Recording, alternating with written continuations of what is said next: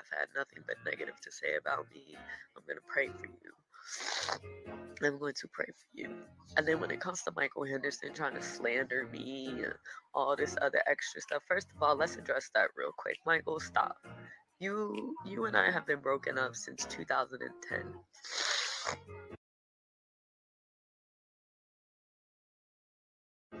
Um, you just want to be relevant in my life. You seen that I got published, and as soon as you saw that I got published, you went straight to my sister and tried to send her this bogus ass thing, trying to slander me and dog me because you saw that I had finally made it in my career and I'm doing something well. You and I have been broken up. I did not pin a baby on you. Stop saying I pinned a baby on you. You knew what it was, just like my sister went out on, on a limb, and she didn't even have to justify it or say anything because I didn't give a fuck. Because you've been trying to be relevant for years and you're not. Quit trying to make everything about you. This has nothing to do with you. This is about Victor, not you. You know damn well you knew that he was not yours. You wanted to be with me and you wanted to be a family. And you didn't want your family to know that you were with a woman that was with child. That's what happened. You got butt hurt because you put your hands on me. Because I tried to go to a party with Renika, and her mom and Bubba and Nika had to come and get me from your house, and I moved out. I don't know what I was doing at the time, but you had Junior. You told us to leave Junior, and we were supposed to come and get him in a couple days from you because I had just moved out the house. You wanted to spend some time with him. After that happened, you quote unquote when I got a DNA test that no one's ever seen. And left my son sitting in my sister's parking lot is what you did. And that was that. Like, stop. Don't make it seem like that it was something that it was not. Don't do that. Actually, Victor Cousins just jumped in my inbox telling me that I need to stop and I clearly need help and all this and all that. I need help, Vic, but are we all lying? That's all I want to know.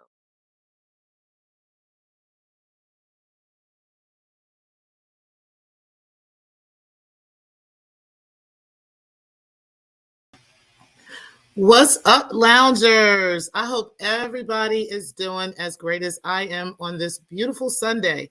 Shout out to everybody who is already in the building. Make sure that you guys do hit the like button on the way in. Guys, we are going to be here for quite some time.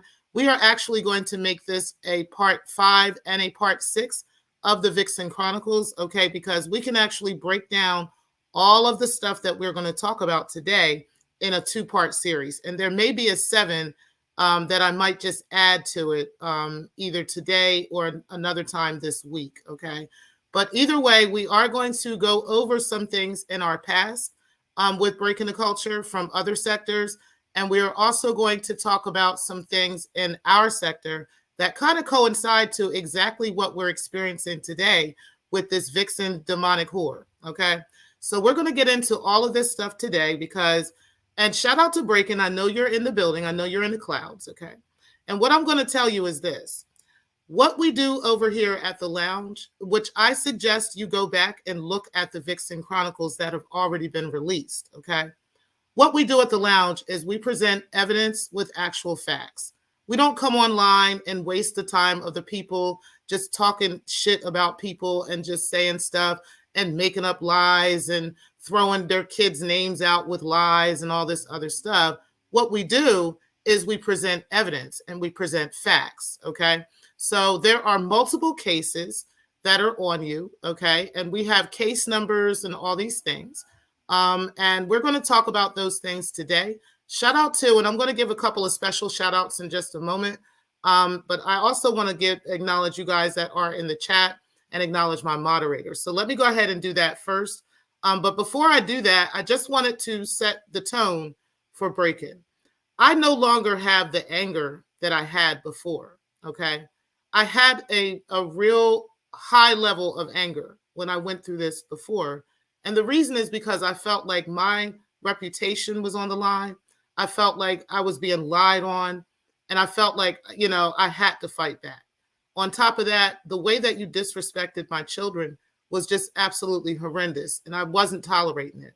And so I went into it with full force and with full-fledged. And I did not, I didn't leave any stone unturned. Okay. You're welcome to go back and look at that, because what the sector learned is that everything that I presented to them was actual fact. Okay. It wasn't anything that I made up. I didn't have to take and splice and dice videos together and do any of that stuff. I just simply said and put out your own content, your own words, your own actual receipts, and other receipts that were presented by people such as the likes of Daryl Moore, Let Me See Your Transcript, and Marcellus, which are just some special mentions that I wanted to mention today. And shout out to them for being so thorough in putting out the information that they did, being in contact with various people such as roommates and other people, ex-boyfriends and so forth, who really have true information on this woman and started watching what was going on in the clouds and then started dropping out of the clouds. It was through some of this information that I actually learned that some of these people even watch my channel as well. They only seem to pop up when I'm talking about her, but they definitely do watch. And I want to acknowledge you guys and those people who are watching as well. So shout out to y'all. And those were just some special announcements and special thanks that I wanted to give. I then want to give special thanks to my moderators. Y'all are heavy hitters up in here, and I definitely appreciate y'all. But I want y'all to know that we do have a mole of a moderator. And I do know who that person is, but that person still does have a stick. I do have the studio open today for a particular reason. It's not because I really want to monitor what the mods are doing, but that monitoring is there because I have the studio open because I have certain videos that I need to play that I have privated on my channel. But these are videos that I wanted to play and make sure that they played smoothly. I didn't want to have to upload them and do all this crazy stuff. So I just put them on my channel as private. And then I'm going to play those for you guys all today. And we'll just get into all of these things. We are going to be here for quite a while. So make sure that you guys go order some lunch, some breakfast, something. Grab yourself some libations or something. It's 12:38 on the East Coast. So we're about to get into all of this hot tea here. Okay. But first, we're going to have a bit of a reminder of what this is all about and how this is. We're going to get into that. And then we're going to talk about, a couple of other things as well. So make sure you guys sit back and relax. And let's go ahead and get into this right now, guys. Bear with me just a moment.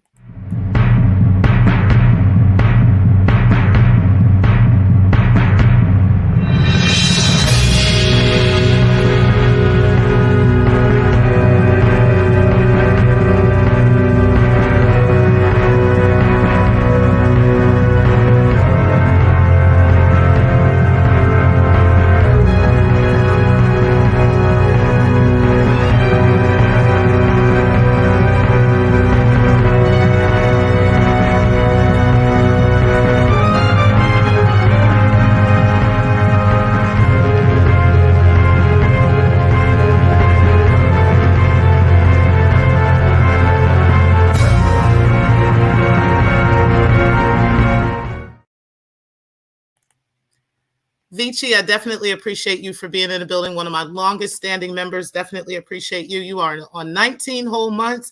Shout out to the godson who said that is like 2 whole pregnancies plus another month. So definitely appreciate you and the 2 kids that you brought in since then. But either way, I appreciate you. My opinion, I appreciate you as well for being in the building. The godson Riz, definitely appreciate you for being in the building. The beautiful Bernice, truly appreciate you as well. Clark, good afternoon, everybody. I appreciate you for being in as well. You said hey to Clark. You said hey to Miss T. Pre, and I appreciate you. And good afternoon to you as well. You said good afternoon to the beautiful Bernice. You said, ooh, she is gross. Okay, just nasty, all snorting and carrying on like she was. You said, now who is Junior? Okay, who is Junior breaking? Since we're out here lying about your kids and all this stuff, and I have created this narrative, right? Which we'll go over a little bit of that today. But if I've created this narrative, I'm not understanding why you're talking about your son, right? Like, that's just crazy. That's just absolutely crazy. You said she couldn't have her child then get with the next man. Exactly, right. You said, but who is Junior though? Exactly. What's up, Bestie? I appreciate you being in the building. And what's up, Steph Collins? Definitely appreciate you being in the building as well, sis. And yes, listen, guys. Um, I was talking with a couple of people last night, and I'll tell you, I'm interested in talking about this story over Tupac Shakur and what happened with Keefe D and whatnot, because that is just nuts. Okay. And I wanted to go over that today, but I thought this was a little bit more pressing considering what's going on. And while this is still hot on the press. So let me go ahead and put this out today. And then we are probably going to talk about, well, I know Jeopardy is tomorrow with Triggs. So, which I checked because I thought you were today, and I wasn't even going to do this today. I would have waited till tomorrow. But since you're tomorrow, then I took this slot for today, right? And then more than likely sometime on Tuesday or something, we're going to get deep into this whole Tupac thing and what's going on with that shit, because that shit is nuts, y'all. Okay, that whole story is crazy, and there's a lot of twists and turns and stuff that's going on with that. And I definitely want to talk about it. Okay. So, and I want to get you guys' opinion on what's going on with that. I figured I'd give you guys that instead of the True Crime Channel. I figured I'll just do that here. I do plan on doing a documentary on it and probably putting it on the True Crime Channel, but more than likely I'll be over here just live and just kind of talking about it and getting you guys' opinion on these things as well, because that is some ish, honey. Okay. But peace to you, Bestie. Definitely appreciate you for being in the building. Well, my opinion says, what the F, blow, swallow, or something. ain't your perfect, none of my business. Right. Miss Murph, definitely appreciate you for being in the building. You said, hey, Miss T pre-mods and chat. You said, hey, Steph Collins, appreciate you as well. And you said, I grew up with a kid in Northeast Oklahoma County, Jones, Oklahoma, 73709 to be exact, whose name was Gary Jr. He couldn't say Junior when he was little. He would say Nooner instead of Junior. That's cute. He said the entire town of Jones, Oklahoma called that kid Nooner, and they all do to this day. He's over 40 and he's still called Nooner. That's cute. That's really cute. You said chilling. You said, wow, Steph, right? You said, hey, my opinion, Steph Collins, Miss Murph, Ray Trace, and Sir, a.k.a. Sir Raymond, right? King Raymond out this piece, right? Make sure that you guys are subscribed to LV, the Snake Man, or LV, the Showman. That's his name now. You can go over there and subscribe because he is having the King and Queens of the Sector Award thing, the brackets I think he's doing on Thursday. So we're going to tune into that and see who's up for nomination for this. I have my own personal thoughts on who would be nominated, but we'll check it out on Thursday to take a look at that. Okay. And shout out to you again, Vici. You said that's not the Junior she's referring to, I'm sure. So if we ain't talking about Gary Nooner Jr. and Oklahoma Jones, then who is Junior? Okay. Right. You said, hey to Clark, in my opinion. You said that's dramatic sound effect. Right. You know, we got to be dramatical with it, right? What's up? You said you laughed and you said, hey to Vici. What's up, Pixie? I appreciate you being in the building. You said, hey, darlings. You said, we're 2 whole pregnancies, right, Riz? You said, woo. You said, yes, that is nuts, okay? You said, Tupac and Keefe's story would be dope for you to go over. I'll be there. Okay, I'm definitely going to get into that because I'm telling you, I've been following that for a long time. I never really watched Vlad's the whole thing until now, but I really didn't watch the whole thing because to me, I just wasn't interested in it. I had looked at portions of the book and stuff like that, but I wasn't following this as much as I probably should have been. And now I've got all this information dumped on me, and I'm just looking at all this like, this is nuts, right? This is almost like mourning Tupac's death over again, right? And just being angry all over again. And that was every bit of 27 years ago 26 years ago, almost 27, because I was pregnant with my daughter, my oldest child, when that happened. I was 18 years old. I was almost 19 years old. And yeah, so, and she's 26 now. So yeah, that was 27 years ago when this happened. And it was September 13th to be exact. So this is like 27 whole years, a whole week and a day later that we find out that this is, that he's getting arrested for this. And I just can't believe it took this long, right? But I understand, I get it, but I'm going to get deep into that, right? I'm just going to get real deep into some conspiracy on that, right? And just go into some of that. But let's go ahead and keep going with this Vixen today, because right now we got a lot of stuff to get into today, okay? Redbone with the new money, definitely appreciate you. One of my favorite mods in the building, as well as my favorite members in the building as well. You said, hey, Miss T. Pre in chat, listening in the clouds. Definitely appreciate you today. Clark, you said, you said, hey to Clark. You said, Godmother, be sure to mention Keefe giving Orlando Anderson the gun to pull the trigger after he got jumped in the Vegas casino. We are going to get into all of that stuff, Riz. Okay, we're going to get into who's alive, who's dead. We're going to get into the whole shit, kit and caboodle. Okay, the whole shing and shebang. Okay, trust me, the pre got the tea when it comes to that situation, and I am definitely going to get into it. I'm telling you, I wanted to do this today, but I cannot do 2 live streams today. And this one is going to be long enough. But probably because Ray is doing his tomorrow, I won't have time during the day, of course. But more than likely, it'll be Tuesday evening, okay, that we're just going to get and dive right into all of this stuff. Because it's a lot. It's a whole lot of stuff going on, okay? So we'll get into that. You said, hey, to Redbone, you said, if there's anything I can help you with on the True Crime channel, let me know, like background stuff. Thank you. I appreciate that for sure. And you said, you laughed. You said Tupac, Biggie, DMX, and Prodigy were the only celebrities I cried man tears over. Oh, yeah. You said, I can't watch Vlad. I just sit there nearly pulling out my hair yelling, you about to go to jail, man. Right. Like, I can't get into Vlad. Like, there's certain, we'll get into this shit on Tuesday too, because you know what? We'll get into why I don't watch certain platforms, right? There's certain platforms like his that I just can't get into, right? And I have my reasons for it. And we'll talk about all this stuff on Tuesday. You said 100. You said it doesn't matter who Vlad is talking to. Even I'm just like dudes going to jail. Girl, listen. And there's so many examples of this, right? And like I said, we'll just talk about all of that on Tuesday. We're going to talk about what Vlad has been saying, a bunch of other shit too. Okay, so I appreciate all of you and you guys' enthusiasm for that conversation. And like I said, guys, just to keep it an understanding of what's happening today, I do not have that same energy that I had before, right? I'm not angry. And like I said, I feel like most people just really already know that Breaking the Culture is just an absolute liar, right? She cannot be trusted with anything that she says.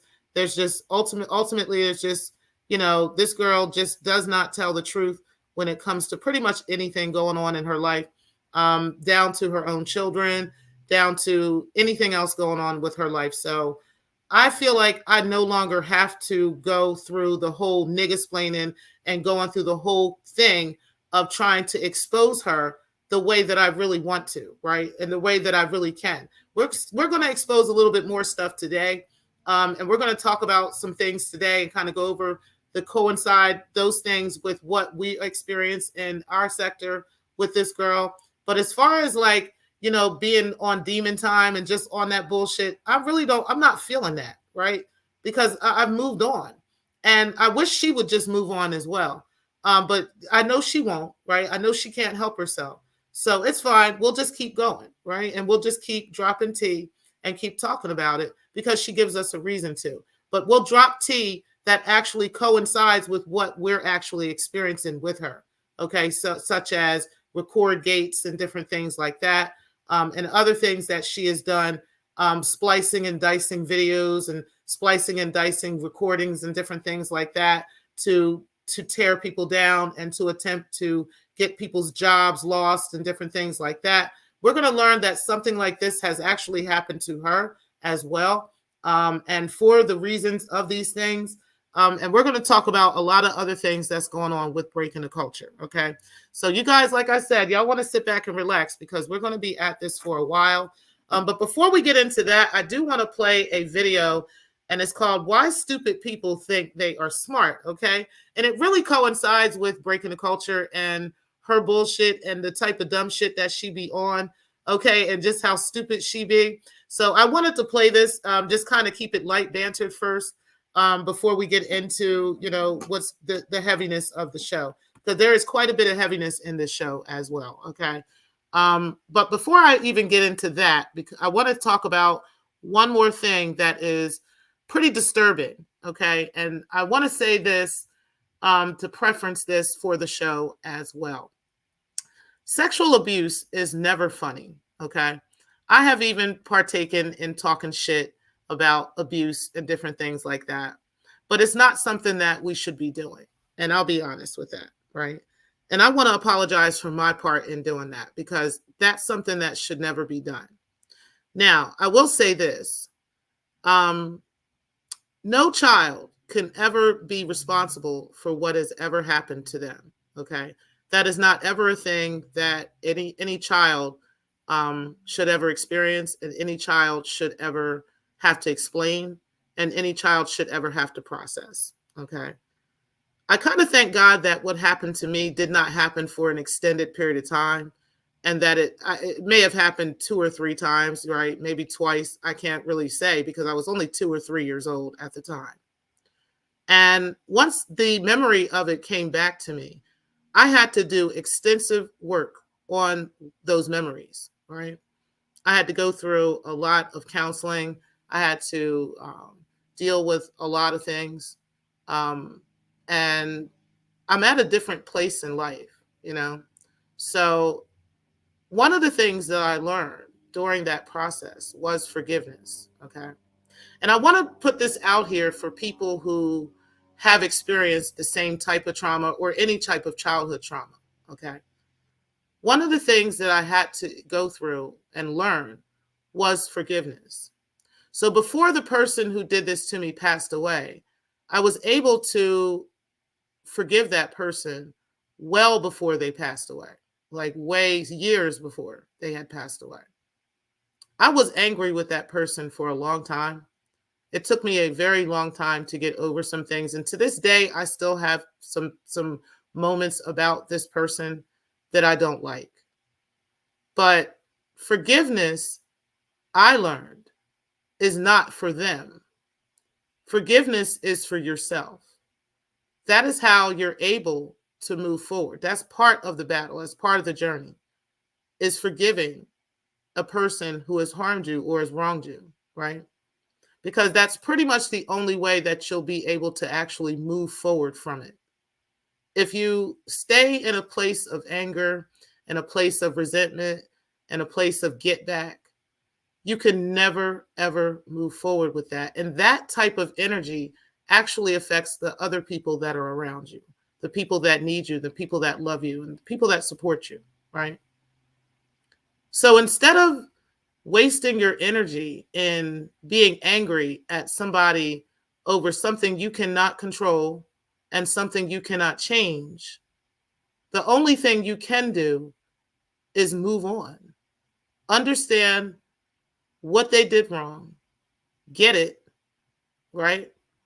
Let that sink in and move forward. Forgiveness is not forgetting. You can always remember. Keep the people around you safe. Keep things around you safe. Keep yourself safe. And understand what those things may be capable of, and so forth. But forgiveness is about you. It's about your own growth. Sometimes we tune into these YouTube streets and we listen to people on here, and we have a whole lot of bullshit to say, right? And we say stuff out of anger and just out of talking shit sometimes. And we don't realize that everybody who has or may have experienced such trauma has not been able to do that same work. They haven't been able to go to a therapist and talk with a therapist and a good therapist, right? And really get some good life skills on how to deal with these things, how to deal with breakout memories and breakthrough memories and different things like that. They may not have done that type of work to understand those things. And so they might hear somebody blaming a child for what has happened to them. or putting the abuse of a child as if this is normal sexual behavior and that child was experiencing sexual behavior as opposed to that child experiencing trauma. Someone who has not done such the work that I have might really believe that about themselves. And that might really be and prove to be very detrimental mentally and emotionally for them. So we all need to be very careful in the energy that we're putting out when we're talking about those kinds of things, including myself. I know how to self-correct when it comes to that. And I am not going to partake in any such behavior anymore. And I just wanted to put that out there. That's for the entire sector. That's not for anybody in particular. That's for everybody. Not everybody is talking like that, right? But for those of us that have, let's keep that in mind. No child can ever consent to anything of such nature. That's just the bottom line. That's just it. There's no gray areas with that. There's no laughing, no joking. Abuse is abuse. And it's not a funny matter. And if we find ourselves really not self-correcting on that, and we just doubling down on this kind of stuff, that is when we need to take a break, right? We need to take the time off to do some work. Because that's what I did. Because it's not right. And I had to reflect on that before I even talked about this today. Because sometimes what energy you put out, you attract. So that's what that is. But either way, let's move on from that. Because again, when we present things here in the lounge, we present facts, we present evidence. We don't have to get up here yelling and screaming and making people, forcing down people's throats, lies. We can just tell you the truth and show you the truth as well. So before we get into that, let's go ahead and do this quick video real quick. And then I'm going to do you guys' comments. And then we're going to get right into this, guys, okay? Hold on.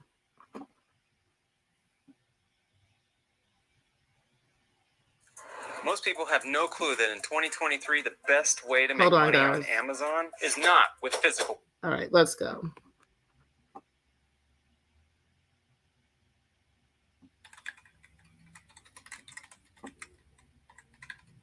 Well, you know what? I might have to play this on Why do YouTube. the unintelligent think they are intelligent?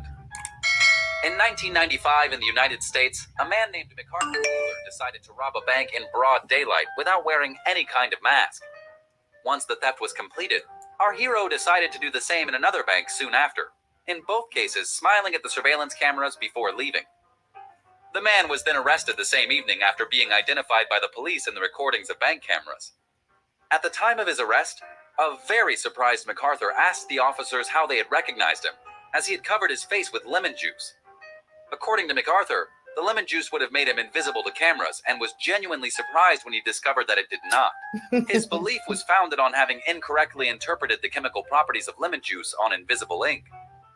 This cognitive bias inspired two psychologists, Dunning-Kruger and David Dunning, to conduct an in-depth study on the subject in 1999. What surprised the psychologists most was the thief's sense of security. He was so convinced to be right that he even insinuated that the video recordings had been tampered. Dunning and Kruger conducted a study on a large sample of students, who were tested in various categories, such as logical reasoning, correct use of grammar, and a sense of humor. Once the test was completed, they were asked to estimate their results at an absolute level, and in relation to the results of other students. The result was that the students with the worst results were those who most of all overestimated their results, and by a lot. They all believed they were well above average, so not only were they incompetent, but they didn't have the faintest idea of how mediocre they were in relation to their peers. The students with the best results, on the other hand, had a better idea of their abilities. But in any case, despite being aware of being better than the average, they too made a mistake. They underestimated their skills. Paradoxically, they believed that they had actually done worse than the result obtained. But why? Simply because the test seemed relatively easy for them, so they believed it was easy for everyone, unaware of their own superior skills.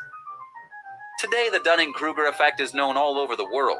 The most incompetent people do not have the ability to recognize their own incompetence and believe themselves better than they actually are. The natural consequence of this total lack of self-awareness is that if they don't obtain the desired results in a specific field, as often happens, they look for excuses and scapegoats to justify their failures, instead of asking themselves what the real reason behind it was. On the screen, you can see the curve of the Dunning-Kruger effect. On the vertical axis, you'll find self-confidence, and on the horizontal axis, experience. People without knowledge often tend to have enormous self-confidence while living in a state of total ignorance. Further on, those who manage to improve themselves and acquire knowledge understand how little they knew before and begin to lose some confidence in themselves. Only later, once they become experts in a certain topic, they regain their confidence and know they're really much more prepared than others on this subject. Basically, we humans are not very good at self-evaluating ourselves. Most of us believe we're better than what we are, and almost all of us, some to a greater extent than others, have been affected by this cognitive bias. Let me explain this better with a quick figurative example. Rob loves playing chess. He's been playing almost every day with his friends for 6 months, and he always wins. Rob is convinced that he's very strong, and that he knows basically everything there is to know about the game. If we asked Robert at what level he thinks he is, his answer would be in the top 5% of players in the world. Mark is a professional chess player. He's traveled the world to play tournaments and is truly among the best in the world. Mark is fully aware that he knows a lot about this game, but he also knows that the number of possible moves and strategies in chess is huge, and he's far from knowing everything. Being perfectly aware of this situation, Mark knows that there's a gray area of non-knowledge, seen by him as room for improvement. You can see this on the screen. Rob, on the other hand, is totally unaware that this gray area exists. In his opinion, that area does not exist. This is the reason why Rob is so sure that he's close to knowing the game of chess to perfection. The problem here is that Rob knows what he knows, but he doesn't know what he doesn't know. Mark, however, is perfectly aware of his knowledge and is equally aware that there are things he does not know.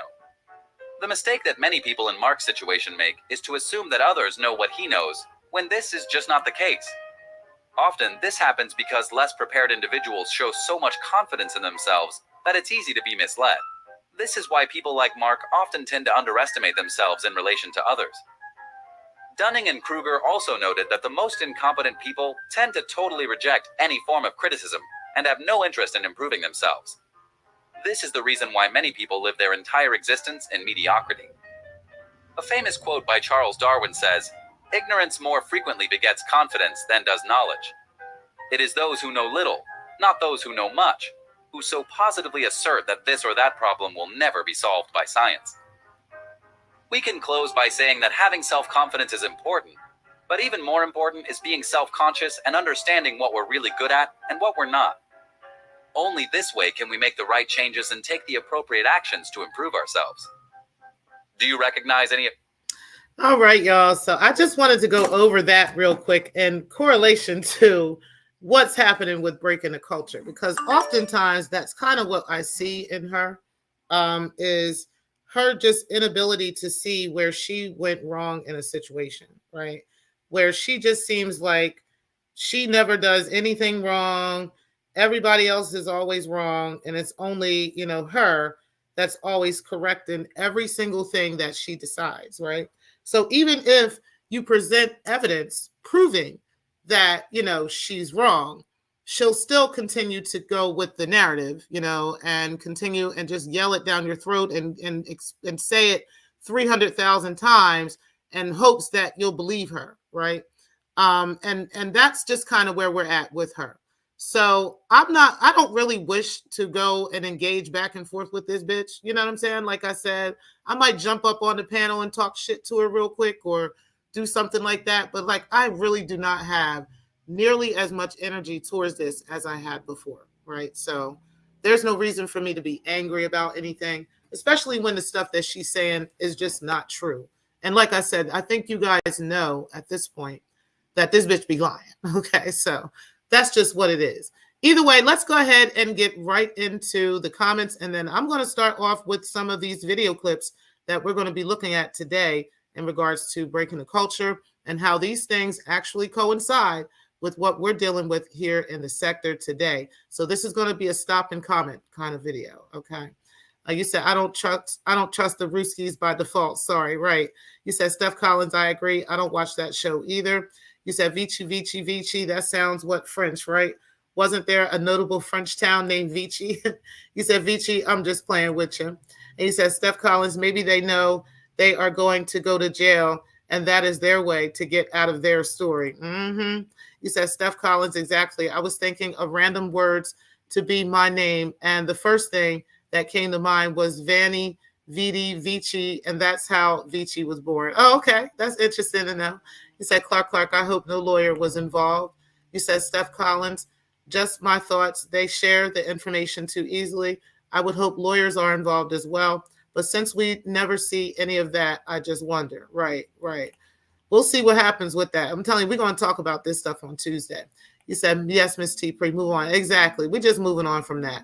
You said bus 3 and its ramifications are way more complex, especially if it occurred in a family. There's way more to it than sheer hatred towards the responsible party for eternity. You said super facts. What's up, Miss Murph? Definitely appreciate you being in the building. You said it is lifelong work, working on your mind, working on your heart, lifelong. Exactly. It never ends, right? And that's with any type of trauma. It doesn't have to be, what I experienced. It could be, any kind of trauma. It is lifelong work, right? It gets easier and you just deal with it. But you don't, I'm not in no crazy space of because I did the work on that. That's why when people, if somebody says something about that, I'm not falling apart and all over the place over that shit because it's not that deep. You said, hey, Clark, sorry, I missed you. I missed your hi earlier. You said ignorant people will discount someone's experiences if that person hasn't totally severed the familial ties with a family member who hurt them. But it's not that simple. Right. Exactly. 100. You said Godmother speaks. Yeah. You said, Miss Murph, no worries. You said, good afternoon and happy Sunday, Miss Grand Prix and chat. Good to see you, the beautiful Bernice. Great to see you too. You said, football is starting. I'll be in the clouds listening. Okay, no problem. You said, good to see you, Riz and Clark. You said, Dunning-Kruger effect is still all through this sector. Child. Mm-hmm. We're going to talk about breaking in the sense of that shit though, man. Because she literally gets out here and just dropping bullshit and she knows it's lies and she just thinks we all don't know the difference. And that's just the crazy funny part about it. You said, damn, delusion must be contagious. Okay. You said, I believe that. You said, so Dunning-Kruger. Okay. You said, too stupid to know who we stupid. Right. Right. You said, sounds like AA mess. Her too. You said, happy Sunday, Ray Triggs, Vichy, Miss Murph. And damn my opinion. You said, Steph, and likewise. You said, hey, Steph Collins. You said, happy Sunday, Pixie. And you said, I think she is very aware of her lies and thinks no one will fact check. Exactly. That's the thing, right? She thinks we're all just going to be like, ooh, and there was a time when the sector really did kind of do that, right? So I guess she got introduced to the sector at a time where there were certain people in the sector that were just doing that and it was just kind of acceptable. It's just no longer acceptable in the sector. And she hasn't caught on to that yet because I think she thinks things are just forever and it ain't, except, her shit is forever. You said, thank you, Steph. You said, same to you, honey. You said, Miss Murph, well, if she thinks that, then she really doesn't know how the internet works. Okay, clearly she doesn't, which you're going to find out today, okay? Hey, Glow, definitely appreciate you being in the building. You said, hey, Miss T. Pre in chat, I'm in the clouds. Appreciate that, sis. All right, let's go ahead and get started, guys. I'm going to remove my branding and I'm going to share my screen because we got some stuff to get into. Viewer discretion is absolutely advised, guys. So make sure that you guys are hitting the like button on the way in, okay? Let me go ahead and get started with the show. Matter of fact, I'm going to play you guys a quick timer while I pull this up, and we'll be right back into the show, guys. Let's get right into this.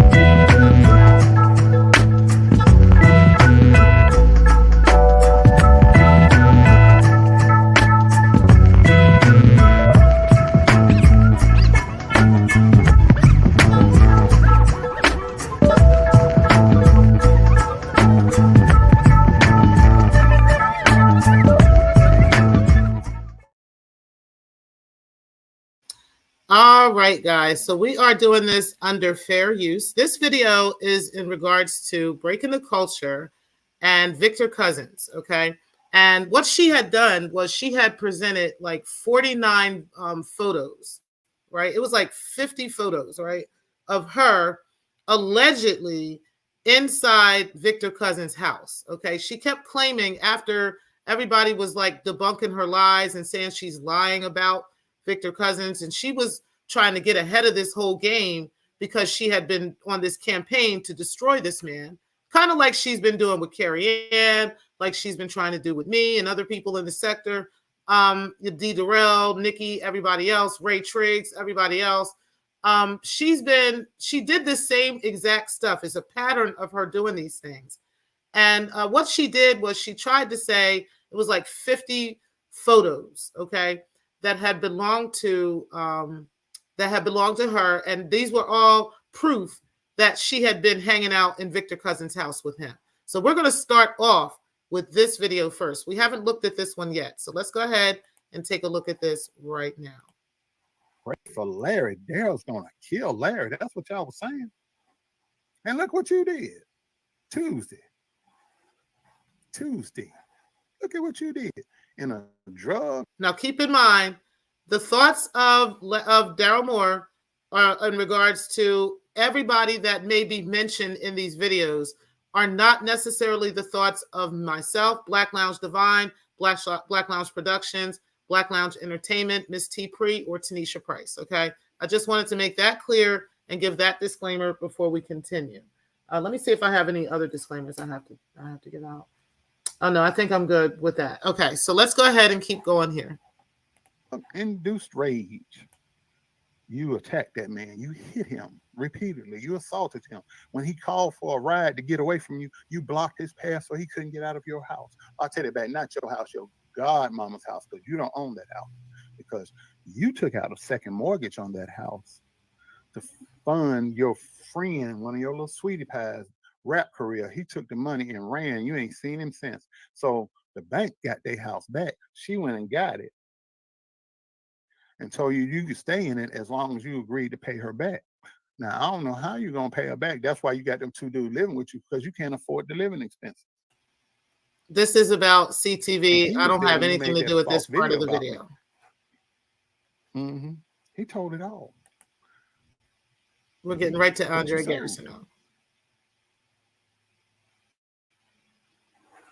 You reap what you sowed. You reap what you sowed. You did that. You did that. I'm waiting on Marcellus. I hope he can come in. If not, he's going to text me in a minute. But this video is about 9 minutes long. On his way home, he had to do some things. So, because he's going to talk about Andrea a little bit and some things that fell in our lap. So a lot of the stuff that we're planning to talk about tonight, we got to do it Monday, because obviously she's scared, because you saw all the, and for those of you that can look at her page, she blocked me, but I still got copies. She posted about 49 pictures talking about she was in Victor's house and Victor and I went on this trip. I mean, just stuff and copies of stuff that she claims is emails that he sent her with the names blotted out.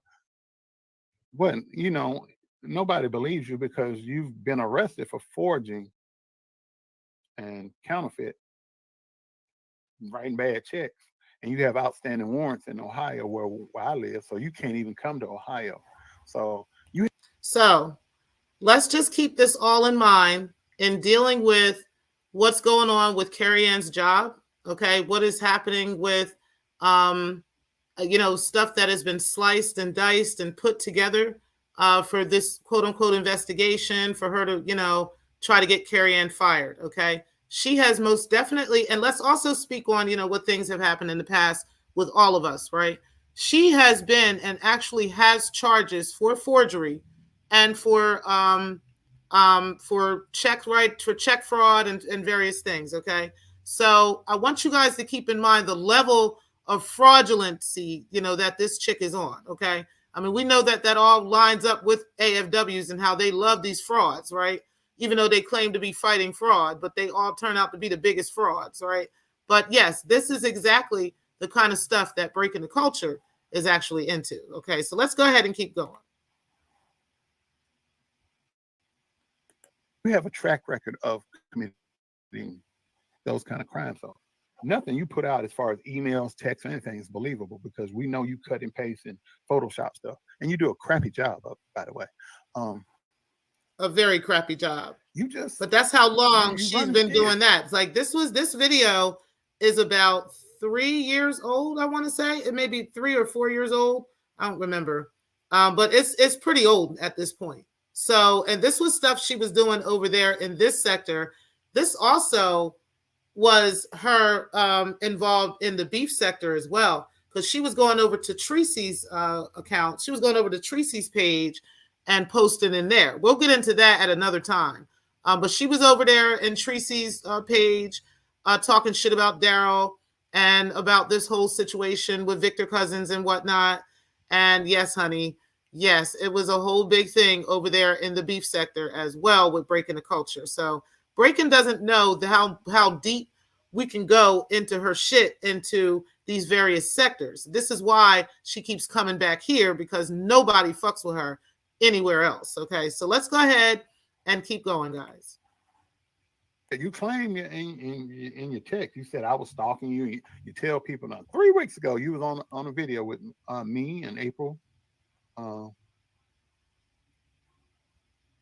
Ross right here, and you was laughing and having yourself a good old time. But in the interim, because Larry told you what to say and how to say it, because he was blackmailing you, I'm afraid. You told let me see your transcript. I'm afraid of Daryl. He frightens me. He's violent. You never met me. You talk to me on the phone all the time. If I was so violent, why did you agree to have your fiance help me with my film career as far as my press kit, developing my press kit? You don't help a person that you're afraid of do those things. A person that you're afraid of, you try to avoid them at all costs, either on the phone, internet, or in personal contact. You just avoid me. But you weren't afraid of me. You were told to tell people that you were afraid of me. And when you did that, I guess you never realized that I was going to find out that you have a teenage child that lives in the state of Ohio, just like I do, and that you do nothing for that child. You have no contact, offer no support, nothing. The grandmother has custody of your child. You only claim the 2 smaller children that you have, but you have 3 children. Now, keep in mind, this video was before the video that the grandmother had been interviewed. Okay, so he did this video prior to that, which is when he originally learned that she had 4 children. The other one's name is Aiden. Now, let's take a look at that and remember that. But that child's name is Aiden. And we didn't have that information at first. We only had Michael, okay, which is the child of the grandmother that was interviewed. The great-grandmother was also interviewed, and she has Aiden, okay? And the grandmother originally talked about the great-grandmothers. So let's go ahead and keep going. We're going to go ahead and just let him rock out for a second on this. We only got about maybe 3 more minutes left of this video, and then we'll go into another clip. That we know of, might be more. Yeah, there's 4 for sure. And the words that were said about you because I talked to Victor Cousins last week, and the words that came out of his mouth and the grandmother of your oldest child, 90% of what you say is a lie. It's a straight out lie. So, and she said, if you want to talk about her, I need a pot of coffee and a bottle of wine, and we can talk. Because you cost her a lot of money fooling with you. You cost this man. Everybody deals with you except me. You ain't cost me nothing. You ain't cost Jive nothing either, I don't think. But as soon as you turned on him, I know Jive, you're watching. And something I got to tell you that I did. We talked last night. Me and Jive talked last night, but I won't discuss what we talked about. Now we are going to get into today how Breaking the Culture actually did what she has done to multiple people in this sector, to King Jives, as well as to Miss Miko. We are going to get into all of that today, okay? So sit back and relax. We got some time. Like I said, I got several clips to play. I've got a lot of video footage to play, so we're going to be here for a while. So let's go ahead and keep going, guys, because like I said, I don't really want to keep doing this, right? So let's put a couple of these into one video, and then, if I got to come back with something else later, maybe, right? But we'll see. But either way, we're going to put out some more shit today. Let's go ahead and finish up with this, though. I forgot to tell you, Josh, the reason I know about your mother's case and got a copy of her case, Andrea gave it to me. Talk about watergating. I got it from her. I got a copy of your mother's court case, the one I talked about, in the video when I was going at you. I got it from her. I got that information from her. I got JPay from her. I got information. I got what prison she was in. All that stuff, everything pertaining to where your mother is, what prison she's in, her JPay information, all of that, the court case, the appeal, all of that, I got it from her. Because quite frankly, I wasn't looking for it. I just read the news articles that were on Google, but all the other stuff, I never went searching for it. She sent it to me. We're going to get into all of this today.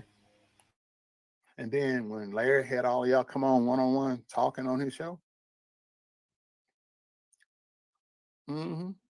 she was sitting there grinning in your face, or grinning, knowing what she had done to you. That's what she did. That's what she did.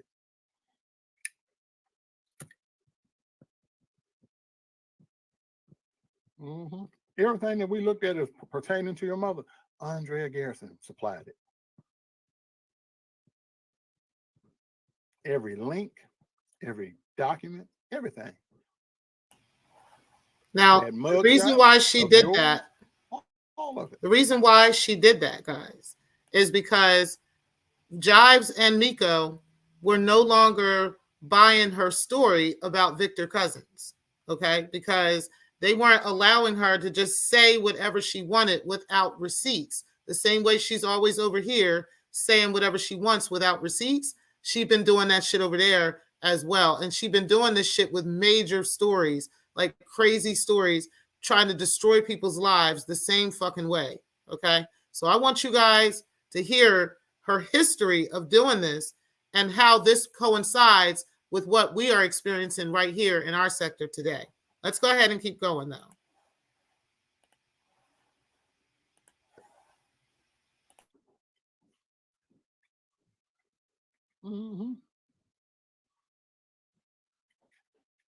Let's see what you need to know, Jive, Miko. I never did any research on your mom. Only read what was given to me.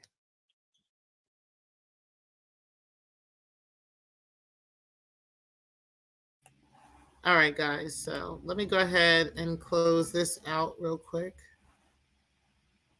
And let's take a look at another video. So that one right there was just pretty much the beginning of this all, okay, and how that's kind of like a warm up for what we'll be talking about today and what we'll be seeing, okay. Let's go ahead and start with the next one because there is another one here. I believe this is the one. Okay, no, let's go into. Okay, this one right here is kind of funny bantered. I want to look at this one because I want you guys to understand how we have been lately breaking the culture trying to tell us that Danny is wanting to get involved in all of this stuff, right? And how she lies about that, right? How it's even questionable whether or not even the other day on Slander God's show, whether or not that was Danny that we were talking to. Okay, because oftentimes she will make it like as if Danny is there and Danny is involved in all of this and he's upset and all this other stuff. And Danny's not even involved. He doesn't care. He's not in this. And she's even gone as far as making accounts in Danny's name, okay, and for YouTube and attempting to be him. And we're going to prove that today. Now, I know you guys remember some of Breakin's text messages and some other things that she has done where we can go over and look at how she spaces out words and how she talks when she's typing up words and typing up things, okay? And how she'll have spaces, large spaces between her words and her punctuation. So she'll have space and then period and then a large space and then she'll start off again and just keep doing that. And that's kind of her signature with every time she's doing different text messages, to various people in various spaces. We've already gone over this in the Vixen Chronicles already, but I told you guys that in a future video, I would prove to you guys that she actually does that and that she also makes up other accounts and does the same things, okay? So the same way that she creates all these different troll accounts around here, she also has created troll accounts with Danny's name on it, okay? And we're going to go ahead and go over that right now. So let me go ahead and present my screen to you guys. And this was one of the older videos that I had. This was one of the things that I had as well, just to kind of prove that she actually does this. And that, this isn't made up and that she's been doing this for a very long time. This isn't something that is new to our sector. This is something she's been doing for a while. So let's go ahead and take a look at this video real quick. And again, shout out to Danny, okay? I hope you watch him because, honey, you need to know that this bitch be making up accounts all in your damn name and stuff and be coming in the chat talking as if she's you, okay? All right, yeah, let's go ahead and get into it.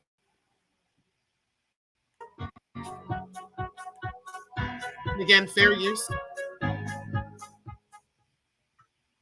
Hello, everybody. I didn't expect to be on here early like this, but some events have come my way that have caused me to have to address some issues.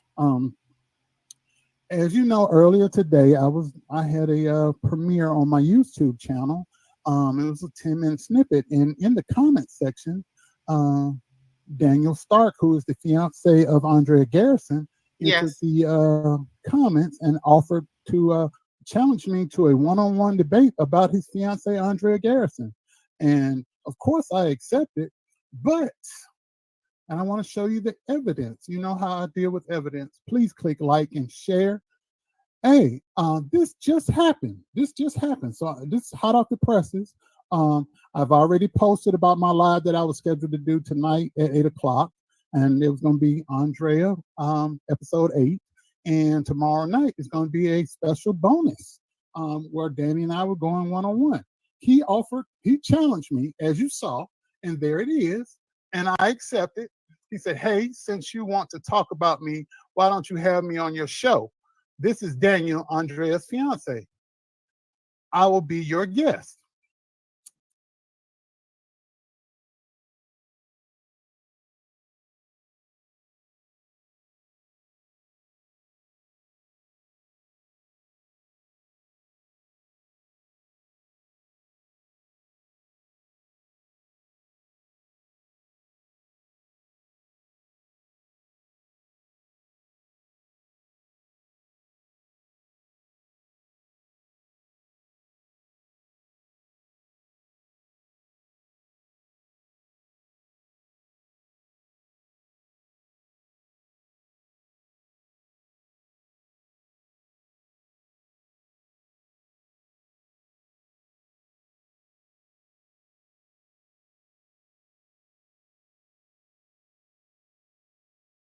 So he offered the challenge, and I said, deal.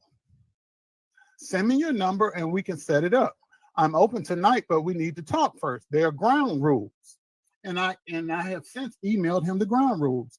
Andrea cannot be on the screen. Andrea cannot be in the comments. She cannot do a live while me and him are doing a live. She cannot screenshot my show and use it for her. And there will be no profanity, no talking over each other. It's a list of ground rules that I sent to him. As you can see, he accepted. He offered the challenge on my live, on my platform, and I accepted. Now, because he's realizing that he doesn't get to control the narrative and tell me when and how he's going to do it, he's getting cold feet. So I'm going to be reading the emails tonight. There were about, I'd say 10, maybe 15 emails. And when I sent it out, I sent it in a group, and he responded. So every time they would go back and forth, I got the emails. He's running scared now. Now all of a sudden he's saying that he didn't agree and demanding that I take the thumbnail down with his picture. But what he doesn't realize is pictures obtained off of Google search are public domain. I can do what I want with them. He could do what he wants with my images. Anything that's in the public space is exactly public messy access. boots. I don't have to get his permission. They're not copyrighted material. Facts, right? But Andrea is still claiming that narrative that I'm insane, I'm violent and mentally unstable, and she's contacted the lawyers and the police. So remember that, okay? Keep in mind that 4 years ago, she was contacting lawyers, right? We're going to hear later her actually tell us about a lawyer that she pays $400 an hour to or some shit like that. We're going to go ahead and look into that. But yeah, she's always got a lawyer on deck, the police on deck, right? For everybody, including myself and everybody else in the sector that she's had to do this to, for Miko, for Jives. Like, you guys are going to hear all of this stuff. Well, for Miko, you're going to hear all of this stuff, okay? Like, I'm telling you guys what we are going to talk about today and how this shit looks exactly like identical to what we actually deal with right here in our sector. It don't make no goddamn sense. Let's go ahead and keep going, y'all. Now, they did all this big talking. The challenge was given. It was accepted. Now they're punking out. So you can read along with me what was said. And I went along and I said, hey, and I said, okay, now I'm going to read this to you guys, what it says, because I got to read it in the context of breaking the culture. Okay. Now, I don't know if you guys can see this as good as I can, but I can see this very clearly. And I want you guys to get up close and personal and take a look at these Daniel Stark text messages. Okay. Now it says, no talking first. You want my attention? Here I am. No type of comma or nothing. You want my attention? Here I am. Let's have a raw conversation on your channel. Big space, period. Big space. No calls, no texts, none of that. Okay? And then Daryl Moore says, I have never called you. I emailed you. And then she says, well, Daniel Stark says, there is no need for conversation. Let's just have a candid conversation in front of your audience. Now, we know goddamn well the designer, the person who does, designs for multiple celebrities and whatnot and does logos is not talking like this and talks without any punctuation or anything. But guess who does talk like that? Breaking the culture of hoes. She been talking like that on some fly shit for the longest goddamn time. She talks like that in our chats. Even her troll accounts can't help it to be having the big space, period, big space. Like, this is just a signature of breaking the culture of silence, okay? Like, you can't make this shit up, okay? So either way, let's go ahead and finish up with this. We're going to let Daryl Moore rock out with this. He has my number. I've never called him. He's trying to came in this discussion here that I've been contacting. I've never called Danny. I've only emailed him, and I've only done that Before today, I'd only done it twice, but I went back and forth a few times a day with him, trying to iron out everything for tomorrow. So as you y'all can read decide what whether he said and what I said, there's no need for anyone to. Y'all can decide whether Metsy Boots rocks out or not. If y'all want her blocked, go ahead and block her. I don't care. I don't care today because we gonna get through this today. Lie. He said, no talking first. So Riz, you want my attention? Here I am. Let's have a raw conversation all the moderators. On the channel. No calls, no text, none of that. Well, I said, I have never called you. I emailed you. I reiterated that because he was going to lie. I knew he was lying. He was trying to put that lie out there that I've been just harassing, because they're always trying to say that I'm harassing and stalking them. I have never had any contact with Danny other than 2 emails. And those 2 emails were in response to the threats that he made to me on the phone. And you can read as I'm talking. And he said, there's no need for conversation. Let's just have a candid conversation. Right, y'all can go ahead and your block audience. I said, okay, send me the email for the showtime, so that way I can send him the link. Word. He said, you have it.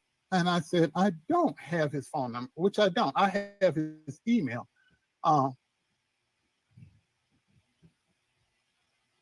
He said, you have it already. I'm free tomorrow night. And the comment was, no, you have it already. I'm free tomorrow night. So I offered tonight at 8 o'clock, but he said he's free tomorrow. So I'm like, deal. Okay, we do it tomorrow. You just gave me an extra 24 hours to get prepared, which is fine because I ain't got nothing to hide. I've done nothing wrong. I've only been telling the truth out here. You're the ones that are angry. So he said, okay, send me, and he said, you stalked me and my woman. Now look at this, guys. Look at this. Let's read this, okay? You stalked me and my woman. So yes, let's have a conversation tomorrow night. Big space, period, big space. It'll be a very short and simple conversation. See you tomorrow night. And then there's a laughing emoji. We know damn well who talks like that, okay? Like who actually does the big period, big space. That's another, big, example right there, smack in the middle of our screen, okay? Shout out to Breaking the Culture, aka Daniel Stark, okay? And then the last one is anytime before 8p or after 9p is better. Okay, all right, okay. That's when Daniel happens to, and Ray Triggs may be able to vouch for this as well. Breaking the Culture is often available between those hours because Danny is usually either doing he's either winding down on some kind of dinner trip or something, or he is still at the office or doing some kind of work at that time. And so she's available at that time to be, to do those things. So like to do all the fuck shit around that time. Okay. So yes, that's why she wanted to do it at those time frames. And she had that time frame set up. And she's always available around those hours. Okay. I know Shaq and Ra would even be able to vouch for that, even though he wouldn't, but I know that he can. Okay. Let's go ahead and keep going though. Or his woman. That's Andre. I think this profile is even Andre. I think she pretended to be him to try to get me to talk to him. But when he realized that I was going to accept and not back down, he got cold feet. He panicked because he realizes I'm not backing down. We gonna talk. But since you let your woman create a fake profile and call you, pretend to be you, now you got to deal with it. What you gonna do? Because I'm prepared. You stalked me and my woman. So yes, let's have a conversation tomorrow night. It'll be very short and simple conversation. See you tomorrow night. There he goes again, trying to control the narrative. That's that narcissism. That's why I think this is Andre. You don't get to offer me a challenge and then I accept it and then you try to dictate the terms. Once you offer the challenge and I accept, then we sit down and we talk. So I said, and then a couple people like, wow, and then say, oh, the tea is piping hot.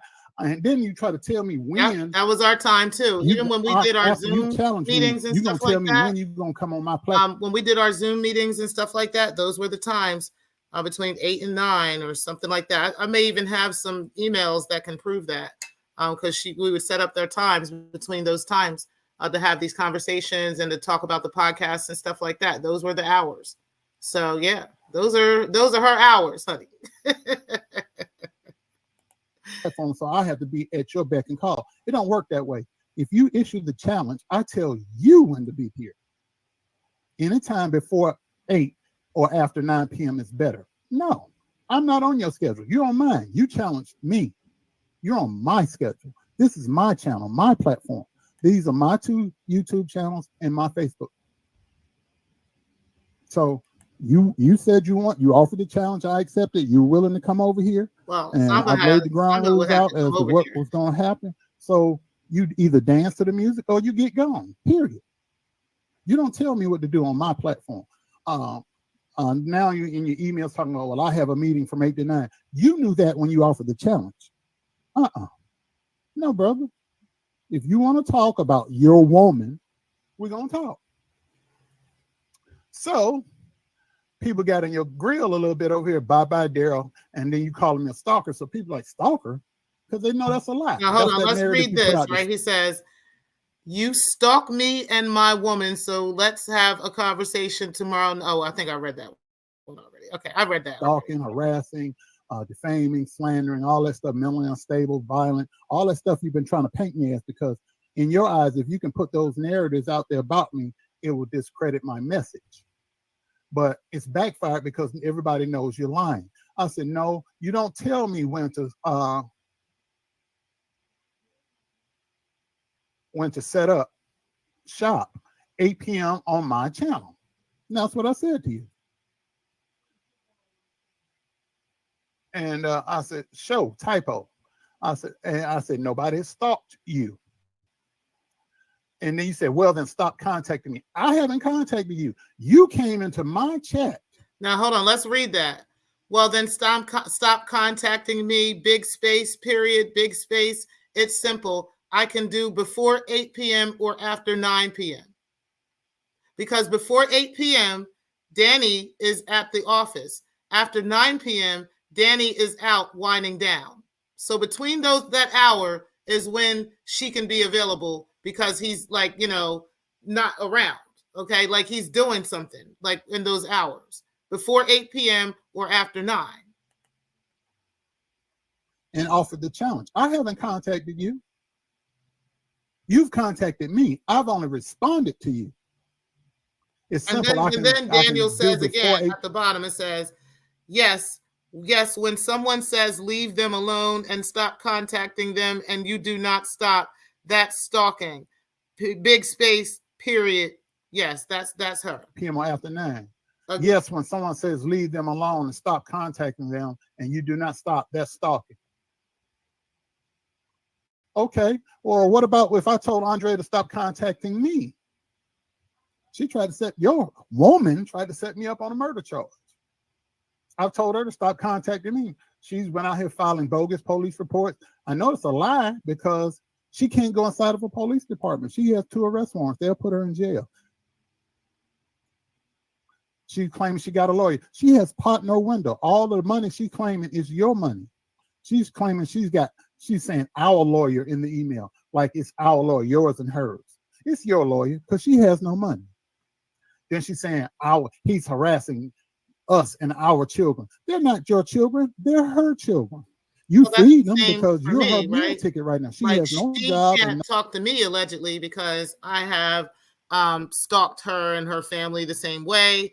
And I have an open case and an open investigation allegedly against me, right? But yet now she wants to debate me. She wants Slander God to set up a debate with me on God knows what. She can now be on a panel with me, right? She just can't talk to me. She just has to scream out lies to me, but she can't talk to me, and then she can lie on everybody else on the panel. Victim shame a child for being 2 years old and, something happening to them, all these things. But at the same time, her lawyer, which we're going to hear about a little later on, is, advising her about these things. Okay. Yeah. No means to with Daryl Moore too. And she's behind on child support. You are the bankroll. And she said it in the email that I'm going to read tonight that I'm obsessed with your millions, her beautiful black pussy, and whatever else she said. Okay. And come to find out he was talking to her. And we know that. Shout out to her always being in everybody's chat. You may run Andrea, but you ain't running nothing over here. And I said, I have not contacted you. You said, have a great day, Daryl. You can come to our house if you want to. You're inviting me to your house. Now listen to this. By you doing that, you're inviting me to your house. That means I'm not stalking her. Let's read this again. Have a great day, Daryl. Space, period, big space. You can come to our house if you want to. So why would they invite this man to their home, right? On Cole Street up there on the 25th floor, right? Up in New Jersey, right? Why would they invite this man to their home, but yet he's stalking her, he's harassing her, he's stalking their family, right? The same way that I am, that let me see your transcript is, that everybody else is doing all this stuff to her, right? All these things are happening, how she got Watergated by Ray and all these other things, but yet she wants to invite you to her house to have conversation. She wants to debate. She wants to get up on panels with you and have conversations with you, right? But yet she's being stalked and harassed by everybody, okay? Like, I'm going to need her to make up her mind about which one is going on here, right? Are you being stalked and harassed and this is happening everywhere with everybody in the world, everybody that you come across? Or are you just crazy? Okay. And you just always in some bullshit and you're constantly in some bullshit and you just can't help yourself, because that's what it looks like to me. Okay. Yeah. Like, I don't have to go around proving and keep going and proving this, because the proof is in the pudding. Like, you've been doing this everywhere you go. Everywhere you literally go, everything you touch, you destroy it. And this is just the proof of all that. Let's go ahead and keep going. Yeah, she's inviting them to their house, right? You said, what's the exit that may be? Girl, listen. You said, I love all these open cases and investigations they claiming, right? Like we still waiting on all these cases from back here, back 4 years ago, on other people for the very same claims that she's claiming right here in our sector as well. Let's go ahead and keep going now. Harassing. You've given me an invite to, one, challenge me on my platform. Two, you've invited me to your home. That's an open invite. And you just did that on a public platform. You invited me to your home. So if I were to show up at your doorstep, I'm not trespassing or harassing you. You've invited me to come see you. Right there on this screenshot. You said, you can come to our house if you want to. You just invited me to your house. So I have your address. So if I felt the need to get in my car or catch a plane right now and come to your house, I'm not breaking the law, because if a cop stopped me in front of your building and I go to the doorman and say, well, so-and-so an apartment, such and such, invited me here, here's the proof of it, they're going to let me up. And if you call the police, and when the police show up, I'm going to show them where you invited me. And then I'm going to tell the officer when they get there, that lady that's sitting right there, she has 2 open warrants in the state of Ohio. You are an idiot. And I said it again. A major idiot. I have not contacted you. And I said, I run this over here, Daniel. And you said, that's all. As if to say, that's all I run. Okay. You don't care about her, but there are how many videos? Let's read it for how she would say it. You don't care about her, but there are how many videos of her on this channel? Big space, question mark, big space. You're hard of hearing, I see. This is supposed to be Daniel, okay? Videos of her on this channel. You're hard of hearing, I see. I said, deal. See you at 8 p.m. Eastern Standard Time. Let me just be clear real quick with you before I get into it tonight and tomorrow, sir. I have not contacted you. You have no evidence of me contacting you other than to respond to what you said to me on the phone where you threatened me, or emails where I've told you, hey, I'm about to do a video. You need to listen to this. That's all I've ever said to you. I've never bothered you. I've never threatened you, stalked, harassed, defamed your character, slandered, or liable to. Anti-golf pro, my golly. You have no evidence of that. And you're going to let that idiot cost you a lot of money, because you're her meal ticket. And once your name and reputation gets sullied messing with her, you're going to be in hot water, sir.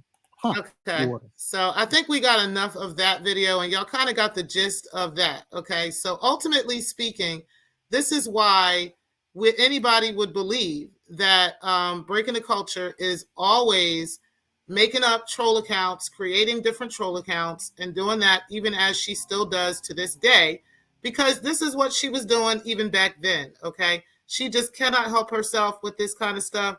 This is just kind of what she does. She just lies and makes up shit and acts like she's somebody completely different, and it turned out to be her, and she has signature ways of how she talks, even back then up until to this day, okay? And I did show you guys some examples of those text messages in the past, and also I showed a couple of them today. Now let's go ahead and get into the next video here, because let's see, which one are we going to talk about? Okay, so now we've been looking for her to show us where Kimberly is going to be going to jail, aka let me see your transcript, is supposed to be going to jail for, you know, her alleged, you know, doings to break in the culture, right? And we still haven't gotten that yet. So we're going to go ahead and look into this and the history of that and how long that has been, and how we're still looking for this process server for her that she claimed was knocking on Kimberly's door and, you know, still hasn't been there and so forth. Yeah, we're still looking for that. And we just want that information, and then, you know, we can try to go from there. But either way, she still hasn't provided any of that shit. And yeah, let's take a look into this. She was gonna have the cops at my door. Let's see. At 10:07 a.m. She hits me up at 10:07 a.m. yesterday, and she says, "You're real tough behind the screen and computer, but you're about to learn real fast what stalking gets you. You're gonna be locked up." I'm reading in her vernacular. "You're gonna be locked up soon. You have 4 pending charges. My lawyer will be in touch soon, and Euclid has been contacted since you like stalking and harassing folks. Have a blessed day." Okay, you sent me that message. So I said, call them. It's all lies. You just don't like what I'm saying. What you are now doing is stalking and harassing me. And she goes on, "I'm not stalking, not harassing you. I've not made one video about you. I've not come to your home, tried to affect you in any way. And Euclid has been contacted by 4 folks against you, in addition to Larry and I. Also," and she mentioned my ex. She said, "And your ex said, hi. P.S. I don't care what you say about me, but I do care that you're stalking me. You're about to get locked up. And I tried to warn you. I tried to stop you from ruining your already ruined life. Your ex-wife gave me info to give to the Euclid PD. I'm going to do that today when the detective and my lawyer calls back." Never contacted my ex at all. She's a lie. She's continued to lie. That's why she's over there with Larry. Excuse me. Keep it down. He's talking to his kids. She goes on to say, she said, "You're 60 years old and stalking folks. So now I'm from 50 to 60. Okay. Mind you, Larry calls me the elderly. He's 42. I'm only 8 years older than him. I warned you. Oh, well. P.S. She keeps P.S.ing. You can only do so many P.S.s. One is what I thought. P.S. You can only avoid Larry so long because now the PD gonna come pick you up. I've been trying to be civil about this, but oh well, there." And my simple 1-sentence reply. Mind you, this is a person that said they're afraid of me and that I'm stalking them, but they text me at 10:07 a.m. yesterday and went off on me. But I'm the stalker, and I'm the mentally unstable person, and I'm the one that she's afraid of. But she contacted me. Why would you contact somebody if you're afraid of them? I said, "You lie all the time." And that's all I said. Because then I knew I was under her skin because of the video we had just done. "No, that's you, but you lied, and now you're going to have to face the courts. It's okay. Wish you well. And yes, your ex-wife who put a TPO on you, she contacted me saying my life was in danger." Huh. You lied on somebody and said that they have a TPO against me and that they were the one. How would she get your number? How would she get your number? Let's see that. Oh, I know. Because today, when I was riding around my children, she said, "Who is Larry Reed?" She said, "Who is Andrea Garrison? Who is Conscious TV?" These people are in my Facebook inbox, but I never responded to them. I said, Really? And she showed me the phone. And she said, you know, I don't talk on Facebook because I'm just on there for my church stuff. I said, yeah, I know. She said, but these people have been contacting me. I didn't respond to it. And then she opened it while I was standing there in front of my children. And I proceeded to read the foolishness that you were saying, the three of you were saying to her about me.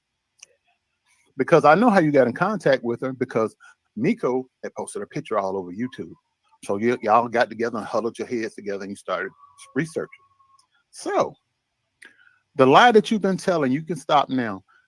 She has never contacted any of you. You tried to contact her to fit this narrative that I'm this violent man. Yeah. See, that's the mother of my kids. See, she the man. So that's the kind of shit that this bitch will do. She will try to even go as far as reaching out to family members of yours, right? Doxing your family members and then telling you that she's done that. Does that sound familiar to anybody here? Shout out to Eyes, right? Where she's out here stalking members of your family to try to gather information about you, just to try to scare you into not talking about her. Like somehow if she mentions a family member's name, or if she looks at a family member's Instagram, for instance, that somehow is getting in touch with them, and that's somehow stopping you from telling the truth about her. The fact that she's a whore that doesn't take care of her children, that comes from a line of generational whores. Yeah, that. Let's go ahead and keep going, because this is why and what Drea's history is of doing such a thing. Mammy. She, like I said to you, who the pappy? Andrea, she the mammy. Yeah, she the mammy. We go back since 1990. Even though we ain't together, we go back way back. So, see, we got kids. We got history. We get along. See, that lie you tried to tell somebody, oh, I contacted your ex, and she said, because that lie y'all were putting all like that, I was beating her up, this, that, and the other. I was abusing people and beating them up. Shame on you. Shame on you. I said, now I'm 60, and I put laughing faces. She said, call your PD and ask them. And I said, I have no reason to. And then she goes on to say, I have no reason to lie to or on you. I've not said two words about you. And you a lie, because you went on Larry Reed's little platform with Conscious, and y'all had a Daryl ain't shit session. But that's all right. Then she said, but your ex-wife did reach out to us. Just so you know, the Euclid PD, that's why they was putting up these posts talking about Daryl's about to be betrayed by somebody that's not on YouTube. That's who they were talking about. No. So don't that sound familiar too? Quit lying. She Doesn't said, that sound familiar too? After me, and Larry has tried to serve. We got some information coming on some people, and it's coming. We're doing interviews and updates, and we're talking with people. The same lies that she says about us, she was also saying about them just 3 or 4 years ago, all because the truth about her not being in her children's lives and being a whore that comes from a line of whores is actually true. Let's go ahead and keep going. We're almost done with this clip. Well, we got a little bit of time with this one, so I'm gonna let this one rock out. You haven't tried to serve me. That bogus document that's on the screen right here, that was somebody else that Larry was trying to serve. And according to the Fulton County government, he's down there almost twice a month trying to sue somebody, or either he's answering to being sued by somebody or served by somebody. That document that's on the screen right there, that's 2019, of May of 2019. I had never had any contact whatsoever with Larry Reed until October. They took the person's name that Larry was trying to get that sent to, took their name off and put mine on. If anybody who wants to look up that can go ahead and look up who the real person in that case number, that civil action file number, that is not Daryl Moore that he was trying to serve. That was somebody else. Go look it up. And it was, by the way, it was dismissed too. You're going to have to call them and give them that number, because once they dismiss his bogus documents that he files stuff to create a paper trail. So once you go look up this right here, You're going to have them pull it up. It's not going to show up on the government website. You have to physically call them, give them that number, and then they're going to do you like they did me. Are you Larry Reed? No, ma'am. I'm the person that this fool is trying to serve this bogus junk to. Yeah. Okay. Hold on. Oh, yeah. It was dismissed on such and such a date because it was in ruled to have no merit. And that's what you're going to probably hear. So I'm going to continue. She said, you can do what you choose, Daryl, and spell my name in lower cases just to try to get a rise out of me. I don't care. Either way, if you ruin your life, that's on you. Mind you, this is a person that said, I'm stalking them, but they contacted me. This is a person who also said they feared for their safety and that they were afraid of me, but they're contacting me. If you're afraid of somebody, you stay away from them. You don't contact them. You don't call, text, email, nothing. You just avoid the person. You don't go seeking them out. Am I right or wrong? Or am I just talking crazy? So again, she says it one more time for the crippled children in the back. Have a great day, though, and keep making them videos. They just prove all our claims against you. I won't be contacting you again. I hope to stop you from ruining your life. I was told by your ex that there is no reasoning. She did get me the info, Larry's, and I needed to, Larry's with apostrophe S, and I needed to further handle you in court. She has had no contact with you, but good lie though, because people over there are gonna believe whatever y'all tell them because they're not gonna do their research and due diligence.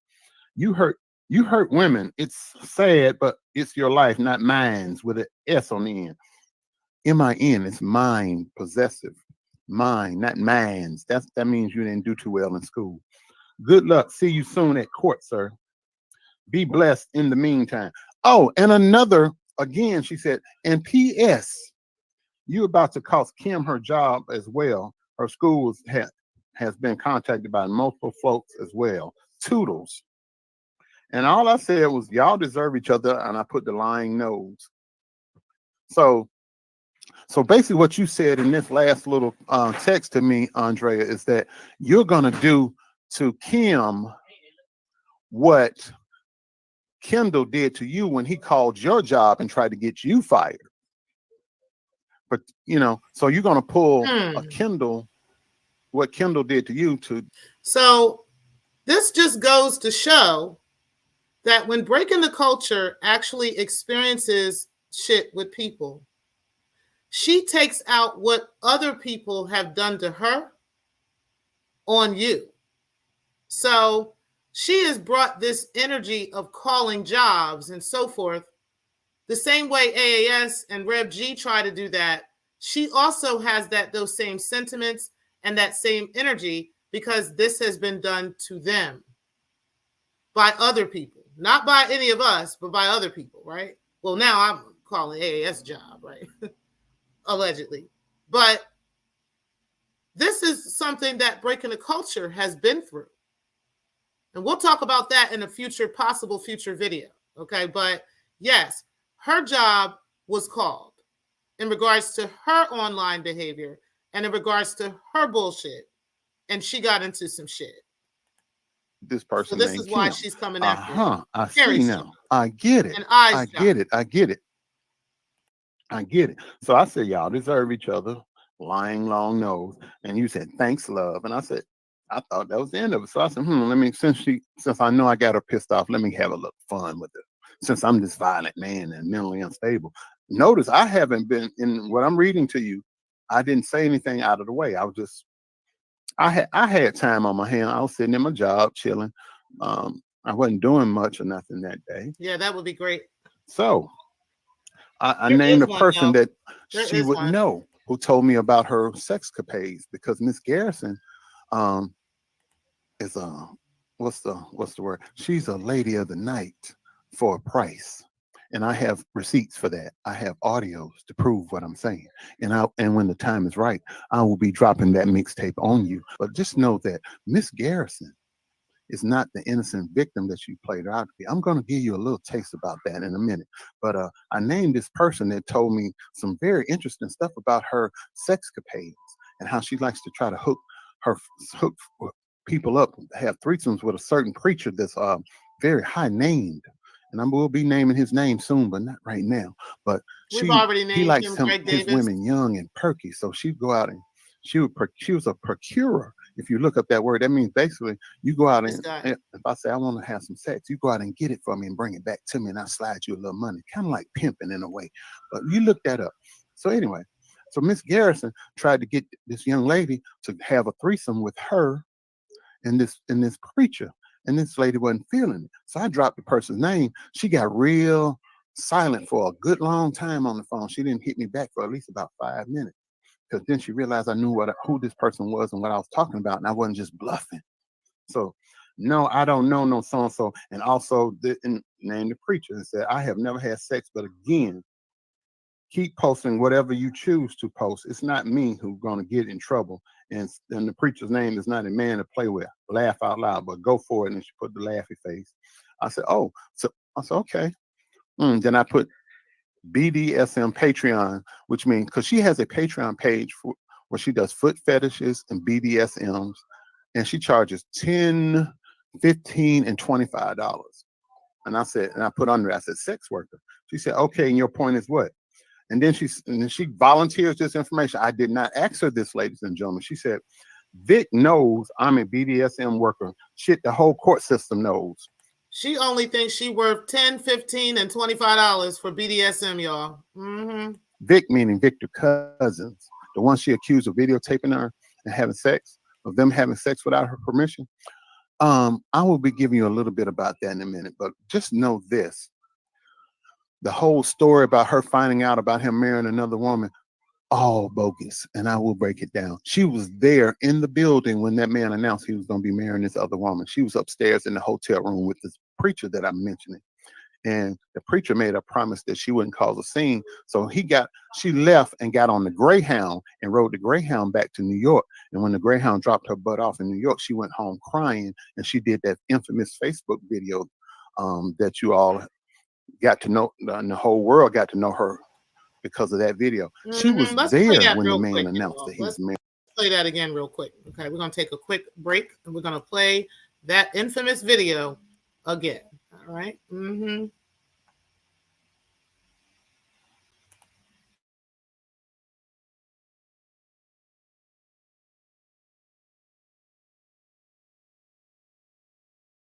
Have had nothing but negative to say about me, I'm going to pray for you. I'm going to pray for you. And then when it comes to Michael Henderson trying to slander me and all this other extra stuff, first of all, let's address that real quick. Michael, stop.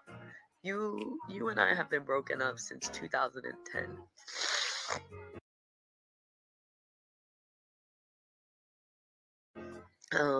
You just want to be relevant in my life. You seen that I got published, and as soon as you saw that I got published, you went straight to my sister and tried to send her this bogus ass thing, trying to slander me and dog me because you saw that I had finally made it in my career and I'm doing something well. You and I have been broken up. I did not pin a baby on you. Stop saying I pinned a baby on you. You knew what it was, just like my sister went out on a limb, and she didn't even have to justify it or say anything because I didn't give a fuck. Because you've been trying to be relevant for years and you're not. Quit trying to make everything about you. This has nothing to do with you. This is about Victor, not you. You know damn well you knew that he was not yours. You wanted to be with me and you wanted to be a family. You didn't want your family to know that you were with a woman that was with child. That's what happened. You got butthurt because you put your hands on me. Because I tried to go to a party with Renika, and her mom and Bubba and Nika had to come and get me from your house, and I moved out. I don't know what I was doing at the time, but you had Junior. You told us to leave Junior, and we were supposed to come and get him in a couple days from you because I had just moved out the house. You wanted to spend some time with him. After that happened, you quote unquote went and got a DNA test that no one's ever seen. And left my son sitting in my sister's parking lot is what you did. And that was that. Like, stop. Don't make it seem like that it was something that it was not. Don't do that. Actually, Victor Cousins just jumped in my inbox telling me that I need to stop and I clearly need help and all this and all that. I need help, Vic, but are we all lying? That's all I want to know.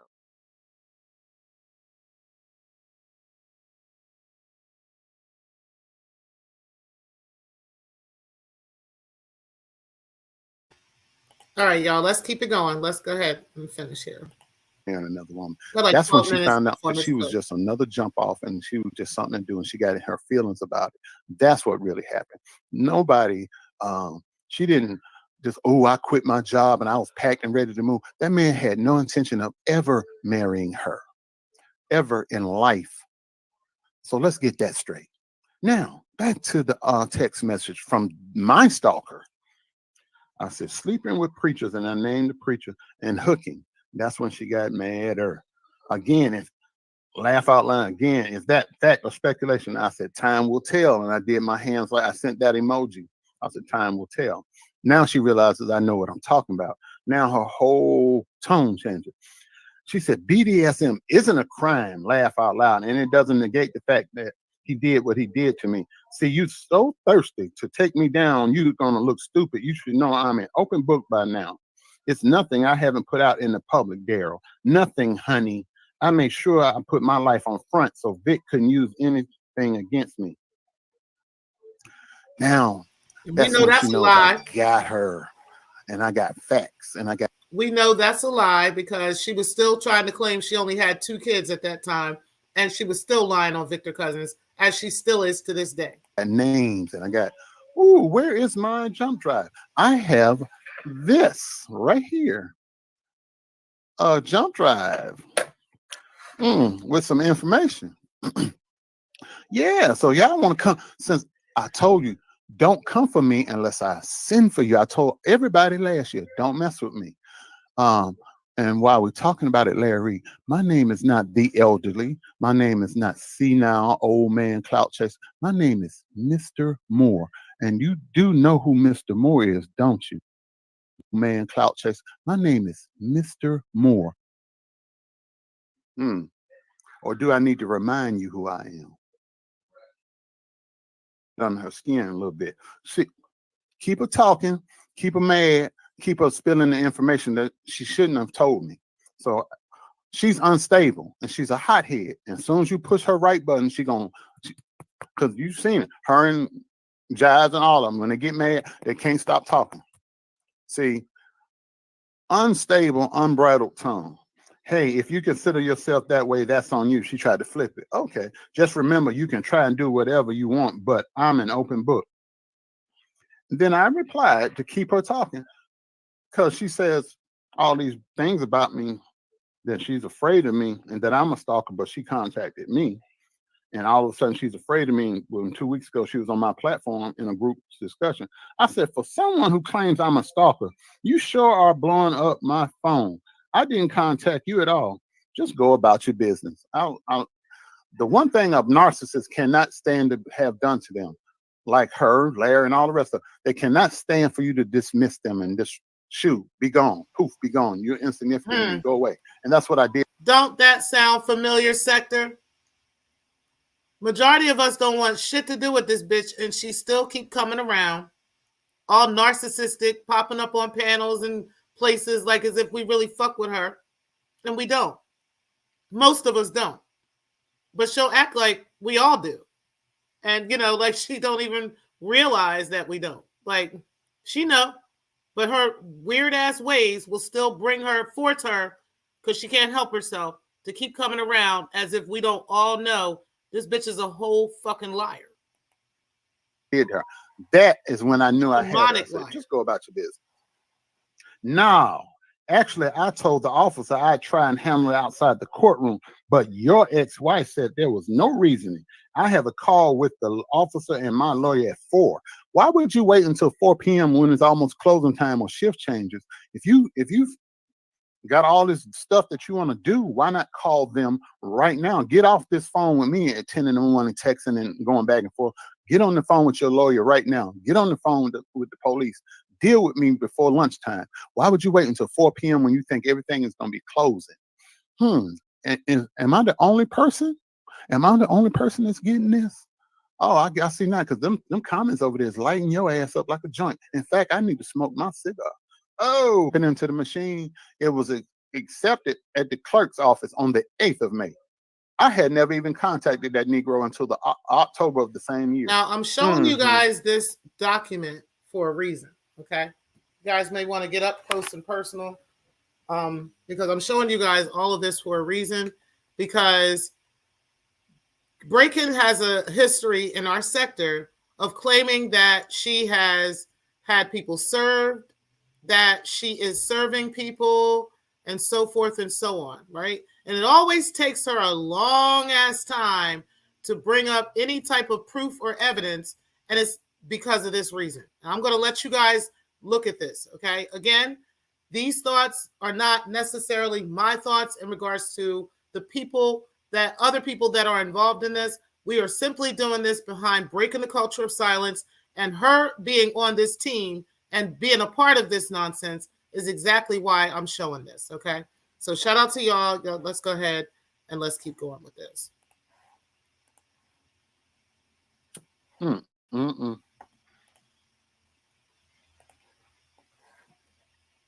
But this is what you tell your people. You put out bogus documents. That's what y'all do over there. Where's Marcellus? I don't see. I can't hide if you don't come to my house. I'm not the one that's been hiding from the folks this week. Mr. Moore doesn't hide. Mr. Moore seeks you out.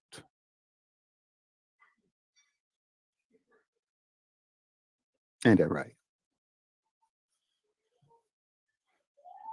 Mr. Moore don't hide from nobody. And I said, it's a bogus document. I just called the courts. It's definitely not bogus. My lawyer verified it. Daryl. Hey, listen, forget it. I tried to handle it, but you can't help yourself. It's okay. Do what you do. I got to go be a sex worker. And let me give you an explanation of what that document was about. So this document was allegedly Larry being processed, okay, or getting like a process server sending him some documents with a case number and so forth and so on. It turns out that this case number went to a completely different case that Larry did file in the courts, but he filed this against somebody else. The case number is there on that document, and that's why I showed it. So you guys can go take a look at this for yourself if you wish to. Daryl Moore had nothing to do with that case, and that case has been dismissed, closed out, and you can't even look it up. You'd have to call the court and ask about it, and the court will tell you that that case goes to somebody else, and it was so frivolous, they just threw it out, okay? So that's what happened with that case, allegedly, with Larry Reed, and they've been, him and Breaking the Culture and whoever else has been using that and claiming that that case number is the case for Daryl Moore. They just changed his name on it.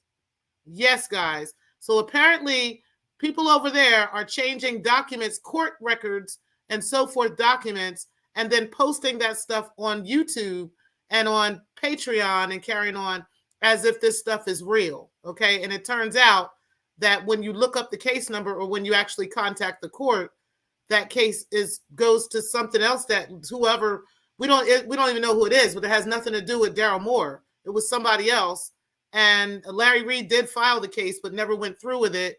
And the courts threw it out because it wasn't anything. Okay. So that's what that's about.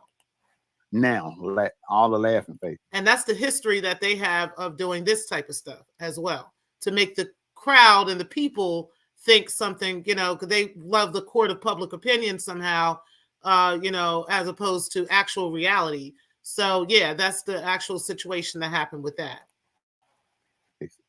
P.S. Another damn P.S. The courts are closed.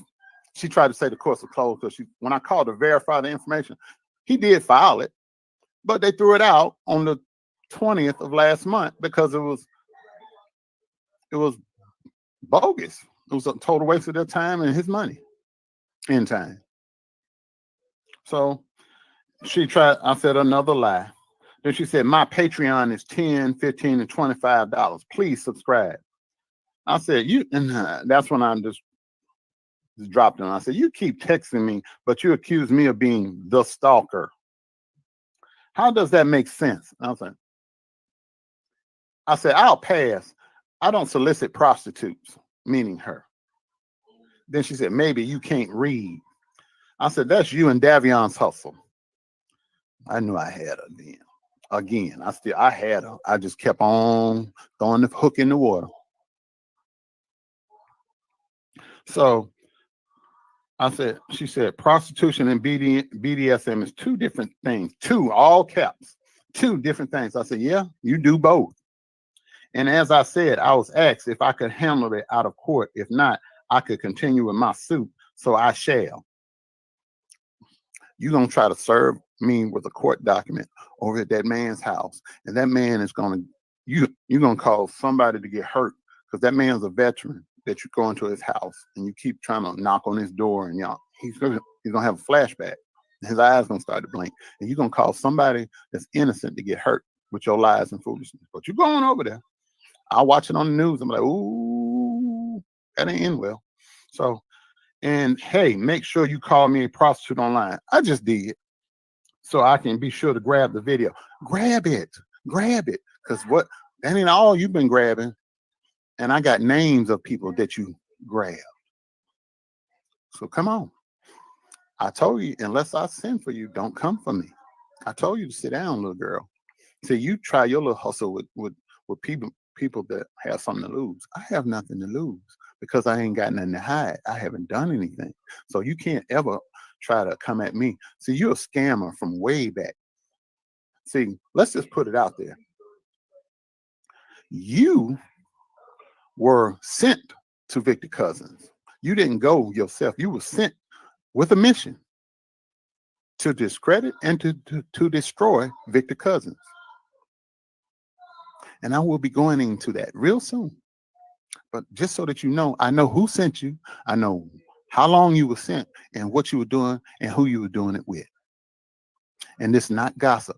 I got it over there on that hard drive.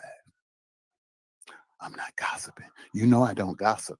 You know I don't spread lies and slander. If I can say something, I have proof.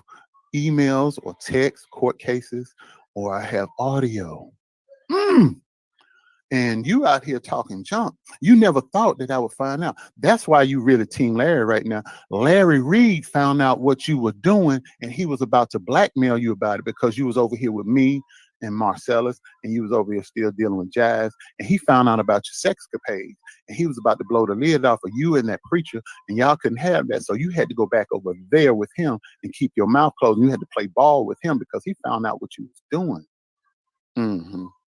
He found out who you was doing it with and who was involved, and he got names, and you are scared of him. But you get on the platform and you play your role. Oh, Daryl, because you verbatim, you read the script verbatim. He's mentally unstable. He's violent.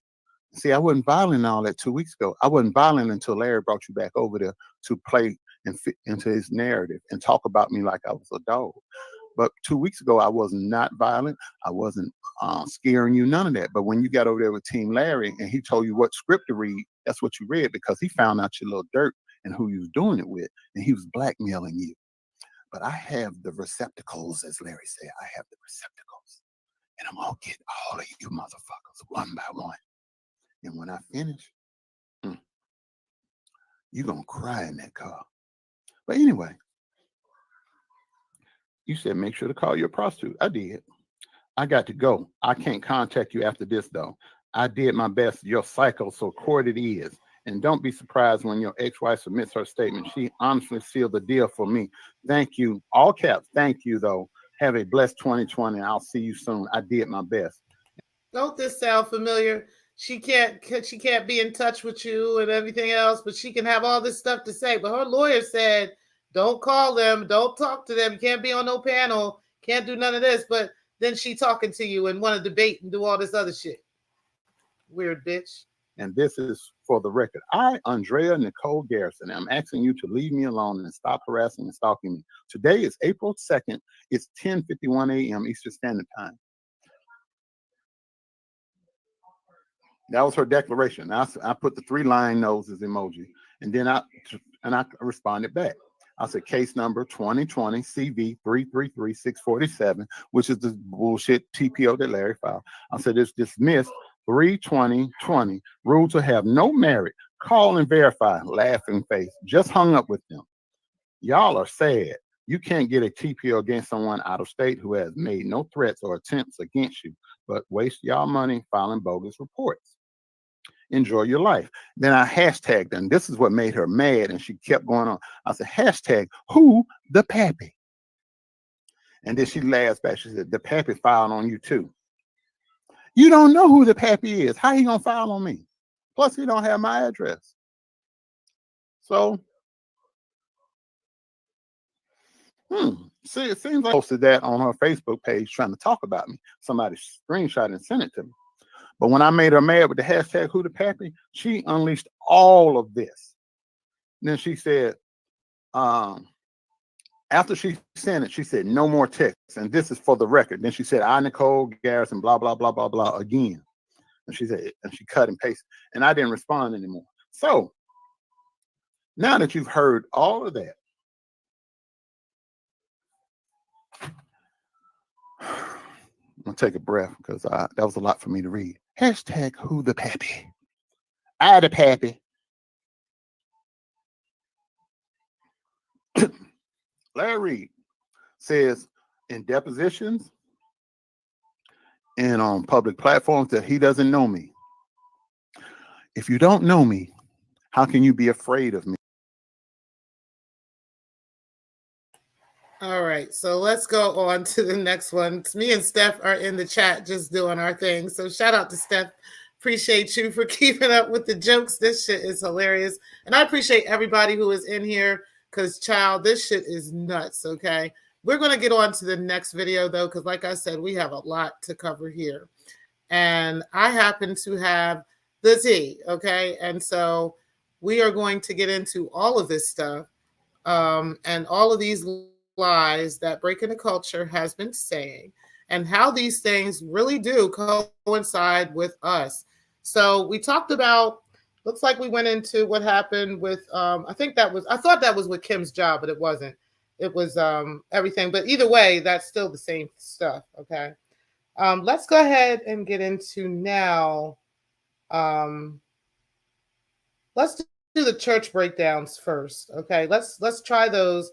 And then we're going to do the text messages between Drea and Marcellus regarding Jives and all the bullshit that she did with that. Okay, because there's a lot to that story right there. So let's start with the first church breakdown and how she coincides with these pastors, these ministers. Oh, you know what? Let's do the FBI thing first, okay? So a while back, Drea did tell me that she knew this guy that was in the FBI, right? And that the guy's a minister. That was as far as the conversation went, though. She never really got into details with me about that or anything. And then I ended up hearing about this later as some information on her, okay? And yeah, so this is how another pastor is yet connected to this situation. I do know some of the names of some of these people that I know do not wish for their names to be revealed.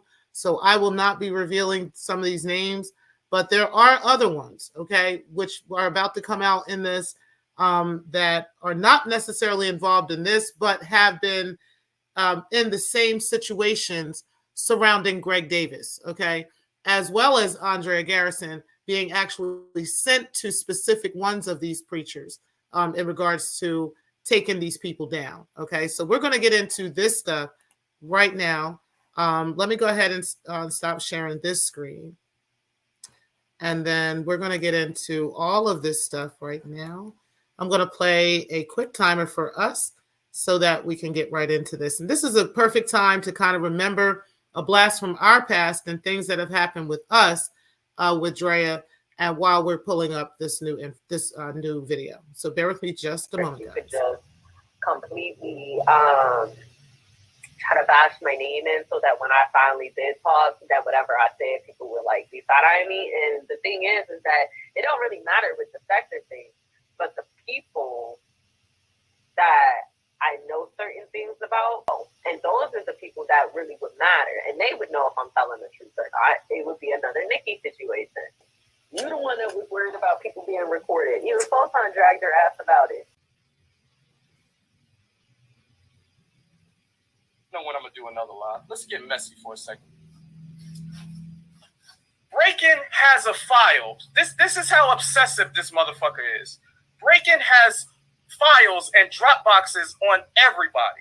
If you listen to her talk, you can believe it. She actually saves recordings on a lot of motherfuckers in the sector. She puts them on files. She puts them in drop boxes on clouds. She got one on everybody. She got one on I. She got one on, tried to get one on me. She got one on Anti. She got one on several people in the sector. Several people in the motherfucking sector. Y'all don't believe me? I like to show receipts. I'm not going to show anybody's shit in the sector, but Little Knockout Media got one too. And I don't give a shit about him. He ain't in our sector. So here you go, folks. Stop it. And y'all know that ain't mine because I don't watch that motherfucker. That's one of a few things that I got from this break-in. And she does have one on Anti. Now, if you don't believe me, click on that shit. And yes, motherfucker. I'll tell you why I say it's worse. I'll say this. I'll tell you why. So I've had CPS called on me, right? And I've had ACS called on me, CPS called on me, DTPP, whatever the fuck you want to call it. No one reached out to her kid. Nobody reached. Now, granted, do I know who her and her children and her entire family is? Absolutely. I know who your brother is. I know who your mom is. I know who your dad is. I know who your siblings are. I know who your aunts and uncles are. I know who your kids are. Of course I know who you. I know your bitch. I know where you work. I know where you live. I know what your shifts are. What do you want to know? What do you want me to tell you that I know? She has shifts? Oh, you mean like, oh, I see. So she bitch, works once a day. Clock in. I know when you clock out. And clock out. Sure Okay. do. I know your entire, I know who you are. Why wouldn't I know who you are? I did my research. Because he really been out here being messy. And that ain't even half of what that ain't even nothing. Like, on some real shit. Him recording propane ain't shit. It's way worse shit. I'm just curious to see if he gonna tell it himself.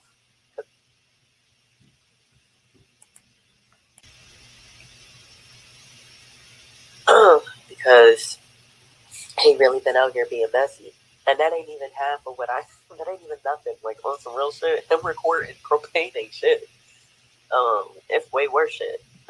I'm just curious to see if he gonna tell it himself. Because he really been out here being messy. And that ain't even half of what that ain't even nothing. Like, on some real shit. Him recording propane ain't shit. It's way worse shit. I'm just curious to see if he gonna tell on himself.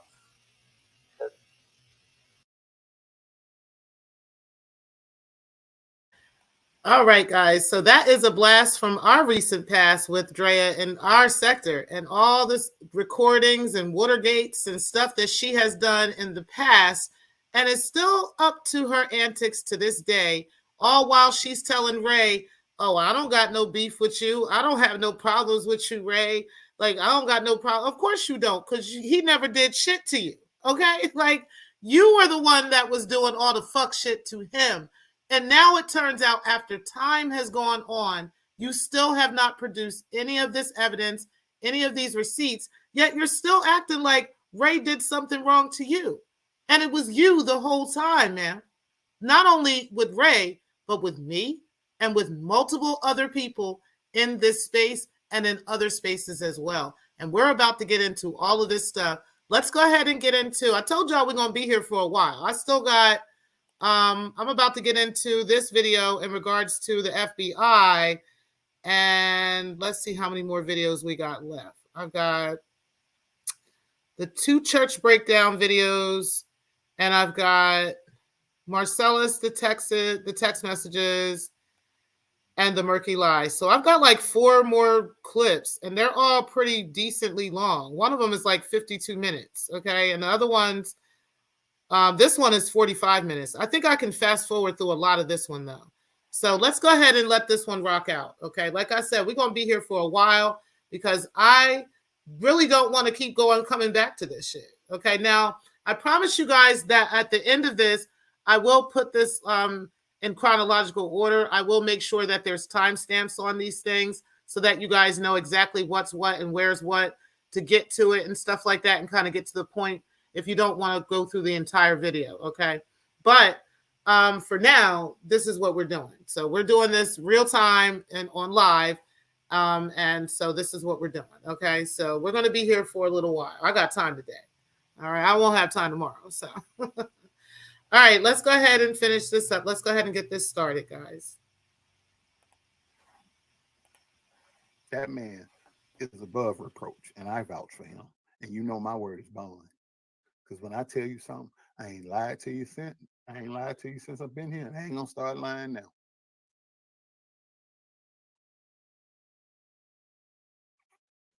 Yeah.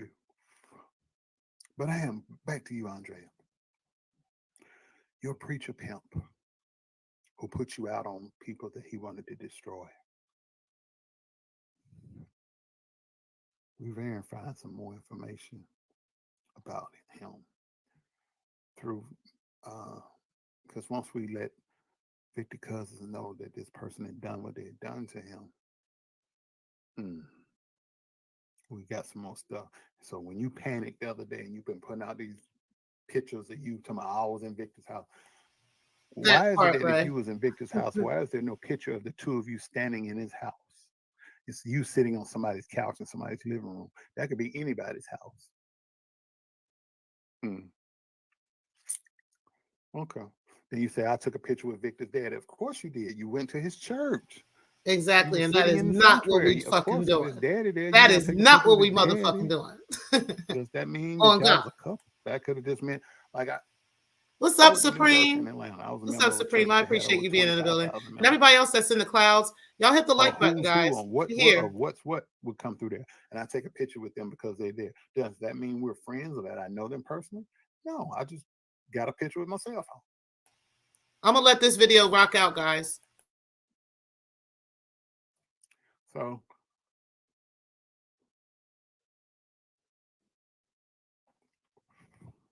your lies don't hold water.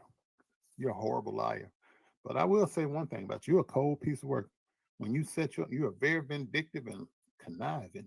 And when you set your mind to try to destroy somebody, you go after them. Win, lose, or draw. I give you that. You got more balls than Larry or Conscious. I give you that one. No, she wasn't used, Deborah Dixon. She was a willing participant.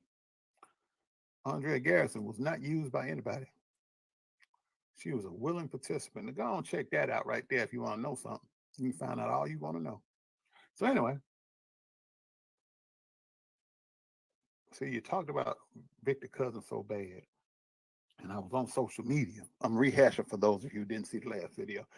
And he posted on Instagram or Twitter. He said, if you need prayer, inbox me. So I said, I don't need no prayer from Victor Cousins, but I sure do want to talk to him. So I said, hey, man, I got some things I think. I didn't say, hey, man, but I was like, hey, I got some stuff that can help you with your Andrea Garrison situation. She can help you with that court case. I said, here's my cell number. And he said, oh, I'll talk to you Sunday. That was on a Friday. He said, I'll talk to you. I said, no, it was Saturday. He said, I'll talk to you Sunday after church. I said, okay, 4 o'clock. 4 o'clock came. He called me. Me, him, and Marcellus was on the phone for almost 2 hours. And that's how I found out about your teenage child that you have that you do nothing for. That's how I found out that you faked that you had a child that died. And the guy you was putting the baby on worked at the funeral home that he met the funeral home director at. He even named the funeral home. Hold on. I'll be right back. I want y'all to hear this. Hold on. I forgot my note. Hold on. Don't go nowhere. Give me 10 seconds. 10, 9, 8, 7, 6, 5, 4, 3, 2, boop. Boop. Yep, I'm back. So, and you pretended that you was once pregnant by him. Victor Cousins. That was a lie because 16 years ago, Victor Cousins had a vasectomy. So he couldn't make no babies with you. And a couple of times that y'all did have sex, he used a condom anyway because he didn't want to get that nasty woman's disease. So I ain't saying you got it, but I'm saying he just made sure he didn't catch it in case you did have it. Yes, he had a vasectomy back around 2004. So anyway, the man had the funeral home. I'm looking here. Hall and Jordan Funeral Home in Hamilton, Ohio. That was the funeral home that you claimed your child's body was at. Victor, you called Victor with this elaborate lie. He went up there. I guess he was going to, because he knew you didn't have no money. He may have offered to help you with the funeral arrangements or whatever, put some money down, something. I don't know. He didn't go into that. But I do know the name of the funeral home that you claimed your child's body. And when you said your child died, was the name of Hall and Jordan Funeral Home in Hamilton, Ohio. They have more than one location. So just so happened the guy that you was claiming was the father of your child, he actually was an employee of that same funeral home. So the owner of the funeral home, when he saw Victor Cousin walking, he was like, well, what you doing here? He said, well, Andrea said she got a child that died and y'all got the body. And the man was like, we ain't got no children in this location. He said, let me call and see if there's a child at the other location. What's the child name? And gave the child name that you gave him. And so, and we ain't had no child body in a long time. So he called, he said, well, who? So they got to talking. Said, well, who's the father? He said, oh, this guy, something. He said, I ain't gonna get that guy's name. But he's like, he worked for me. So they put him on the phone. So they didn't want to alarm the guy because, he might not have known his child was dead. So, well, hey, how you doing? Da, da, da, da. What you about to do? Oh, I'm about to get off my child's birthday today. I'm going home. How old is your child? Turning 4.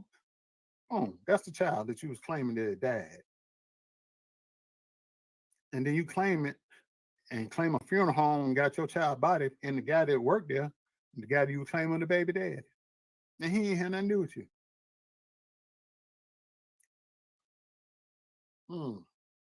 I got the name of the funeral home. Ain't hard to call now. Sorry that. Hall and Jordan Funeral Home in Hamilton, Ohio, suburb of Cincinnati. He was the one that told us about all your outstanding warrants. That's why when you was lying saying you couldn't go to court, oh, his family threatened me. And then you post these bogus screenshots where they were going to come do something to you. He said it freely. He said, I ain't never threatened her. He said, but it's people in my family and my friends are tired of her bullshit. They might want to put some on her, but not me. But they may or may not have threatened you. If they did, you should have issued a warrant, but you couldn't because you got outstanding warrants yourself. So you couldn't go down there and file no paperwork. So you had to take the L and stay away. And that was your get out of free card. I can't come because they threatened me. No, you can't go to court because once you set your little long feet up in a courtroom, they're going to put them bracelets on you on site because you have 5 warrants sitting out there. 5 warrants.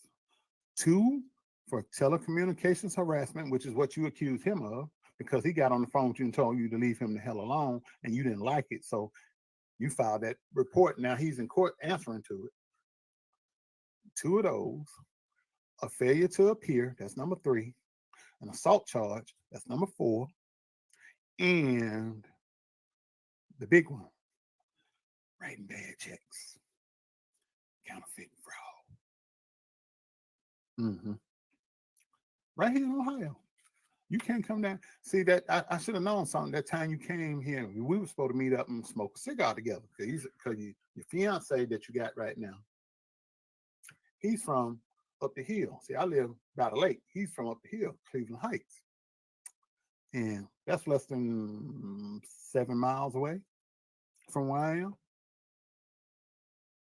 But you never would show up. And then when I called you, You mysteriously end up back in New York real quick. The reason being, because you went down there trying to cause a scene at that church meeting when them people trying to get rid of Victor Cousins, and you showed up, and them people didn't tell you you didn't have no business there, and you need to leave, and someone wanted to put them paws on you, and then Victor got word that you were there, and he called the cops in that town where they had the meeting at, and that she got outstanding warrant, so you got your hat before the cops showed up, and then you kept rolling through the night until you got back to New York.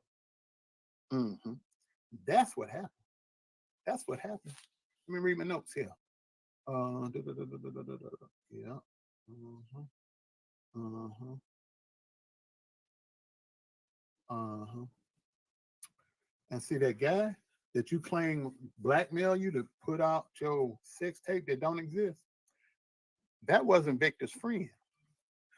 That guy was your friend. He was your photographer who did all your modeling pictures. Victor's almost my age. Victor don't hang around somebody that's 30-something years old. He's early 30s. He's your friend. Excuse me. You got to be kidding me. You got to be kidding me.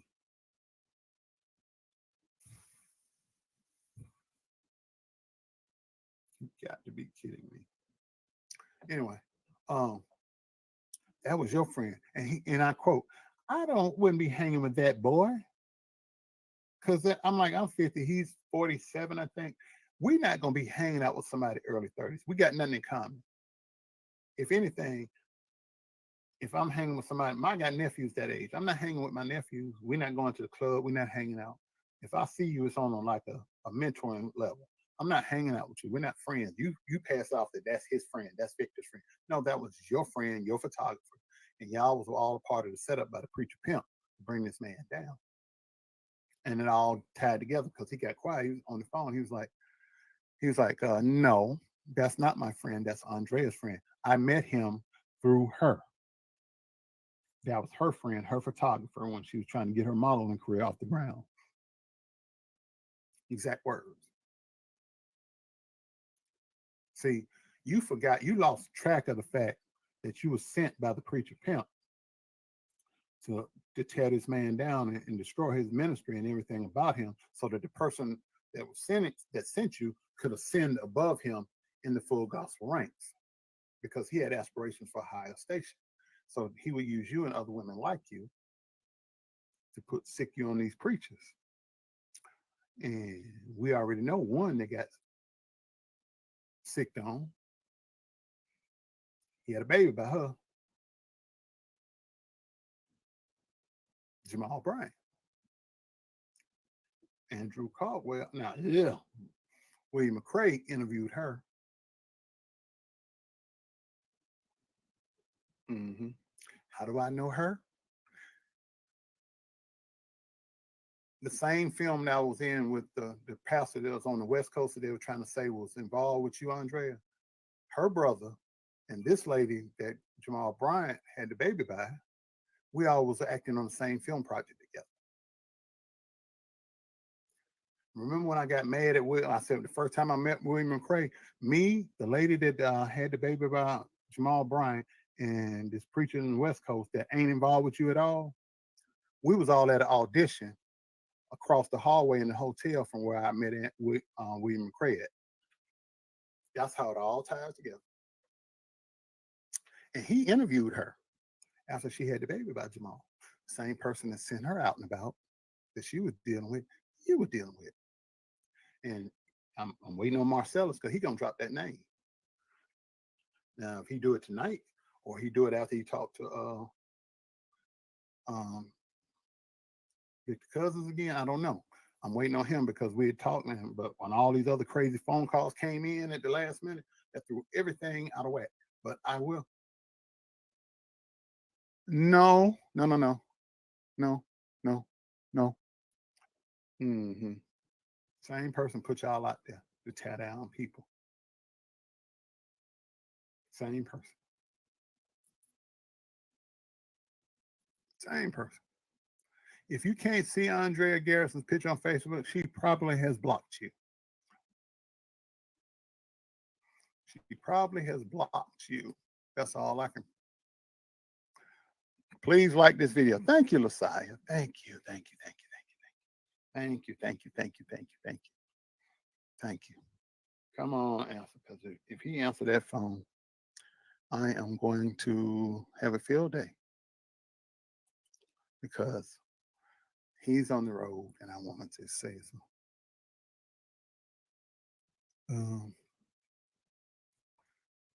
Yeah, the same person that put you out. Same person that put you out, put her out on these preachers. And see, when Jamal would come into town, well, William McCray gonna tell you, but when Jamal would, before he moved to Atlanta, he would go to town. He would stay with William McCray, and he would give William information, or he would ask William McCray to say things about him in a certain way. Bernard Jordan would do the same. Would fly him up to New York. He expected William to say nice things about him and give him dirt on other people. Or if he had dirt on other people, he would drop it in McCray's lap to put out. Jamal did the same thing. A lot of other preachers did the same thing. They slide him a little love offering, say nice things about them, give him some dirt on some other preachers for them to throw it out there. That's the hustle. That's what was going on. That's what they were doing. Larry Reed said, I want to do it too. Larry came down from North Carolina into Williams territory, and instead of carving out his own niche, he tried to take over, but he took over with the help of Bernard Jordan. And I tell you what Bernard Jordan did to William and how Larry benefited from it, because he threw William under the bus and brought Larry up. And Larry's 10 times worse. Yeah. So that's why William McCray is coming to get his spot back. He's going to get a lot of revenge.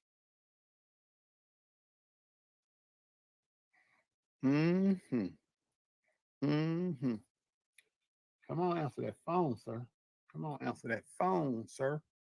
Because Andrea Garrison, I don't think you told your fiance about baby number 3. He's thinking that the one that you claiming in the oven and the 2 you already got, the family, the blended family. He didn't know about no teenager. He ain't signed on, I don't think, to be stepdaddy to 3 kids. And I strongly suggest, sir, you get an ultrasound to make sure that there is, in fact, a bun in the oven. And when the bun comes out the oven, I strongly suggest you get a DNA test to make sure that bread was yours. That's what I suggest you do. Because right now, you're looking like you just something to do because you're a meal ticket. You're an older man. You're 2 years older than me. And she's 31, 32 years old, somewhere in her early 30s. And you safe, you stable, you convenient, you got a good paying job. She done ran her course with people her age and people. Facts, Stephanie Collins. So she hopped over. We may even do just mine, a review of some of his videos, because he has a lot to say about breaking the culture, as well as Larry and all of them too. And it's quite interesting. And I wanted to make that part of the Kojic Church series. So I'm going to start that back up too. So let's go ahead and just keep going with this right now. Wow, because you don't celebrate Easter because you're Jewish. So just think about that while everybody else is celebrating Easter, this Christian. Think about that. Think about that, sir. Get an ultrasound, Danny. And when the bread come out the oven, get you a DNA test. I'd hate to see you paying child, because she's going to break up with you once she had that baby. I can tell you that now. Because she probably already looking for her next opportunity. Because as soon as she get mad with you, she going to turn on you like she turned on I doubt it. But she's going to stay right now because I'm pretty sure that. I believe the relationship is convenience. You know, she needs somewhere to stay, somewhere stable to stay. And he needs some pussy, you know? And she's willing to be passed around to his friends and be passed around to other people and stuff. So, yeah, I mean, I think it's a relationship of convenience. I do. Let's go ahead and keep going. apartment is a And young how you lady. doing, She Woo can't Child? Good to afford see you. the $3,000, $4,000 rent. So yeah, she gonna play ball with you for a minute because you got a nice apartment in a nice part of town. You brought her from the Bronx down to Lower Manhattan, so she gonna play ball with you for a minute. So, but as soon as she finds something better, she gonna go back to the preacher pimp. Okay, you're not gonna make it.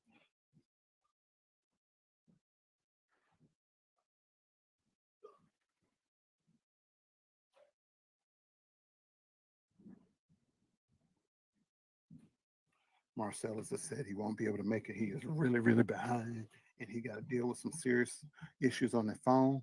But you just hold on. I'm waiting. I'm about to go on and give you a little something. Yeah, he's celebrating Passover. Jamal Bryant, this preacher pimp, like say, let's just say me and some of y'all was preachers, and this preacher pimp didn't like us, and we had a position or a title that he wanted, and he had to do something to discredit us. And like say if he knows I'm just gonna make up something silly. Let's say he knows I like to be tied up and covered in jelly and spanked until I pass out. He'll find a woman that'll do that to me. Or if I was gay, he would find somebody that a gay man to do it. Whoever. Or if I like men and women, he'd find somebody to put on us because he need to discredit us and tear us down and create a scandal. That's what he do. Victor Cousins was about to ascend to either the top spot in full gospel or he was going to be the number 2 man. He was at the number 3 spot. He was just going to move up or he's going to skip over this guy that's currently the head of full gospel by the name of Bishop Walker. He was going to either go over him or go up one notch behind. He's a young man. Walker's an older man. So Walker, even if he did get the job, which he did, Cousins was in the wings and Cousins is a young man. So once he got the spot, he was going to hold it for a long time. And they couldn't have that. Preacher Pimp wanted the spot. Preacher Pimp wanted to move up. So he sicked Andrea on him because young man single, he was sowing his oats, wilding out, doing freaky deaky stuff. And she was par for the course. So that's what happened. He got turned on to her. The other girl that I happen to be a former actor with got turned on to Jamal. She does massages. Andrea does the BDSM and foot fetish stuff. Different strokes, same folks. And see, these women, these preachers sleep with the same women, so they passing women like joints. So, okay, I might be sleeping with this woman, and 2 of my preacher friends might, man, go hook up with her. She, wow, man. And see, they're not church women. They're worldly women, so nobody's really looking for them in the church sector. So they go over there, they do their dirt, and they come back. But see, Andrea messed around and caught feelings, thinking she was going to get to be a lady. Don't work that way. They weren't even in a relationship. They were just sleeping together. He's saying, oh, he took me out of the country. He never took her nowhere but to Miami 2 times. They fooled around down there, came back. She got on the bus. She went on about her business. That's what it was. But she messed around and forgot what she was there for. She forgot that she was on assignment and actually thought this was a relationship and she caught feelings. And then when he moved on and married somebody else, she got mad and wanted to get revenge. And that church went from 2,500 members down to 200. And now them 200 trying to get rid of, well, some of them. So they in court now trying to have them remove this pastor. All because of Andrea Garrison wanting revenge and seeking to destroy at all costs. And the preacher pimp had been paying her bills behind the scenes. Then she tried to lie and say Victor Cousins busted windows out of her apartment. She was scared to be there. She went down the shore. I was hanging out, hiding out. Tried to get this young lady to have a threesome with her and the preacher pimp, and she wasn't with it. Yeah, I know all about it. Come on, answer me so I can go and drop this last one. If not, I'm gonna have to wait. Come on, brother. Come on. Come on, brother. Come on. So, yeah, Giselle is Jamal's wife. They trying to work things out. They probably will. I don't know because Jamal's on the rise again. He's weathered the storm, and hell, Giselle like being a first lady. Giselle liked them perks and the money. So he passed from a church, the big church in Atlanta. But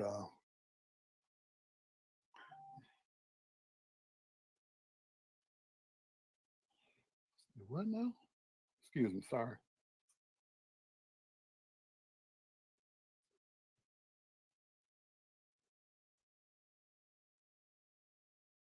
Oh, I have to call. Um,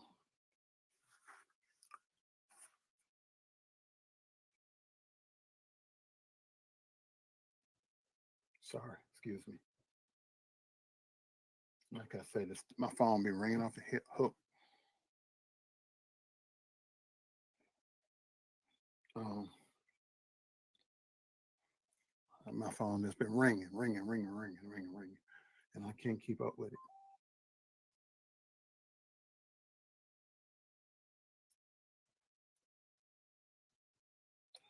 I can do. Oh, sorry. Hold on. Excuse me.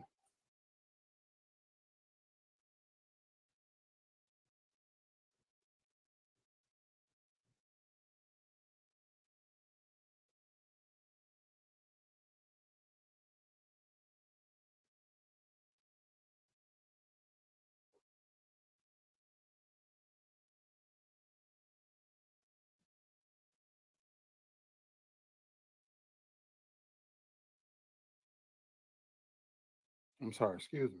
Oh my God. Read what you say, and I read between the lines. More response back. That's what she's betting Andre. on, Clark. She's betting on everybody in the sector to just forget everything that was going on and everything that has happened. And, and then, she can just start afresh and anew. Like, that's just what happens every day. That's no, bitch, you have a past and you keep repeating your past. That's the problem. So, yeah, that's where we at now. Let's go ahead and keep going, though. We still got a little bit of time left on this. Had a roommate. She didn't tell nobody about, or she probably did, tried to throw him under the bus. She had a roommate that she got in a physical fight with. And Conscious got in contact. This is a different roommate than this one. Yes, Conscious. I know who that she I was is talking too. about at another time. Her name is Monica. This ain't the same roommate. It's a different roommate. Mm-hmm. Yeah, I got in a fight, and she told everything she knew to Conscious. That's why you went over there playing ball with Larry, because they found out from Monica all your juicy tidbits. Now, keep in mind, all the stuff with the Gray can be trying to make us think that her and Conscious are besties and they best friends. Conscious can't stand her. He can't stand that bitch. He knows she's a fucking liar. He knows she's a vixen. He knows she's a whore. He knows she's a church whore too. And he don't fuck with her. So she had to go muzzy up to Larry Reed in order for Conscious to kind of like be semi-cool with her. Okay? Because the roommate Monica, not the same as, not to be thought of as the breed child. Okay, that's a whole different roommate. Okay, so this person right here is not the same. Okay, this is a different person who had the check fraud. Monica is somebody else. Okay, that's another roommate of hers who has all the tea, and she went to Conscious TV, and Conscious interviewed her. I will not confirm or deny whether I have a copy of such interview. I'm just going to let you know that I have a lot more motherfucking tea in the motherfucking chamber. Let's go ahead and keep going. Your pimp, because she was there. And you didn't want nobody to know about it. And Larry threatened to expose you to the air. I done got a little hot in here. And yes, Marcellus is really busy. I'm playing stuff, a lot of stuff real close to the vest, because some of y'all I know take what you see and hear over here and you run back with it and you think I don't know it. Some of you just as slippery as a snake like Andre and think I do not know. I be watching y'all. I watch y'all. I read what you say and I read between the lines and I pick up on stuff. Did I just play along? Mm-hmm.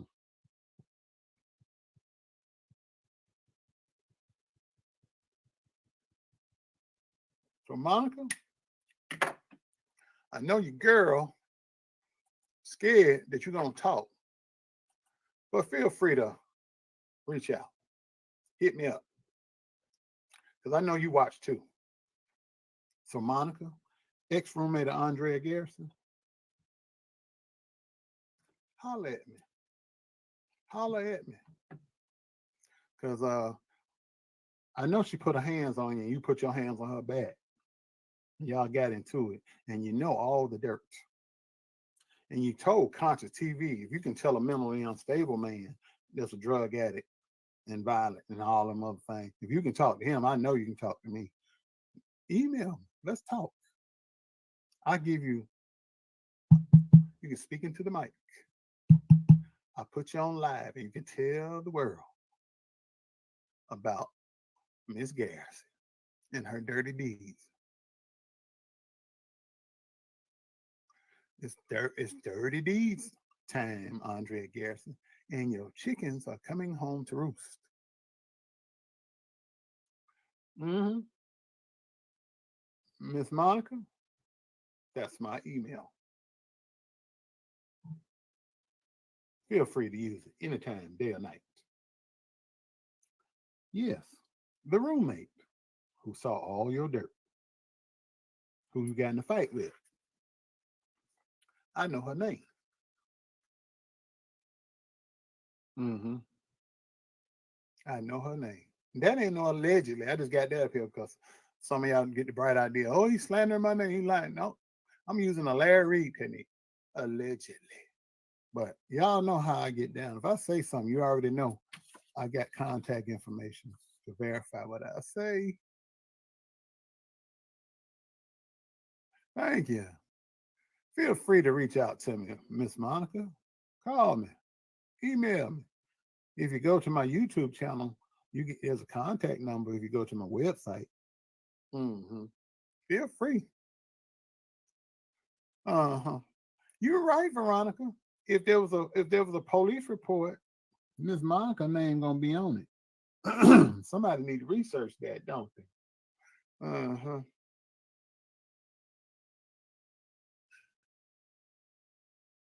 Mm-mm-mm. Mm. Somebody gonna talk to me. Talk to me. Make Andrea have a rough weekend on Easter weekend. Talk all big. Got out here telling people he was afraid of me, that I was violent. Yeah, she got a sugar daddy. Come on and respond to this phone call so I can get it in. So, and we're going to investigate. See, those court records are sealed about Andrea's oldest child. But we're going to find out. Got out here telling people he was afraid of me, that I was violent. Yeah, she got a sugar daddy. Come on and respond to this phone call so I can get it in. So, and we're going to investigate. See, those court records are sealed about Andrea's oldest child. But we're going to find out how, because we already heard the lie. And for the people that were helping me investigate that, the lie that Andrea was putting out was that the child, and I know it's a lie, but I'm gonna just tell you the lie she was telling. This is how low down she is. She said her oldest child was the result of rape. We're going to do some commentary on That's this. the lie she put out.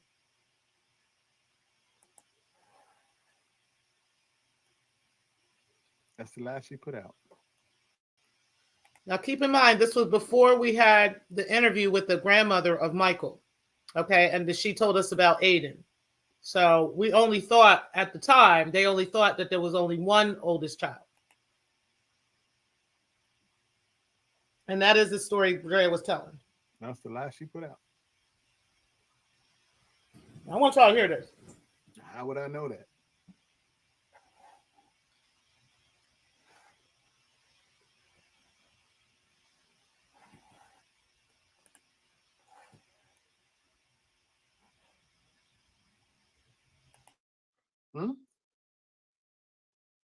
Y'all hit that like button.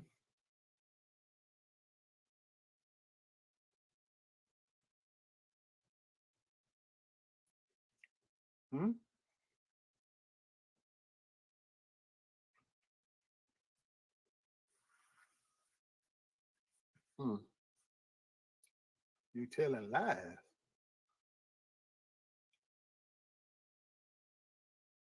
You out here lying on folk. You lied about a child dying.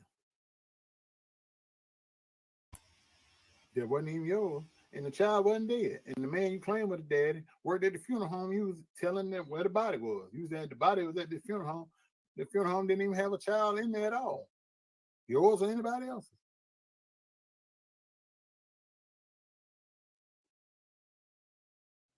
%90 of what come out your mouth, according to 2 sources, is a lie.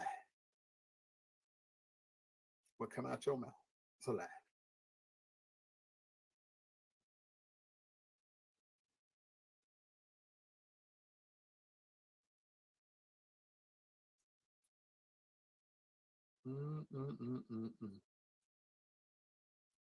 You lied and said you lost a child. Oh, I'm buffering. I know that means they flagging the absolute hell out of this one.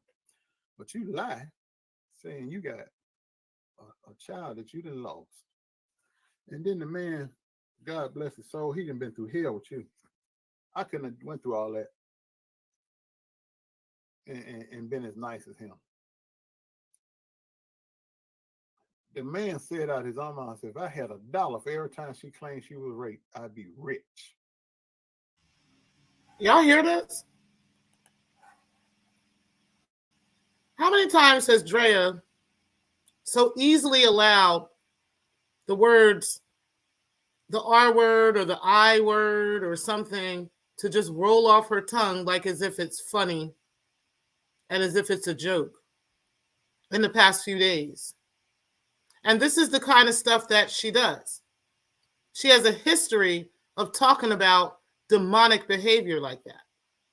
Just a history. She does this everywhere she goes. Now, for me and Shakim, me and him have talked this bullshit to each other on some stupid shit, and both of us have made that go too far. But neither one of us have gone to these depths and these levels that she has. But like I said, when you put out certain energy, you can attract that energy. And that's why I can acknowledge that. But for her, she is in a forever cycle of talking like this, even down to her own child and how her child was conceived. And that turns out to be a lie. Let's go ahead and keep going. But Michael lives with his father. You keep talking about a teenage daughter, Deborah Dicker. I never said a boy or a girl. I don't know where you're getting that from. There was no mention of a boy or a girl. I just said a teenage child. I never said a boy or a girl. And I don't understand where you're getting that, because the children she has on her pictures and everything, they're the small children. Those children both of them are under the age of 10. Never mentioned anything about whether the teenage child was a boy or a girl. Never mentioned that one time. Not here. And if you're getting that somewhere else, I don't know nothing about that. And I agreed, out of respect for the privacy of that child, the child's name will never be mentioned on this platform, or the gender, ever.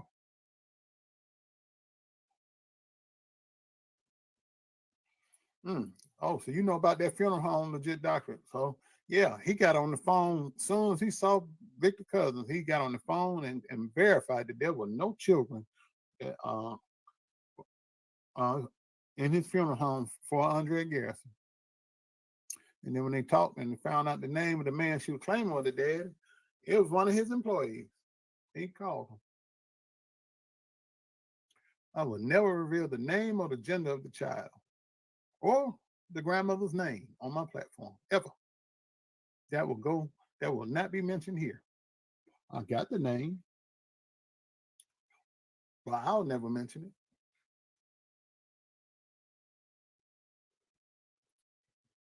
it. I'll never do that. Because that's not that child's fault. That mama ain't right. And a child deserves the opportunity to grow up and be happy and healthy and protected and loved. Both kids. Mm-hmm. Hold on, man. Hold on 1 second, y'all.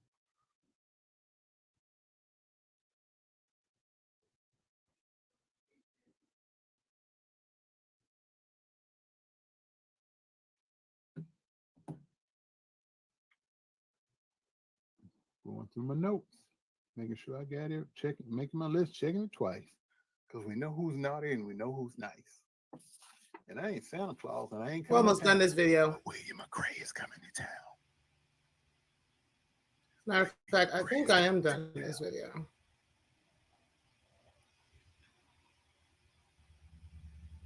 Mm-hmm. The preacher pimp in his stable. Then the man so bold, he has them going out recruiting that. Yeah, you know, because he like them young and perky. So, hey, your friend cute. Tell her what's up. So come on, let me talk to her. I get y'all. She's not young and perky, but well, she is to Greg Davis because he like 70-something years old. That's what's been going down for many a moon. Oh. All right, y'all. Let's go to the next video because I think that we've had enough of this one. So let's go ahead and start on the next video. I think I got everything out of that one. It was about 45 minutes long, but we went to about 41 minutes or so. So let's go ahead and let's start on the next one. Bear with me just a moment. Play a quick, we'll play a quick minute timer. And while I pull this up for you guys, make sure y'all hit the like button on the way. And I do appreciate everybody that's still here rocking with me. And let's go ahead and get right into this, guys.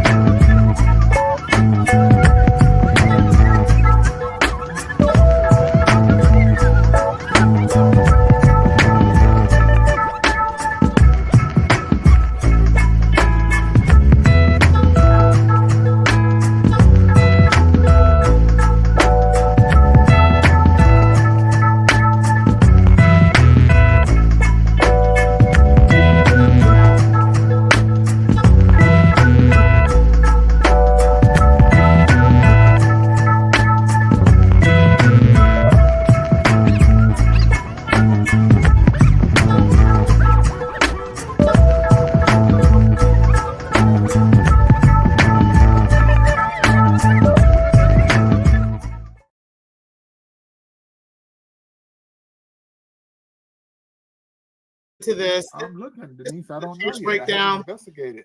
So I think this is where he explains Greg Davis's role in these pastors' lives. I know, Gerald, all of them got court cases and arrest records. All of them, every last one of them. Over there, prostitution, soliciting prostitution, cocaine possession, fraud, bankruptcies. Can't none of them hardly keep no driver's license. Ongoing criminal enterprise. People ain't paying no taxes. For real. But I'm supposed to be the criminal. I'm supposed to be the violent and bad one. Everybody over there could be on an episode of Cops. But I'm the bad one. I'm the felon. You said I was out here, went to prison for selling cocaine and using cocaine, and come to find out, one of the people over there got arrested for possession of cocaine.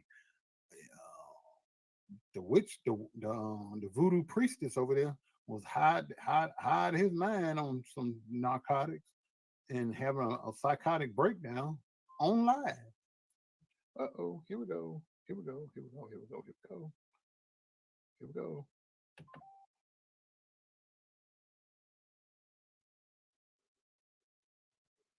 Oh, ladies and gentlemen, he got delayed in traffic, but I've held you long enough. He said we're gonna do a live tomorrow at noon. But the name of the person, are y'all ready? The name of the preacher pimp, are y'all ready? And we're gonna talk about it. Y'all ready? Out there in YouTube land? The name of the preacher pimp.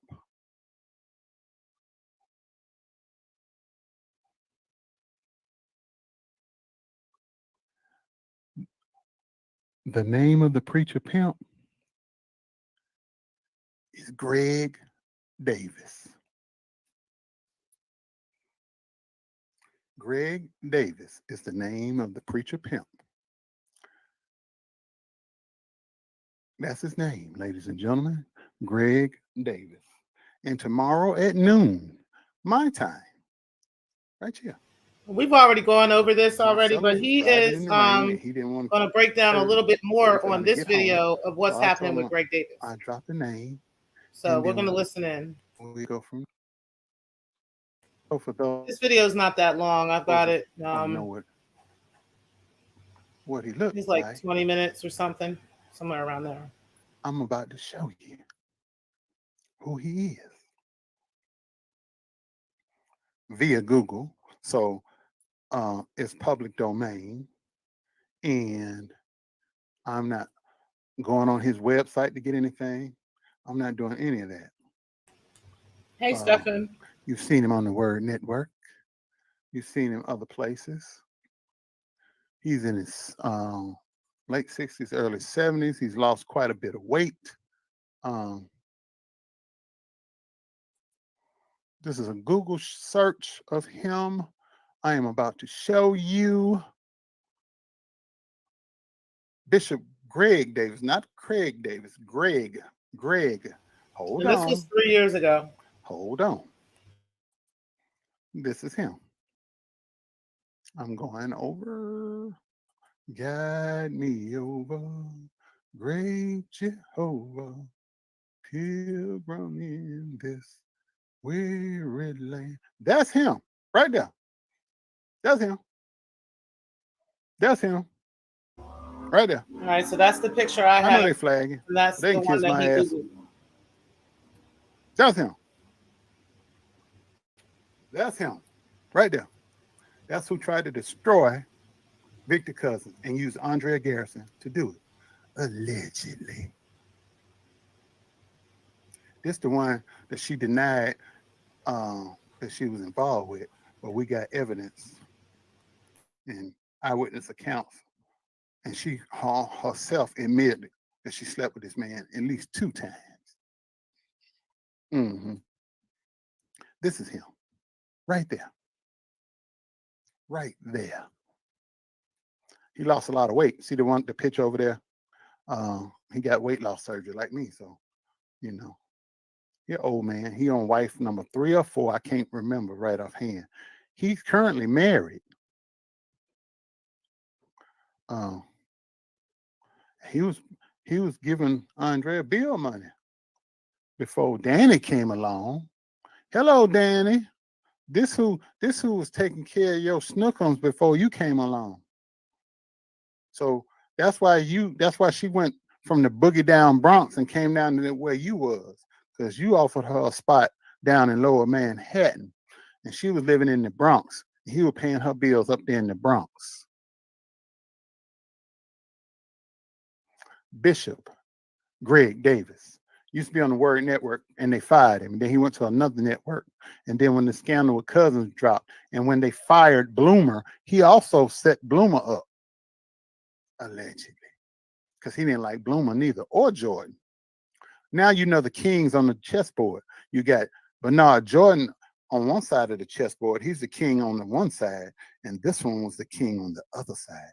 And this king was trying to take down the other king because Bloomer and Jordan and Larry Reed are on one side of the chessboard, and this man and his stable of women are on the other side. Now you got it. Now we're gonna connect all the dots in the coming weeks. Stay tuned. William McCrae, that's a little What we tidbit just for did you. was connect the dots. Go on and do what you do, big boy. That's for you. I want y'all to get a good look at him before I take his face down. Allegedly, that's why the allegedly is out here now. Because allegedly, allegedly, and ladies and gentlemen, this is why I say from 2019 on into the 2020s, I told you to leave me alone. Told that girl leave me alone too, didn't I? Last year, don't mess with grown folks. Now you know who's on the chessboard, ladies and gentlemen. And it's starting to all make sense to you, ain't it? William McCrae, I'm going to be calling you. If I don't call you tonight, because I got some other emergencies I got to deal with. But William McCrae is still coming. This is just me and Marcellus. You know, the one you call the gummy bear and Winnie the Pooh and me, the insignificant vlogger. Well, allegedly, y'all been playing with people's lives for money. And you've been playing the chess game with people for money. You've been sicking women on people to tear them down so that you could get their spot, allegedly. And you've been doing pretty good at it too. You put a lady out there allegedly on Jamal, and he got a baby. You put Andre Garrison out there on Victor Cousins because you knew he was going to ascend to the top spot in the full gospel, and you wanted that spot for yourself. But you obviously, word on the church circuit is you get churches, but you can't keep them for whatever reason. But you wanted that number one spot. And you was an old man, and Morton stepping aside, and the only person he had to either leapfrog over Walker and get the number one spot, or either Walker was gonna go up and he was gonna be number two. And when Walker decided after a couple of years gonna get out the way, then he was gonna go to number one. And you wanted that spot. So you put Andrea on him to tear him down so that you can move in. And you still didn't get the number three spot. Allegedly. Oh. But I don't have nothing against you, Greg Davis. I don't. My. I'm just telling you, the person that you attach yourself to, with her big mouth and her vendettas, she brought the house of cards down.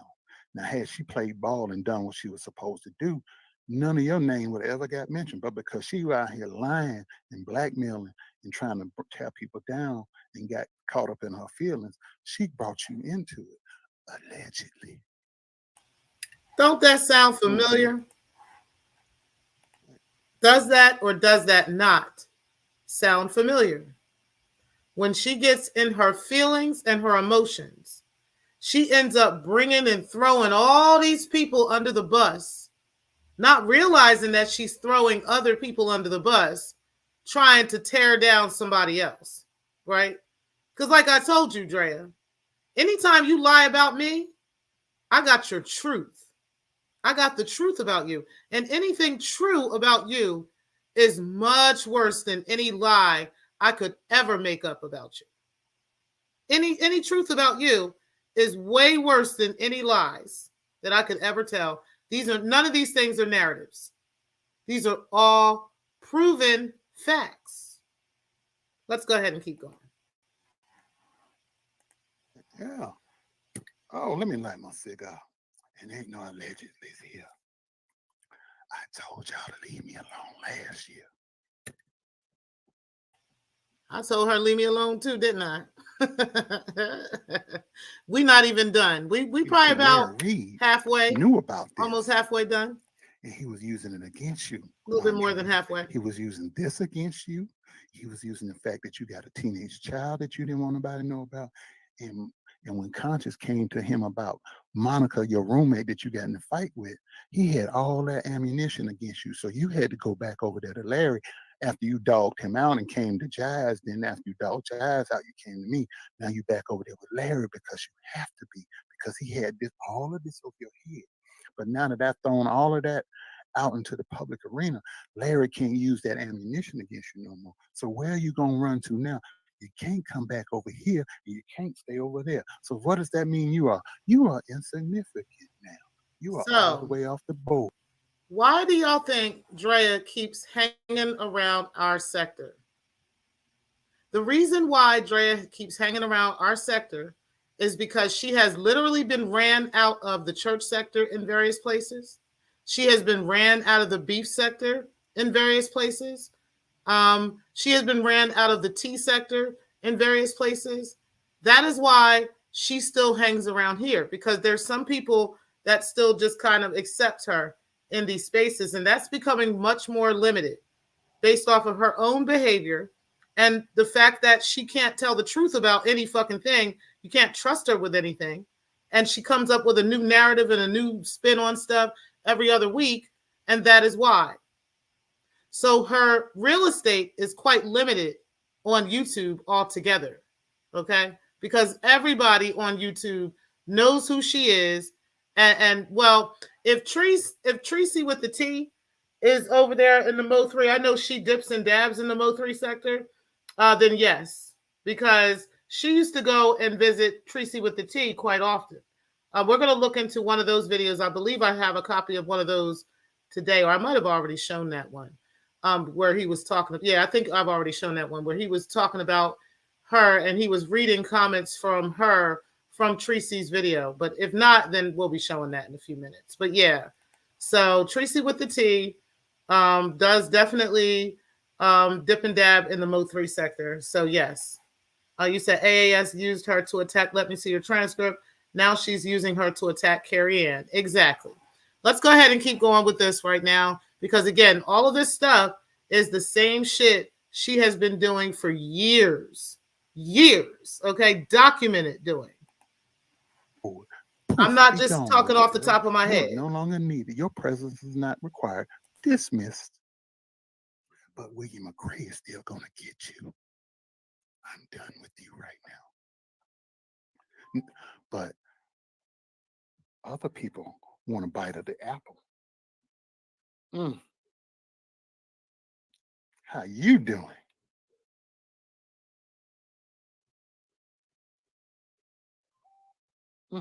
And thank you for the cash out. Oh, praise his name. Thank you. Thank you very much. Allegedly. And I told you. Oh, and for those of you who didn't like me drinking out of my puppy mug, it's time to take a sip.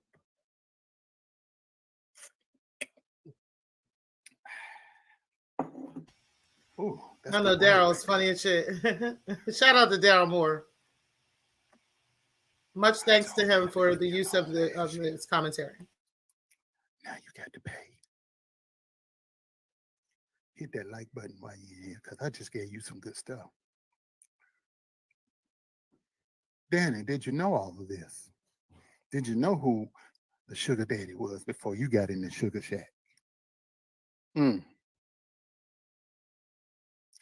No, Greg Davis. She cussed Greg Davis out when he was late on his money payments. When he was late on that bill money, she would cuss him out, threatening to get loud on him. So he was sliding in the money, keep her quiet. But when she jumped gun and got over there with Danny, he ain't had to pay no bills no more. And she wasn't out there working the stroll no more. She wasn't on the track no more. Because see, she old news now. She got 3 kids and she older. She ain't young and perky no more. She just a mature woman. She got 4 kids. She can't run in them circles no more. She can screw around with them See, David's like some young and perky word on the word around the campfire, allegedly. That's what he likes. And she ain't exactly young no more. She ain't in her 20s no more. She hitting midlife crisis, middle age now. So she's what you call the queen bee. She can't get on the track no more, but she can be a procurer. He walk up and say, "Hey, Breaking that should one be over there about kind of cute. Tell 36 your girl in the come next now, few come talk to days. me." That's her job. I believe her birthday is next week. She claims her birthday is in November, but it's not. Yes, the She's sugar lying. shack. It's in October. The sugar I'm not going to shack. say what day. I may have already said Like it the one sweet time loaf. before, but either way, she'll be That like might be some 36 Splenda, next 'cause week. it ain't exactly real sugar. No, the child ain't his. No. Greg Davis ain't got no child by Andrea Garrison. No, he do not. No. No. But he has sampled the wine.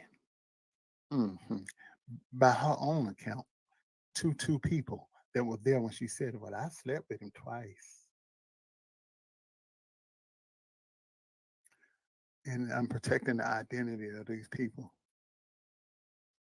Man, you making some rum punch with overproof rum. Golly, I ain't had none of that since I left New York, Jimmy. God. 1, 2, shut your door. 5, 6, grab your crucifix. 7, 8, I won't be late. 9, 10, I'm back again. And William McRae is coming after me.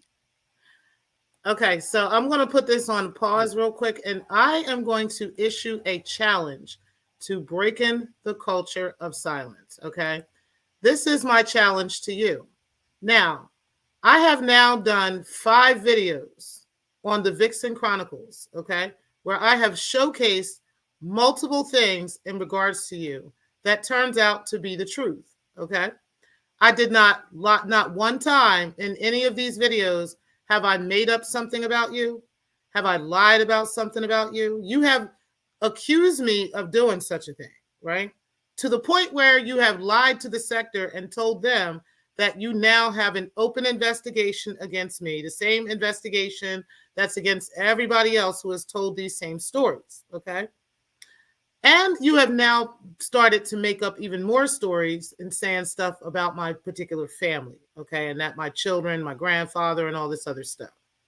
So here's my question, because every single time I go live, I show receipts, okay? I'm not just making up stuff, just talking off the side of my neck and all this stuff. I issue you a challenge. You have the next 24 hours, okay, to show proof and evidence of what you're saying about me. All the stuff that you have said about me, the fact that I have this website, right, where I'm selling sex, the fact that I have my children by my grandfather, and that I actually said that. I'm not talking about spliced up videos and diced up words like you've been doing with Carrie and like we're about to get into of other people you've done this to as well, okay? But we're talking about an actual where I actually said these words, okay? And or you can prove otherwise that I actually said this or this is actual fact. Not just you saying it because you want everybody to believe it, but actually prove these things, okay? 24 hours. Because if it's the truth and you've been sitting on this all this time, it would be very easy for you to just turn the live on and to show it the same way I did, right? See, I would have did this yesterday, but I was spending time with my family. This is the reason why I didn't do this yesterday, okay? But today I have time. So I can go ahead and show you exactly all the things and, the journal of information that is out here, endless information that is factual, that is out here, and that is verified about you. And I can do that without screaming and hollering, without insulting people in the sector and all these other things. I can do that. What about you? Where is your evidence and your proof? I don't need to debate you I don't know what we would be debating. I don't need to debate you. I don't need to put on no show for the sector. I don't need to do any of that stuff. I stand on the things I say in regards to you. I don't have to lie about you or anything. Stand on what you said about me and prove it. Put the evidence forward. No more lies, no more making up shit, no more I'm just putting a video up and everybody just believe me because of my white privilege and my white hair. No, believe you because you have evidence. Okay? That's your challenge. Now we're going to keep going. And we're gonna go ahead and finish this out. We're halfway through this video, so we've got about 10 more minutes left on this video.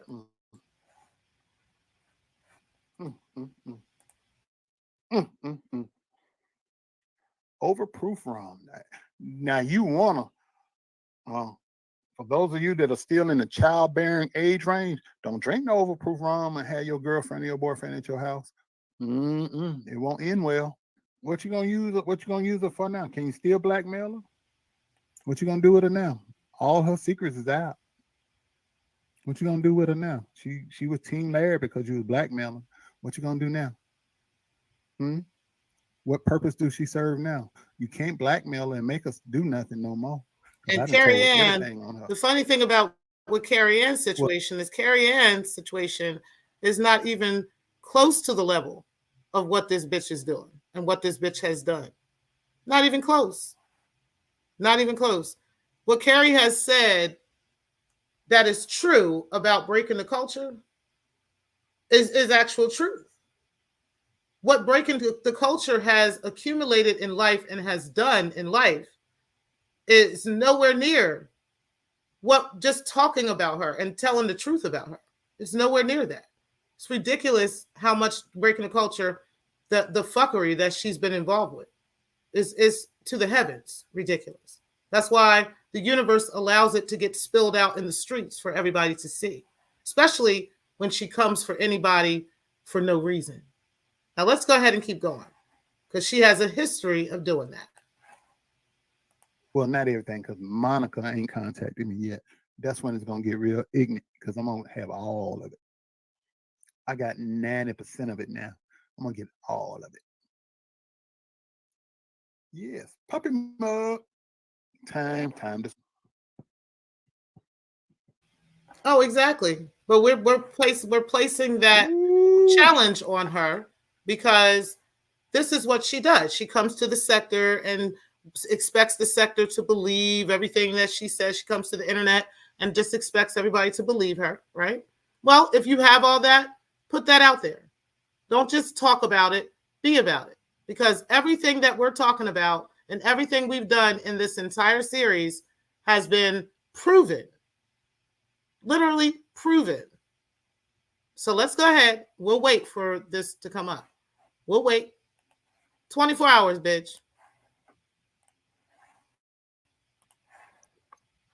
Ooh, God here. You're in the stable. You got me wanting to watch the Mac and Dolomite when I get off of here. Man. My. She in the whole stable of a 70-plus-year-old pastor trying to take down other pastors and using her and the rest of the stable to do it. Nasty church whores. You ain't lying.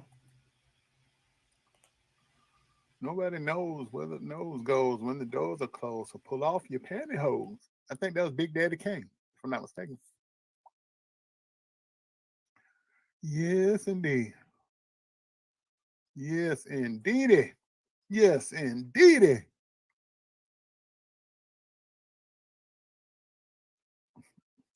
I ain't trying to get nobody in trouble. It's Friday, and unless you got to work tomorrow, you ain't got nothing to do until Monday.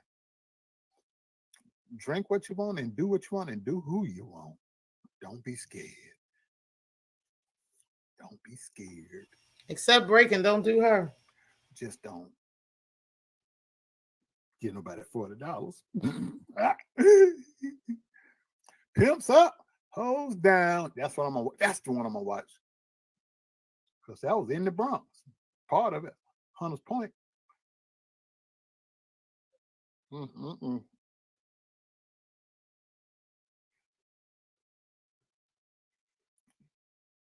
I'm gonna do a listening party because Cynthia Jones has a beautiful gospel song that I played on one of my lives. I'm gonna play it again. And Ransom Moreland, he's a jazz artist and he's got some beautiful music. I'm just gonna feature them. So Cynthia, if you're in here and you got some more music, please just email me. He gets back to it in a second. In case you were wondering, if there's any doubt, Larry Reed, because I know you're watching Conscious TV and all y'all LRLers.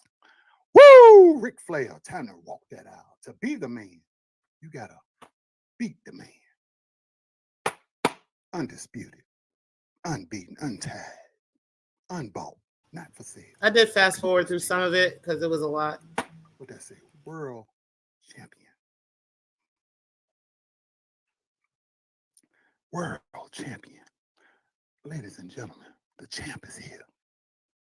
The champ is here. And to let me just help you out a little bit.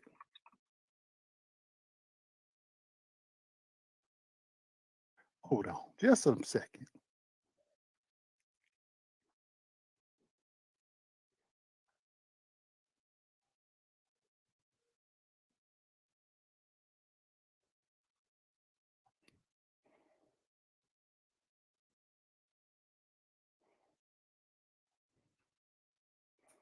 Hold on. Hold on, ladies and gentlemen.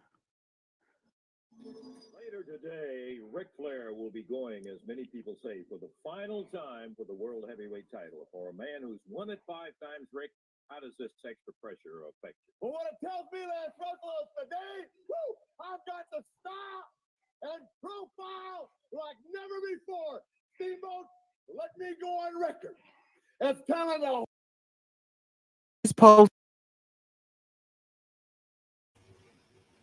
I did fast forward it. We're going to show you text messages. So Marcellus gets on the screen, and then he ends up telling like more stuff. So that was the end of this video. I think that was all that I wanted to show on that video.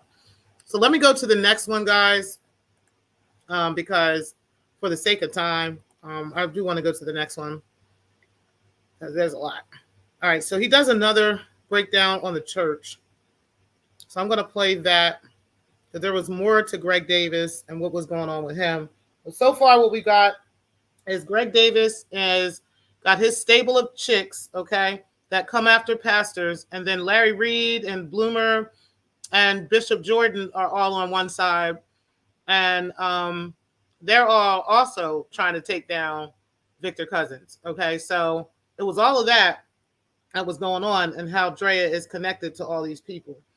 And Paul Morton, of course, was above all of them. So let's go on to this next church one right here. Hold on 1 second, guys. Here it is.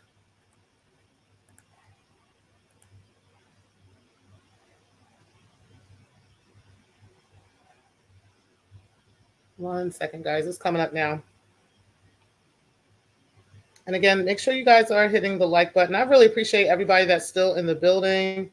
And I know there was some people that weren't able to stay. I did get messages from different people, but I appreciate you guys coming back and catching the replay as well. That's always not a problem for me. All right, guys. Let's get started on this one here.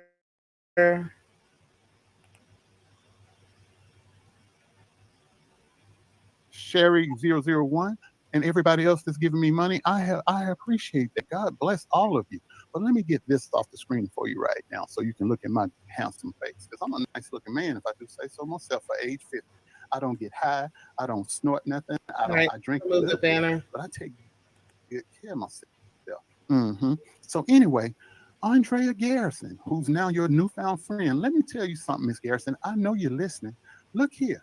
You told her in her chat, and you told the opportunists, well, he's doing all this stuff here because of Corona. Okay, so this is a conversation here. He thinks he's getting away with Let me pause this real quick.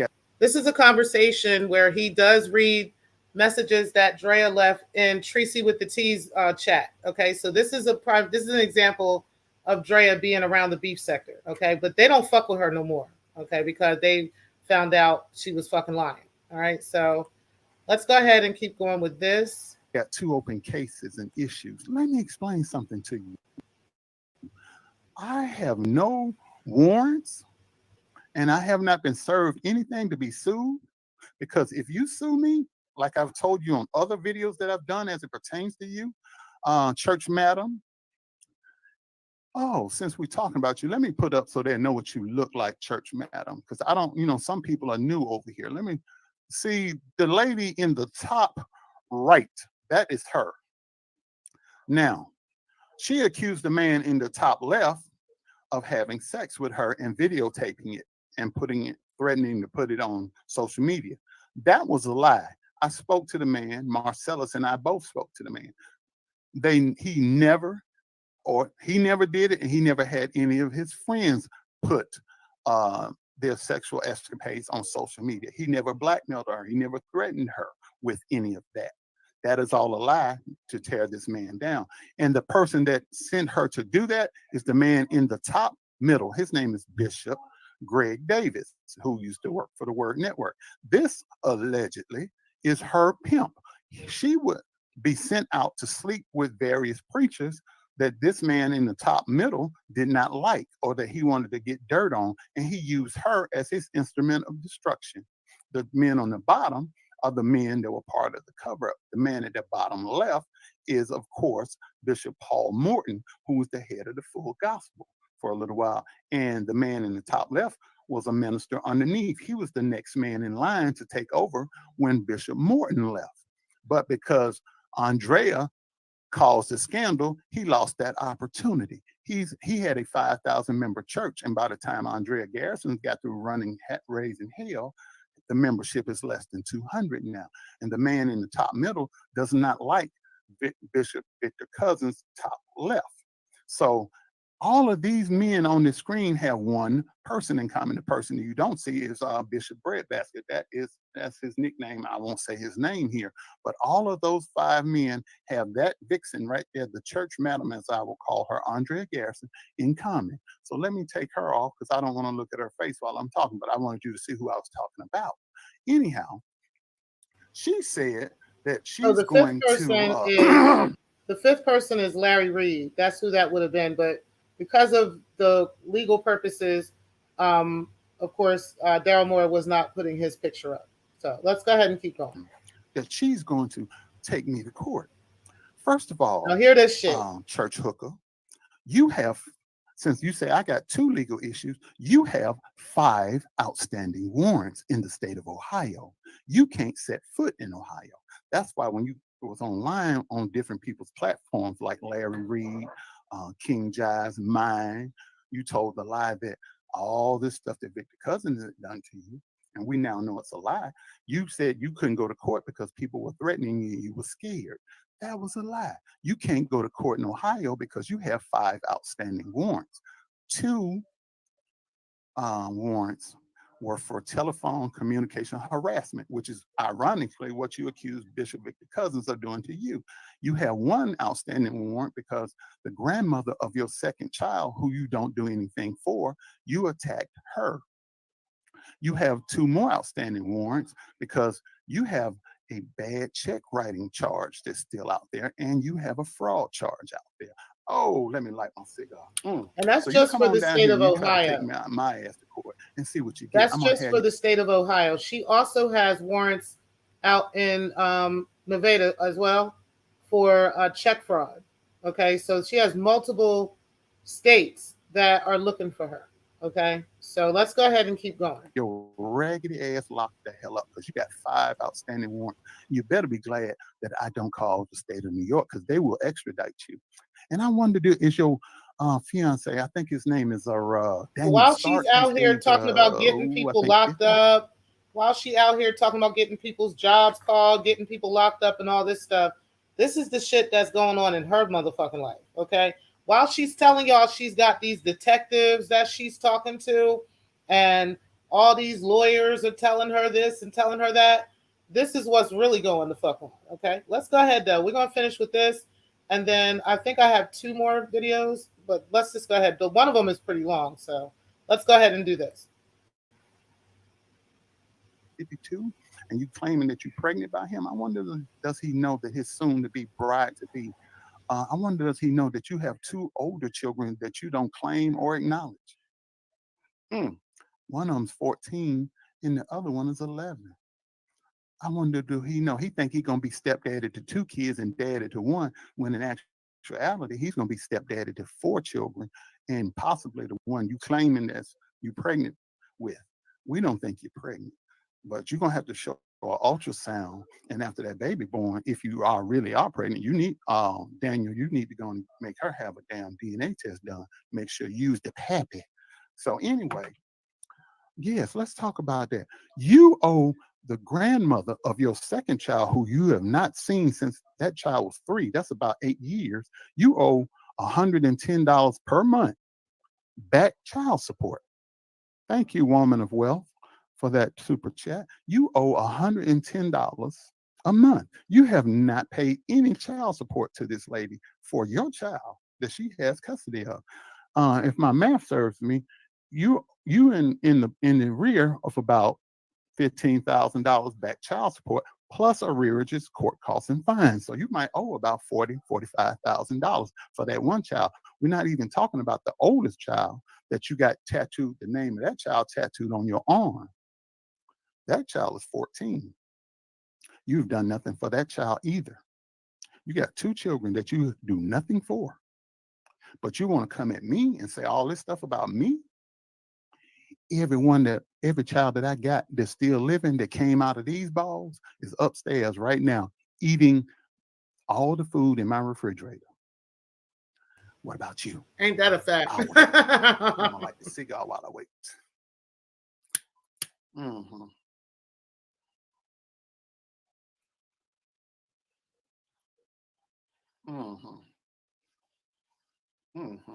Oh, this read is gonna get epic.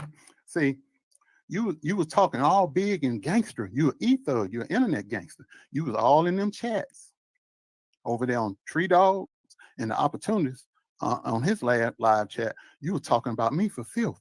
But did you tell them people that you got 2 kids that you do nothing for? And I found them, and I talked to the great-grandmother of the oldest one and the grandmother of your second child. Did you tell them that? Did you tell them I got the phone numbers? Did you tell them about the court cases that are in this chat so that the people can know I'm not lying? Now, I told y'all that in the chat. I told y'all that both the grandmother and the great-grandmother have both been interviewed, not just the grandmother. Okay? I will not confirm or deny that I also have the great-grandmother's interview of Aiden's great-grandmother. Okay? Yeah. So both of them have been interviewed, not just Michael's grandmother, but Aiden's great-grandmother has also been interviewed. Breaking. Yeah. You know about that.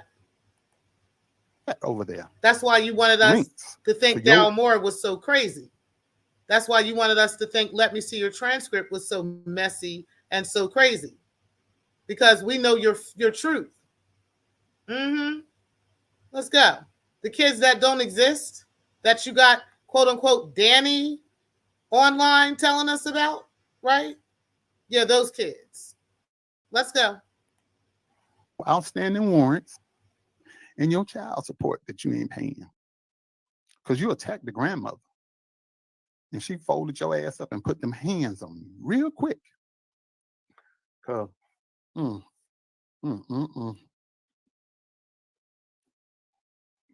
you don't want that kind of smoke, but you got it because you started this, and I'm going to finish it tonight. Yes, indeed. Andrea Garrison. Yeah, Daryl Moore is funny as shit. The church whore. Shout out to the Daryl. Phantom of the Night. And then you got here claiming somebody sexually assaulted you. Then you lied and said your second child that you got pregnant with, you said that child was a result of rape. And then we do a little digging in your background, come to find out you got a Patreon page where you doing BDSM, bondage, and sadomasochism and foot fetishes, and you charging people $5, $10, $15, and $25 to come over there and join your Patreon. But you a victim? But you out here doing sex stuff for money in your Patreon. And talking about victims and telling us that both of her oldest kids were a result of rape. Yes. It's gonna get good tonight. And she's lying about both of them situations. You want to come up here and start some shit, tree dog? You got your new friends with you. I think you should have did some investigating on them too. Oh, I'm not really gonna mess with the opportunists. I'm just gonna let him. He and his feelings. He done made like 3 or 4 videos, but I'm gonna talk about him a little bit later. But I'm talking about these 2 women folks. These 2 females. I ain't gonna call you women. I'm gonna just say females because you got female parts. I don't got no beef with her. You got smart parts. That's what he's saying. As Larry Reid would say. How you gonna give birth to 2 children and walk away like you ain't never heard of them? You talk about me, talking about I got court cases. I wish your black ass would try to come down here in Ohio and press a charge against me, because that's what you have to do. If you want to take me to court, I don't live where you live. Since you claiming I committed a crime against you, you got to come to the state of Ohio, go walk in a courthouse, file that paperwork, and have me served. And once your black ass come to Ohio, I'm going to have you locked up. And I'm going to be right out there with my cell phone taking pictures of you when it. How come you haven't done that yet, Breaking? You out here ready to take everybody else to court? You ready to take the DeKalb County schools to court now and all this other shit, but you haven't even taken care of this shit yet. And it's been 3 years. Like, what are you waiting on? It's been almost 4 years. What are you waiting on, Breaking? Let's go. They put you in them cuffs, and I'm gonna be laughing, and it's gonna be all over social media, and it's gonna be beautiful. Oh, it's gonna be beautiful. It's gonna be epic. It's gonna be epic. I dare you to sue me. I dare you to mess with me. I dare you. Because since we're talking, I've already sent a certified letter to your fiance detailing the fact that you got 2 kids that he ain't never even heard about because you have not told him about them kids. So he gonna know. He gonna know about your warrants and your 2 kids that you don't claim. I sent a mail. I'm sure Danny has letter to him and an email. She's probably like intercepting the mail and all that stuff. You understand what I'm saying? Like, I'm pretty sure like she's gotten all that. You know what I mean? Like, I'm pretty sure. So let's just go ahead and keep going. Checkmate, bitch. Next. I'm just being honest on that. Now, you laying up in his apartment in the Tribeca area of Manhattan, $3,500 a month.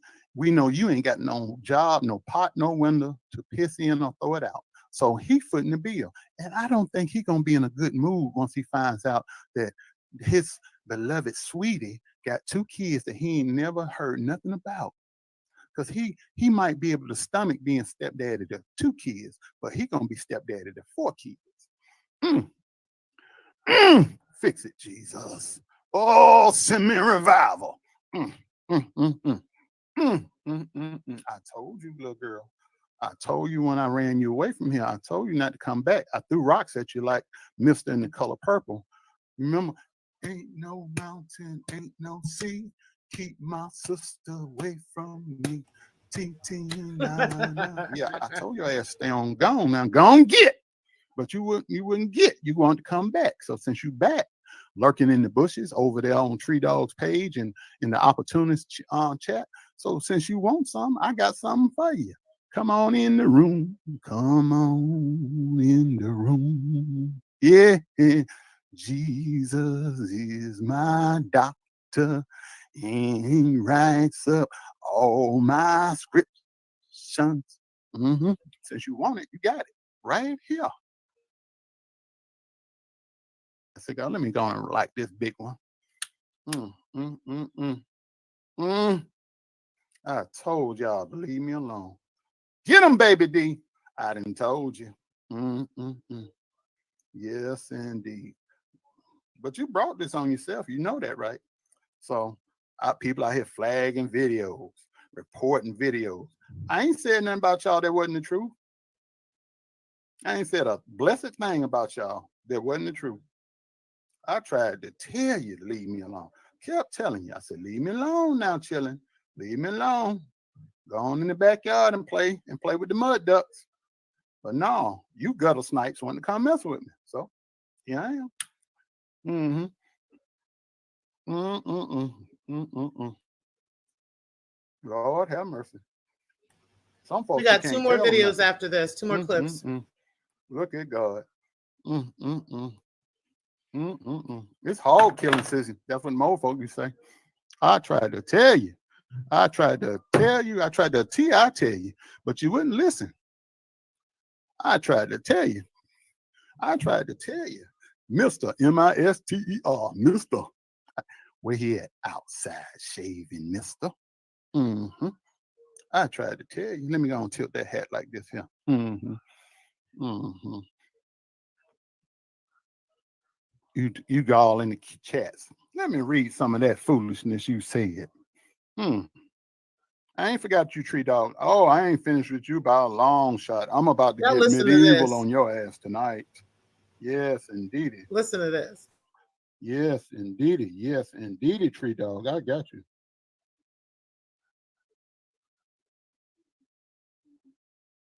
Yes, indeedy. Let me explain something to you, Tree Dog. Who you rocking with? See, when you rock with the wrong peoples, wrong things happen to you, Tree Dog. Yes, yes, yes. Yeah, so you got that DUI charge. I'm gonna get you, Tree Dog. I'm gonna get you, but I want to read this to the peoples.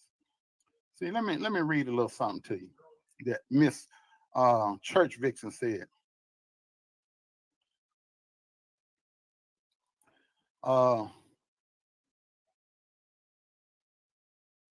You said to Tree Dog, Church Madam, telling Tracy if she doesn't do something by a certain time legally, that's extortion. Tree Dog, I wouldn't. If I was you, sweetheart, I wouldn't take no advice from somebody that's lying out here and saying she got accepted to law school. The heifer barely finished high school. We really don't have no confirmation that she finished high school. We know she attended. Honestly, I never heard that Breaking the Culture had told anybody that she had been to law school. She over there telling people in other sectors that she graduated from law school, y'all.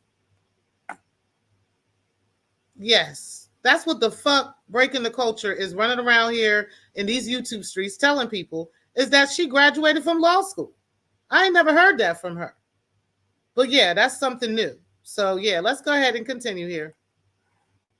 Because her second baby daddy. That's why she out here giving out. So anyway, I don't think you want to take legal advice. Legal advice. You'd be better off taking legal advice from me, because my bachelor's degree is in pre-law, political science, and I got my master's degree in education administration. I think you'd be better off if you sought some kind of advice like that from me. And if I can't give you advice, I'd always be willing to refer you to a licensed attorney. But she is not who you want to take advice from. But anyway, let us continue. Praise the Lord. Ohio takes this very serious. I have a detective she can talk to. Daryl has 2 open issues in him due to this, on him. She can't type. She can't spell. We not all taking threats and his games as games. I'm reading it as she typed it. So that lets you know how illiterate this heifer is. He about to learn the hard way, hard to spell in all caps. He is using COVID and the excuse that PD won't come. He about to learn, though, SAP. I guess you meant ASAP. I can't contact me so I can have you call this officer. That's what you said the other night. Okay, I've had enough of reading your illiterate typing. So let me put that back over there. So anyway, that's the kind of stuff you've been lurking around in the bushes on her page, doing her live chats, and over there at the opportunities, his chats. You know, trying to get yourself relevant again, because after we dissed and dismissed you, you couldn't go back to Larry Reed because we exposed you for the fraud that you are. You can't go back over there and do nothing with him on his platform. He's gonna have nothing to do with you because he got a lot of other stuff that he's got to take care of. You can't go to Conscious TV. You can't, obviously, because he don't like you. You can't go to King Jives because Miko will whoop your ass. Get her, Miko. Get her. And we're about to get into that in just a So, you need a platform so that you can continue telling your lies. So, We had a bet going. I said, let's see who Now, you think doesn't she's gonna that try to sound use. familiar, Is she y'all? gonna try to get on She Timothy always Blaine's needs a platform to continue telling her lies. And then when people finally find her out and realize she's lying and don't want anything to do with her, they dismiss her and she acts a fool and then jumps to another platform telling more motherfucking lies until everybody just doesn't fuck with her anymore. Sound very platform? familiar. Is she gonna try to get on Tree Dog's platform, or she gonna try to get on Mr. Troy, the opportunist platform? I said, you know what? My money is on Tracy, because Tracy and her are cut from the same cloth. Ignorant, uneducated, ghetto, trifling, ain't got nothing to lose. So misery loves company. And what do you know? You trying to get in good with her and to the opportunities. So whoever bite first, I don't got no that's who beef you're with gonna rock Tracy, with. but And then once these you are the thoughts use them for what Daryl you Moore. need, you're gonna turn on them like you turn on everybody else. So even though I shouldn't be giving you this advice to the opportunists and to Tree Dog, watch that heifer, because she's gonna turn on you. I'm here to tell you. Don't take my word for it. Ask Larry Reed. Ask Conscious TV. Ask King Jives. Don't listen to me. Ask them. She did them dirty before she did me. And I was the one that helped her get her story ran in the local papers down in Cincinnati when she was lying on that preacher. I'm the one that helped her get her story on the local news channels down there. And after I helped her do all of that, she turned on me. So what did I do? I contacted all of those media outlets that ran the story. I said, you need to do a follow-up. Here's her. Was y'all aware that she has outstanding warrants down there where y'all live at? Somebody need to do their homework. That's what I did. That's how I don't go back and forth on platforms, cussing you out, you cussing me out, calling me names, I call you names. No, when you come with the lies, I come with the facts. You have outstanding warrants. You are in arrears for some child support on your second child, and I'm pretty sure you owe money on that first one too. And I know the new boo don't know nothing about them oldest two kids, but he do now, because I sent that certified letter this week in the email. Tell him to check his email. Danny, I know you're listening. Go in the bathroom with your phone, because she's gonna try to come up with a lie. Lock the bathroom door and read what I sent you. Don't listen to me. Read it for yourself. Read it for yourself. It's lynching time. Oh, you shouldn't have messed with me. I told y'all. I tried to tell you. Lord have mercy. Oh, I got to rock like Miss Sophia in the color purple. What else gonna do, Miss Silly? What else gonna do? I told you I had to leave me alone. I tried to tell you, but y'all won't listen. Y'all come out here bothering me. You bother me. See, and then you had your little friends calling thinking they were gonna threaten me, Andrea. I'm like, I had to break it down for old Danny boy. I said, Danny, you ain't no gangster. Danny, you from Cleveland Heights. Your daddy was a lawyer, God rest his soul, before he passed away. You ain't about that life, boy. You're from Cleveland Heights.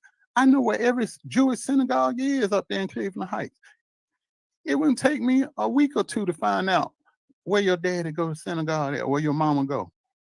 Boy, don't you call me no more. I ain't heard from him since.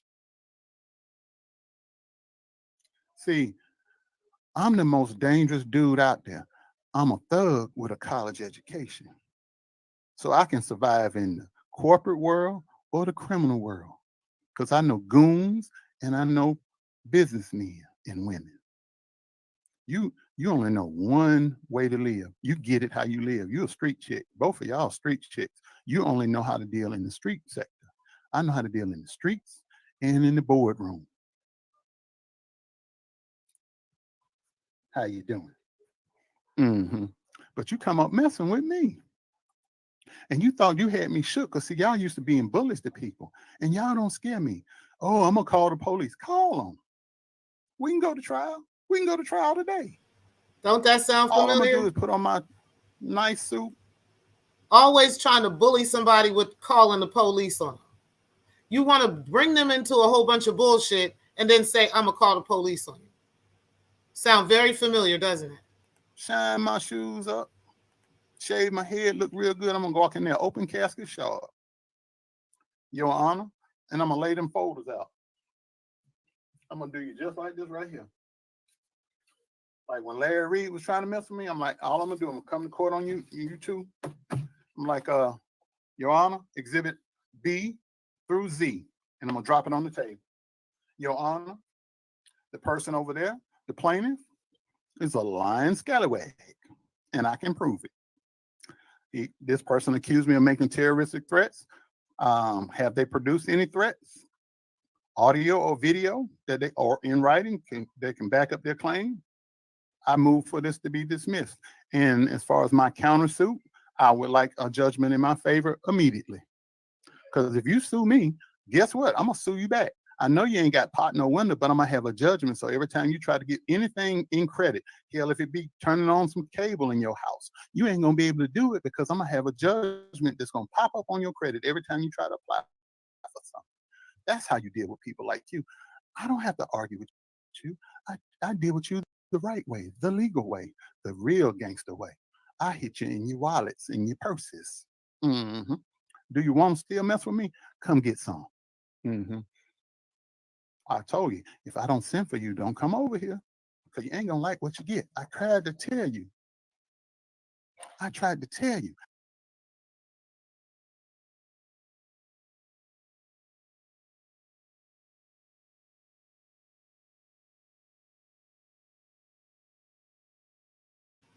All right, so I'm pulling up the next video now because for the sake of time, this next video is about 16 minutes. And then the final video that I'm gonna play is the Jives situation, which really, really drives home everything that we've been experiencing as well, and kind of how she does this and the time that she takes to do these kinds of things. Okay, so we're gonna get into this next video right now.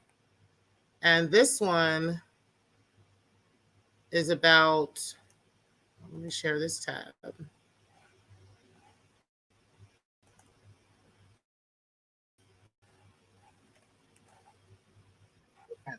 Of that deposition. All right, now I'm gonna take a breather because I need to give myself. This is just the lies, okay? So while you doing that, you go for yours. This video is the where she had recorded Daryl Moore, and they had spliced this video together to make it appear and sound as if it was something else, okay? This is a prime example for DeKalb schools of how Breaking the Culture has done this on multiple occasions in the past and has been right center smack in the middle of the situation, okay? So let's go ahead and get right into this. Let me make sure that you guys can see the screen, okay? All right, let's go ahead and go. And I'll work on some stuff over here. All right. Now, since you already know, get to see the video. Andrea Garrison called me last night. And out of the blue, hey, well, what's going on? And I got a series of questions to ask you. Hey, Diggable. So, no, she and texted Pills, me. I appreciate so I said, okay, I'm going to call you right back. I'm doing something. So I called her back. She let her phone go straight to voicemail. So that's all right. She just told me, text me as soon as I got upstairs. I said, let me come and call you. Wasn't 5 minutes. The phone went to voicemail. I said, hey, you just text me and call me back.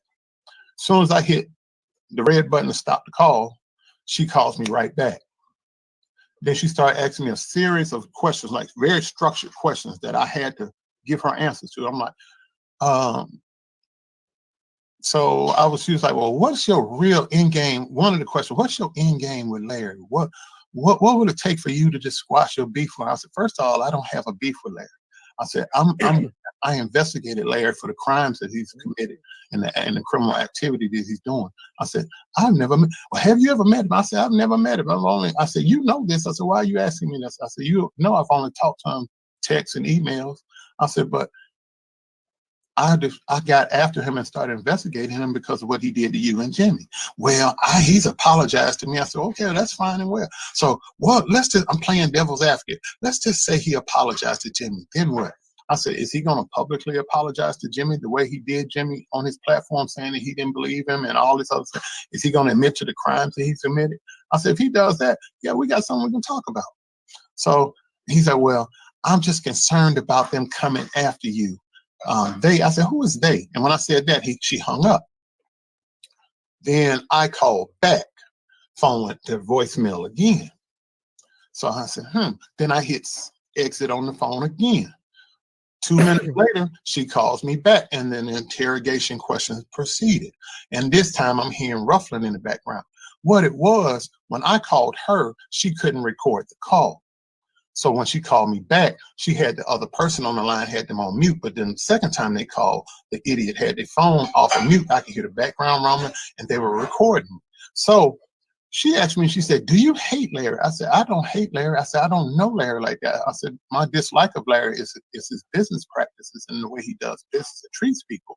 I said, but she said, and then she said, well, she was trying to lead me into a question. She said to me, well, you have made some really intimidating statements and threatened to stay. I said, no, I've never threatened him. I said, what I did say is if he does something to me or tries to harm me, I have a right to defend myself. Well, he's saying you flashed a gun. I said, you and I both know that I didn't flash a gun. I said, because on that video that he's claiming that I did that, you were on the live with me and Jive.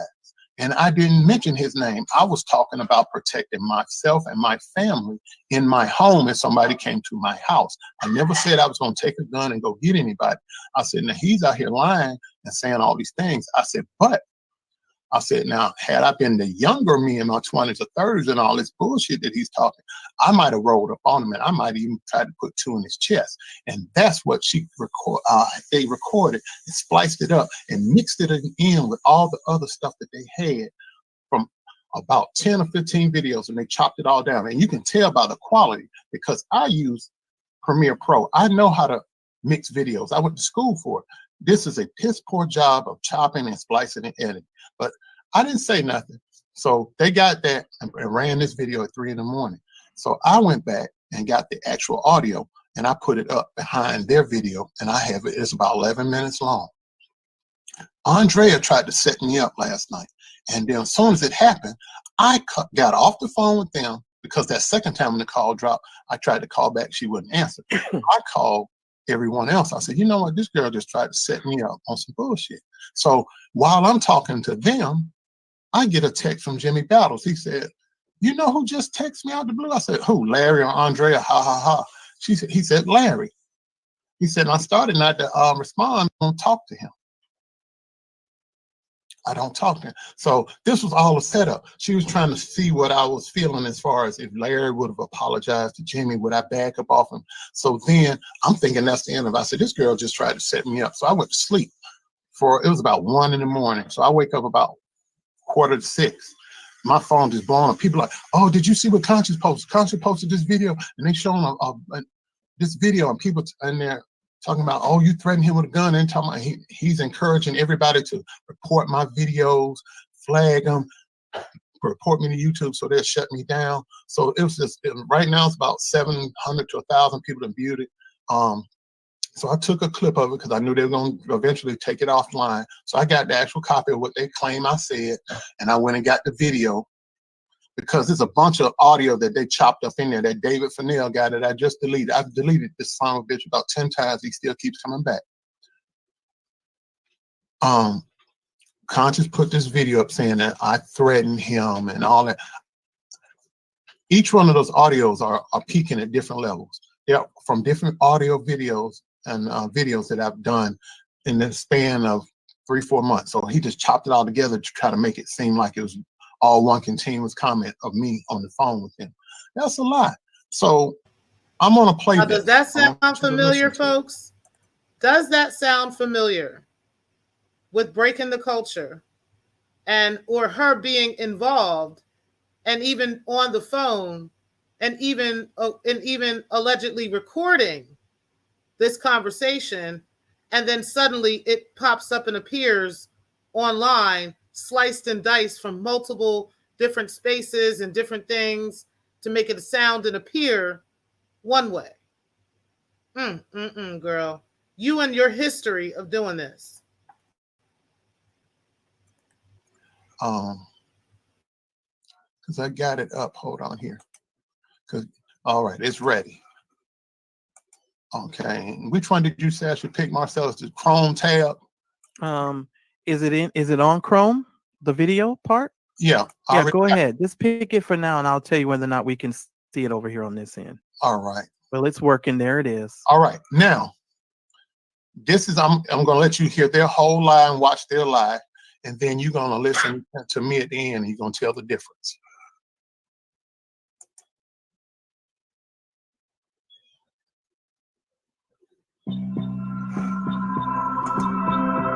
Can you hear it? Yeah, we can hear it. All right.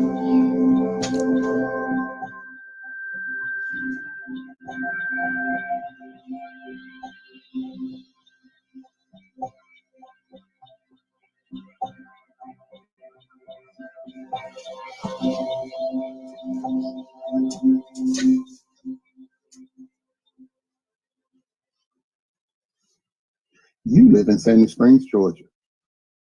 Now, I'm going to tell you how this is going to play out, Larry Reed. You lied and you said that I threatened you with a gun. I've never done that. You have no evidence of that. Look here. Let me tell you something. He don't want none of this over here. Wait a minute. He don't want none of this over here. I don't like you, and I never will. I would be fine if you stopped breathing. That's the honest truth. I can't talk to you now.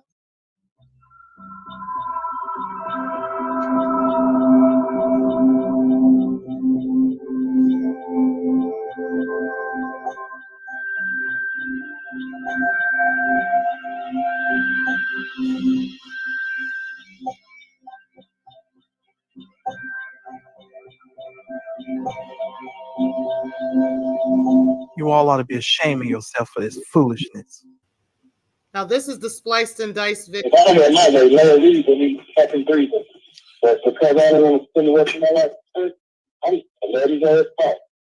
The old me, I would go right up there, pass this thing, and that's not my voice. And that's not my voice.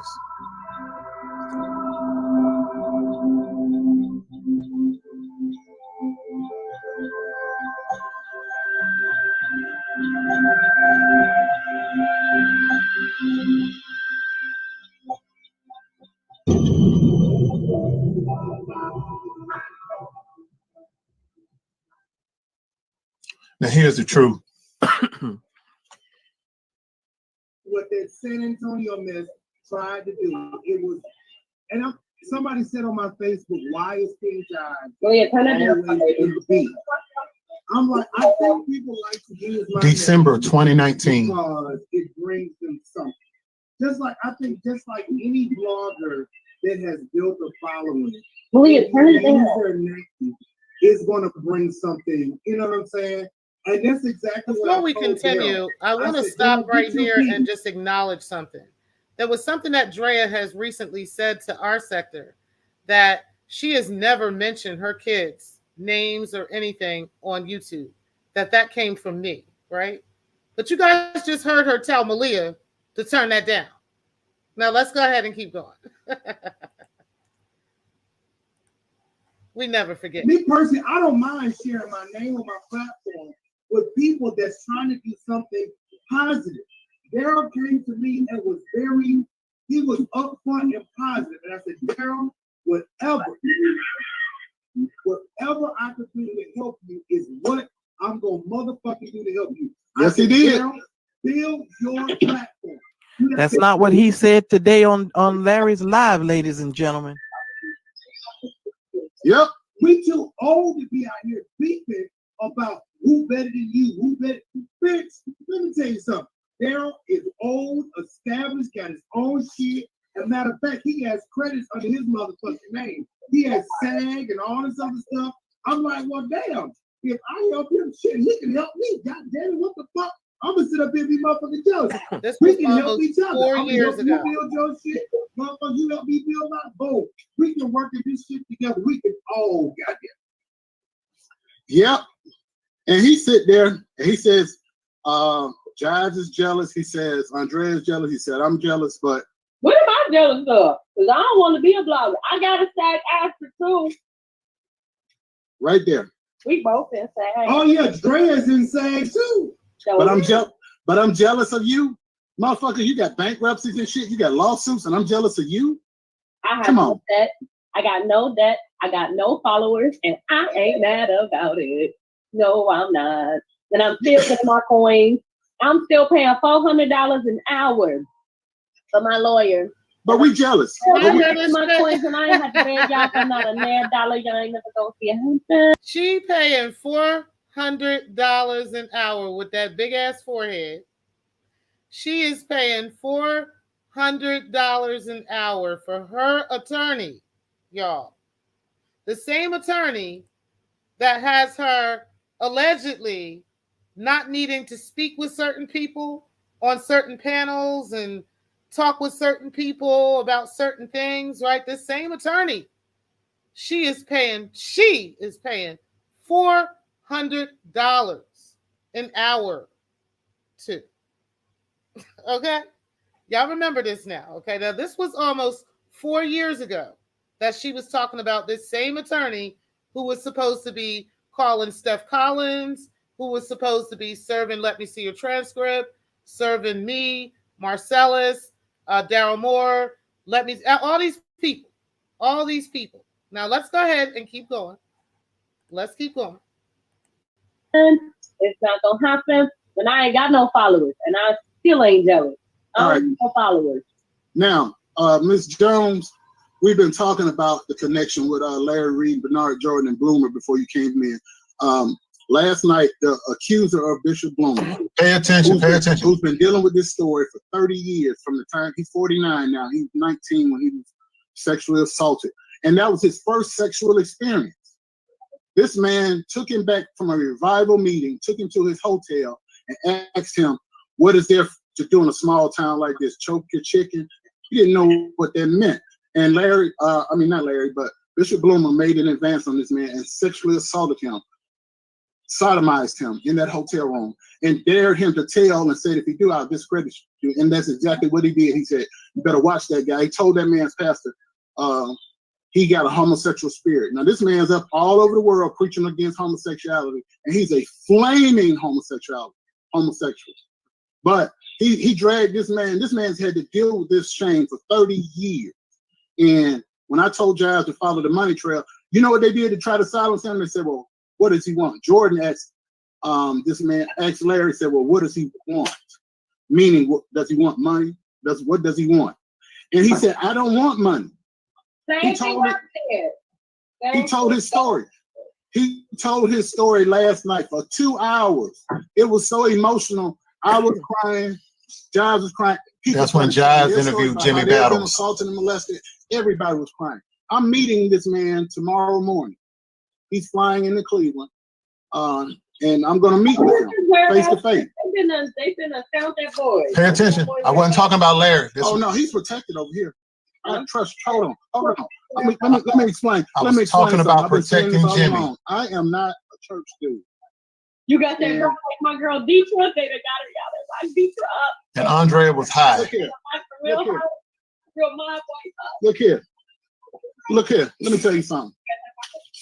He don't want none of this over here. Wait a minute. He don't want none of this over here. I was talking about Bloomer and Jordan, not Larry. When I tell you I got your back, I mean that shit. I'm not just talking for clicks and likes. When I say I got your back, I'm with you till the wheels fall off. Then they done locked Deetra up. They done locked the real one up here up in Staten Island, the real mom wife Deetra. They done locked my girl up for the guns, y'all. They done all my shit's registered. They come over in Ohio, we're open carry state. He starts some shit he wants to mess with that dude while he's up here under my protection. He gets nothing over here. Nothing. When I come over there, because I'm coming too. That's enough. Do we need to go further? Hey, I got you. It's about the I end. got you. Okay. You ain't got to worry about a damn thing over here in Ohio. I got you. You ain't got to worry about nothing. Jazz, I got you too. Y'all hear how she be switching up accents? This was only 3 years ago, 3.5 years ago, almost 4 years ago. Her accent has changed that fast. And that is what I said in context. I don't need any more lies to be told. And as you can see, somebody that threw me under the bus last night was high as a kite. Daryl Moore, I don't lie and I don't steal. This man over here, he don't lie, he don't steal. So if we say something, we back it up with facts and evidence. If you're going to tell something about me, don't let it be your personal feelings or emotions or you angry. Have a document. If you say I beat my wife and my kids, have a police report. Have a court case. Now, how many times we got to tell this bitch this? Don't go off of your emotions and your feelings are hurt and you're sad that people are telling the truth about you. Have some actual facts and some actual evidence of the things you say. Because as you can see, we can stand on what we say, okay? And you can't, clearly. You can't stand on anything you actually say. So have some evidence. Like I did, I gave you that challenge. I'm expecting it in 24 hours. Since everything you got is true. Have something. Videos of bruises and marks. You need to have that. If you're going to say I'm mentally unstable, where are your records where I was checked in on a 5150 like Miko do? You need to have that. You need to have that if you're going to accuse me of that. I'm so surprised by Miko. I can't even tell you how I'm devastated. I literally am devastated because I have not done a single thing to this woman except try and to protect her. I have not done a single thing to Jives except try and protect him. Now we're going to get and into for these all people of to this be going right out now in here just a few minutes. calling me names. And what I find interesting, I'm playing this the off only for a thing that reason. you all can say about me is he trying to build his platform. But at the end of all y'all videos, y'all go and make sure you hit the like button and subscribe. That's all they want. I'm like, wait a minute. I got 400 little measly followers. I'm slowly building my little channel. I got that. And trust me, I know how to build my channel. I didn't ask nobody to do nothing. And I didn't ask nobody for help. I need to also address something else that just came up in my mind. Somebody also texted me yesterday and said that Larry said that I made an Instagram post or I made some post and tagged him in it. Are you? Okay, yeah, I turned that one off because that was it with that. Let's get into the final video, guys, okay, that I'll be showing. And that one is, I believe, like 52 minutes long. And we probably won't have to play the full 52 minutes of it. But either way, this one shows a history of things that Breaking the Culture does behind the scenes, okay? So she'll say stuff to one person and be doing something completely different, okay? And this just goes to show in this next video that we are about to play. And like I said before, I don't want to keep going back and forth with this. We're just going to put this shit in the dirt and finally be done with it. You know what I'm saying? Because there's really no reason to go back and forth with her. She could say and lie about whatever she wants to. But like I said, at the time when I was fighting this at first, I really felt like I was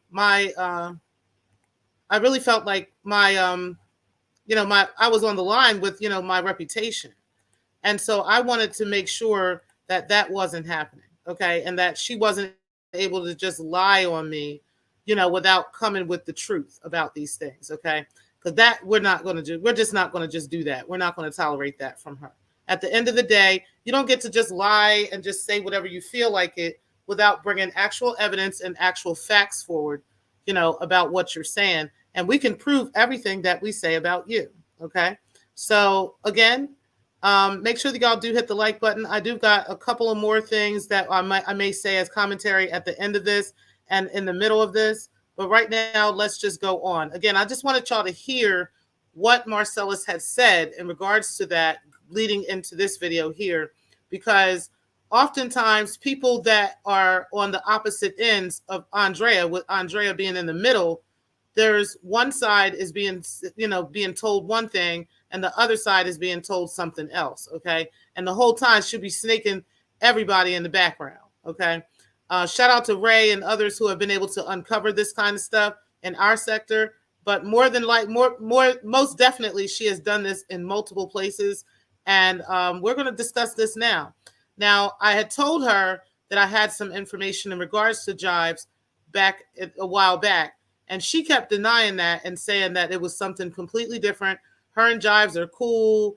Everything is great and amazing and everything else. And I know for the sake of certain fronts, right, certain people are appearing to get along or whatever, and that's not really the case. There's a lot of people that really don't fuck with Drea based off of her lies and based off of her stabbing people in the back every chance she can get, okay, and making other people appear as if it's them doing it when it's really her. And this is going to uncover a lot of that, from what happened with Miko to even her down to her threatening police and all kinds of stuff on Miko over her daughter and everything. The same shit she does over here is the same shit she was doing over there. Let's go ahead and let's get right into this hot tea right now. And hit the like button, guys. And thank y'all for still being here. We're almost done.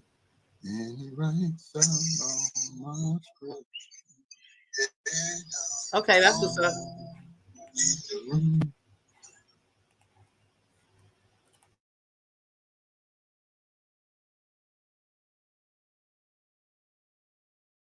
Don't get this out today. If I don't do nothing else, I'm gonna get this out. Mm-hmm. Mm-hmm. All right. All right. So that's that. Let's get rid of that one. All right. Let me go on. Which one is being? Oh, that's that. Still that one. Okay. That one's gone. Mm-hmm. All right, guys. Let me see. I want to go to the next one. Hold on, because I want you guys to see all of this. Because I'm not playing. I'm not playing. I'm tired of people. And I'm tired of people getting out here creating all these narratives and telling all these lies. Because we don't have to lie. And I don't need to lie. Not a one. Okay. Okay. Let's go. All right. Go back to let me share my screen again. Mm-hmm. Application window. This one. Share. There it is. All right, and I'm gonna keep doing this until we get them all, guys. So y'all just be patient, because y'all know over here I try to make sure you all know everything. Mm-hmm. All right, here we go. I say to Andrea and Jives, pay attention. Well, I've known Jives longer than I've known all of y'all, and I said clearly, if he had been working with Larry, that changes everything for me. I was upset because he wasn't returning my texts or calls, but he did what you're not doing. He returned my calls finally, and I'm trying to give, and I said some other things, but that's the main part of that. I needed y'all to understand. First of all, Jives had went silent and stopped returning my phone calls. And when Andrea started this foolishness and started saying all of these things, I started calling Jives because I was like, hey, wait a minute, dude. Why is she saying these things about you? I'm not sure I understand why she's doing this, or, why she's saying that you've been working with the man the whole time. And if you've been working with the man the whole time, I need to know that, because that's going to change the nature of our relationship, Jives. Because I've known you longer than I've known all these people. So look at me. Look at and I'll show you the text messages I sent him. Oh, I'm not playing today, ladies and gentlemen. Andrea, here's what she said. And funny thing is, no one uttered Jives' name, and yet he keep disrespecting us. I don't see you telling Jives to stop. See, everybody gets mad at me because I won't go over there and tell Jives and Miko and other grown people what they should be doing. Everybody's mad at me. Okay? Don't this shit sound familiar coming from her?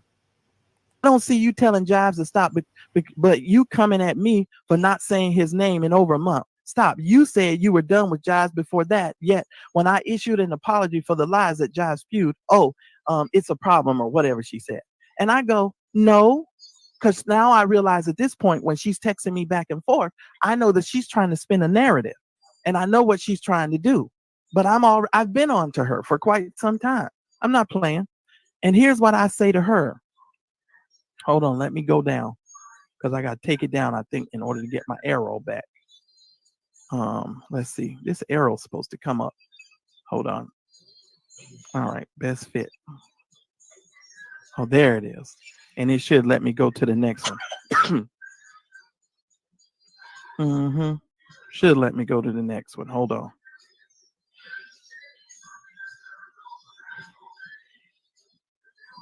Okay, I think this is the next one. All right, here we go. And I'm going to prove my point.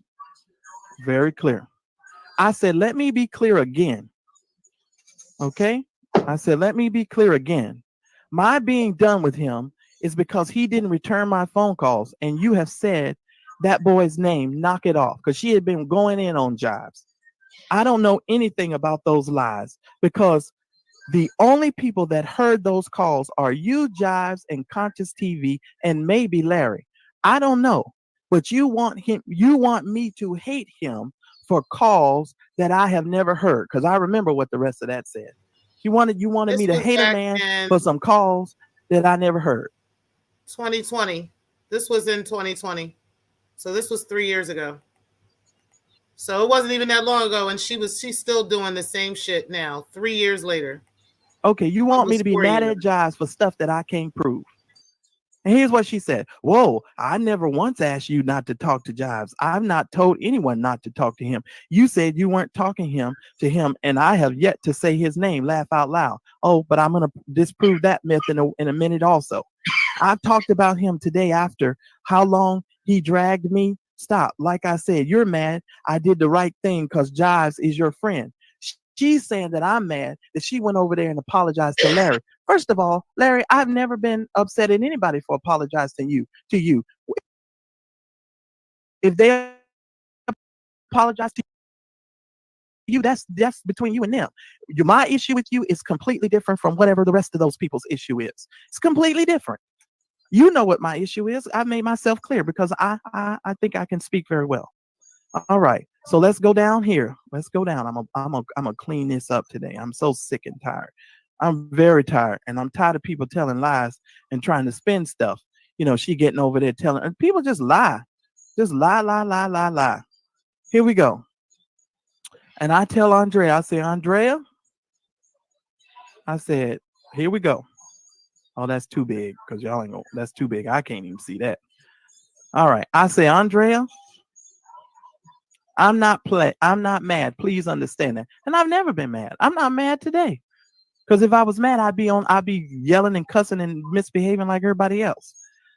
She said, and don't lie and said, I don't want you cool with Jives. Because that's far from the truth. I told everyone I did what I did because I found out the truth, period. It wasn't to get anyone to turn on Jives. What was her truth? Oh, she's saying that Conscious. This is what she said. She said that Jives took a phone call between her and Conscious and spliced it up, and that's going to come back today as well because there's a lot of splicing going on here today. And he spliced the call up, and that's why her and Conscious TV were fighting because Jives had done some stuff and spliced up a phone call, right? And then Conscious TV let her hear the whole phone call. And then that's why she went over there. And see, this Conscious person, you guys will know if you listen to these videos, I don't address Conscious because I don't know him. I don't have an issue with him. I don't have an issue with these people, so I don't address them. It's no need for me to address them. I only know what these people have told me. And even Larry said you was a witch. Larry said you was a witch today. I'm like, what's going on with this guy? I'm like, these people, it's crazy. And she says, I have yet to utter his name publicly after he continues to drag me. And then she says, I guess that's fuck out of here. That's what she means. He lucky. I've been so nice so far. I said, and you would know that I'm not mad if you would pick up your phone. I tried calling you twice yesterday, and I'll try and call you again today. Bye. Y'all, this is still beefing. That's all I know. Because I was trying to understand if you say you're done with the beefing, and you was done beefing with Larry, and you were done with all this so-called beef. I said, well, why is Jive still on the chopping block? That's me trying to understand you and cover your butt, Jives, and for me to actually have some level of integrity as a person who knows you. I was not understanding why people sitting around here talking about they still gonna roast Jives. That's why you never saw me on any live, and you never saw me talking about you and disrespecting anyone, because I was like, this is insanity to me. Okay? It's insanity to me. Let me read to you. Let me give you the other piece of this. And here's what she says. She says, oh man. She says, also, the calls are inside of Conscious TV's Patreon. Go listen for yourself since you feel they such a secret. I said, you want me to pay for CTV Patreon? I said, you have a membership, download and send it to us like you send us everything else. And I just laughed because I thought this girl is out of her mind. So she's crazy. So I go, oh. She sends them. She says, who is the one beefing? She'll download everything else from Patreon and send that to them. And somehow, some way, now they're supposed to buy the membership so that they can get whatever this is. But every other time, she hasn't had no problem, watergating that and sending all of that to them. You act like we just coming for Jives for no reason. He and his sis has made how many posts using me and my child and my fiance, Kim, Daryl, and blah, blah, blah. And Roxanne, stop the BS. And I said, no, now you know I'm not paying. I said, now you know I'm not paying for that crap.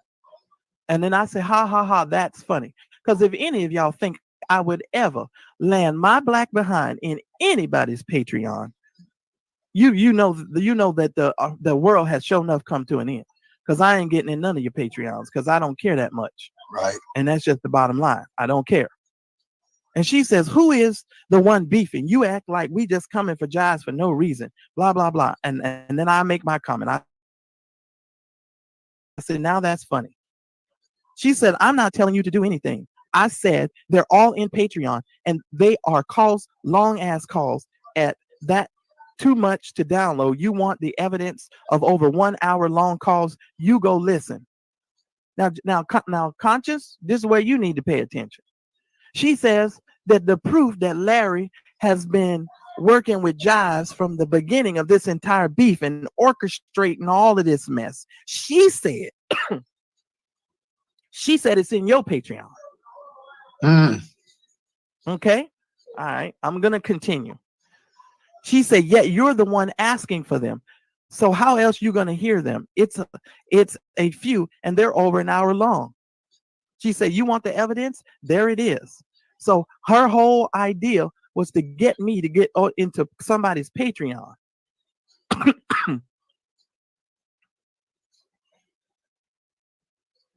Hold on. And now I need to go further. Let's go.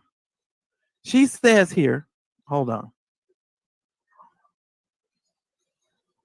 She says, you want the evidence? There it is. You can't screenshot a call. You over here defending Jives' bad behavior. Pay attention, Jives. Pay attention, since I'm the walrus. Mm-hmm. You over here defending Jives' bad behavior. See, I told y'all I knew about Andrea a long time ago. I knew before Daryl. I knew before everybody over here, but I kept it to myself and I was quiet about it.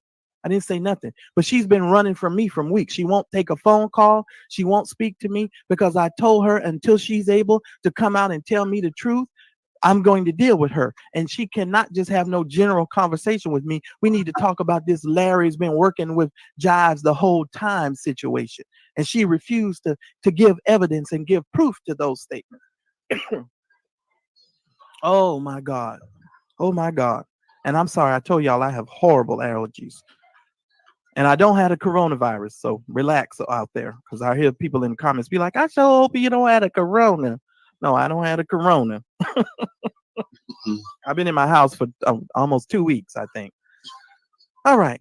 And she says, bad behavior, and you want others to feel bad because he's salty, him turning, didn't pan out like he thought. Yeah, okay. And then she goes, I haven't lied on anyone once. Yeah, you have. Yes, you have. You lied on Larry. Unless he says, if he can come out here and prove the statement, Larry, you making all of these beef videos, respond to this. Go ahead and respond to this. I haven't lied on anyone once. She said, you've been working with Jives the whole time. That's what she told us. That's what she told me. Mm-hmm. Oh, and I got other text messages to prove it. Just hang on tight, everybody. And I'm not reading your comments, so Daryl, you got to pay attention in the comments. I don't. Yeah, y'all gonna just sit tight. We're gonna do a question and answer it later on, but right now we don't want to stop the flow of what we're doing. So just be patient. She said, I haven't lied once. I have no reason to lie on Jives. And he started this. And now he can't handle the heat. So he's sending you to get us to leave him alone. Nah, he need to leave us alone, period. He owes everyone an apology, period. And I mean everyone, especially me. Okay? That's what she says. Jives, you needed to give her an apology. Make sure y'all notice the punctuation, the big space, the exclamation points, and the commas, and the big spaces between between the question marks, and then the big space after, and then the big space and period, big space. Yes.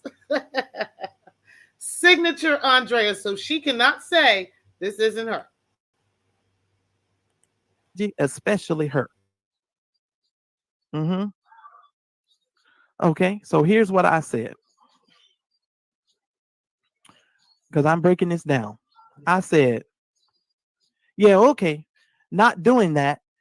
You know how I feel about that Patreon crap. If they vindicate CTV, great.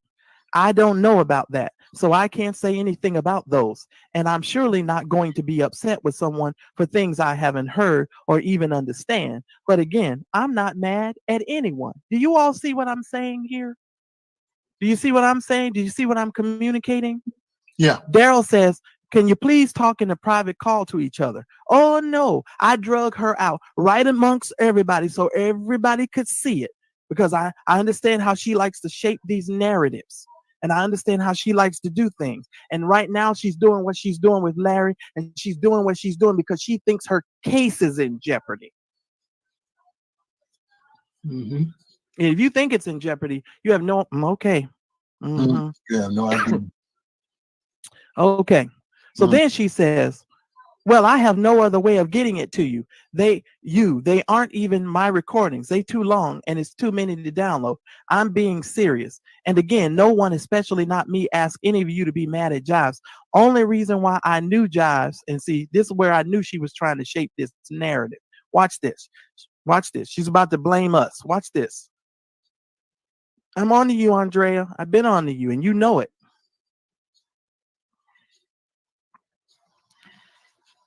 She says, and again, no one, not especially not me, asked any of you to be mad at Jives. The only reason why I knew Jives was coming for me was because this group told me. Thank you. Now you mad? You mad? I'm mad? Lord. I said, I will call this fool later. She told me to go to Patreon. You've been dealing with these folks too long. Laugh out loud. What group told you? Not me. What group told you that he was doing anything to you? I didn't tell you anything. Not me. I said, but I'll call you later. I said, bye, y'all. Go to Patreon. Laugh out loud. And again, she says, again, you asked for audios. I told you where they were. If it was like 1 or 2 or short, I'd do it. And she's like, okay, well, if you want them, you got to go get them. Oh, good. I know I can double click on that now, and it'll go down smaller. So that ought to help us go a little faster. Good deal. Sorry, y'all.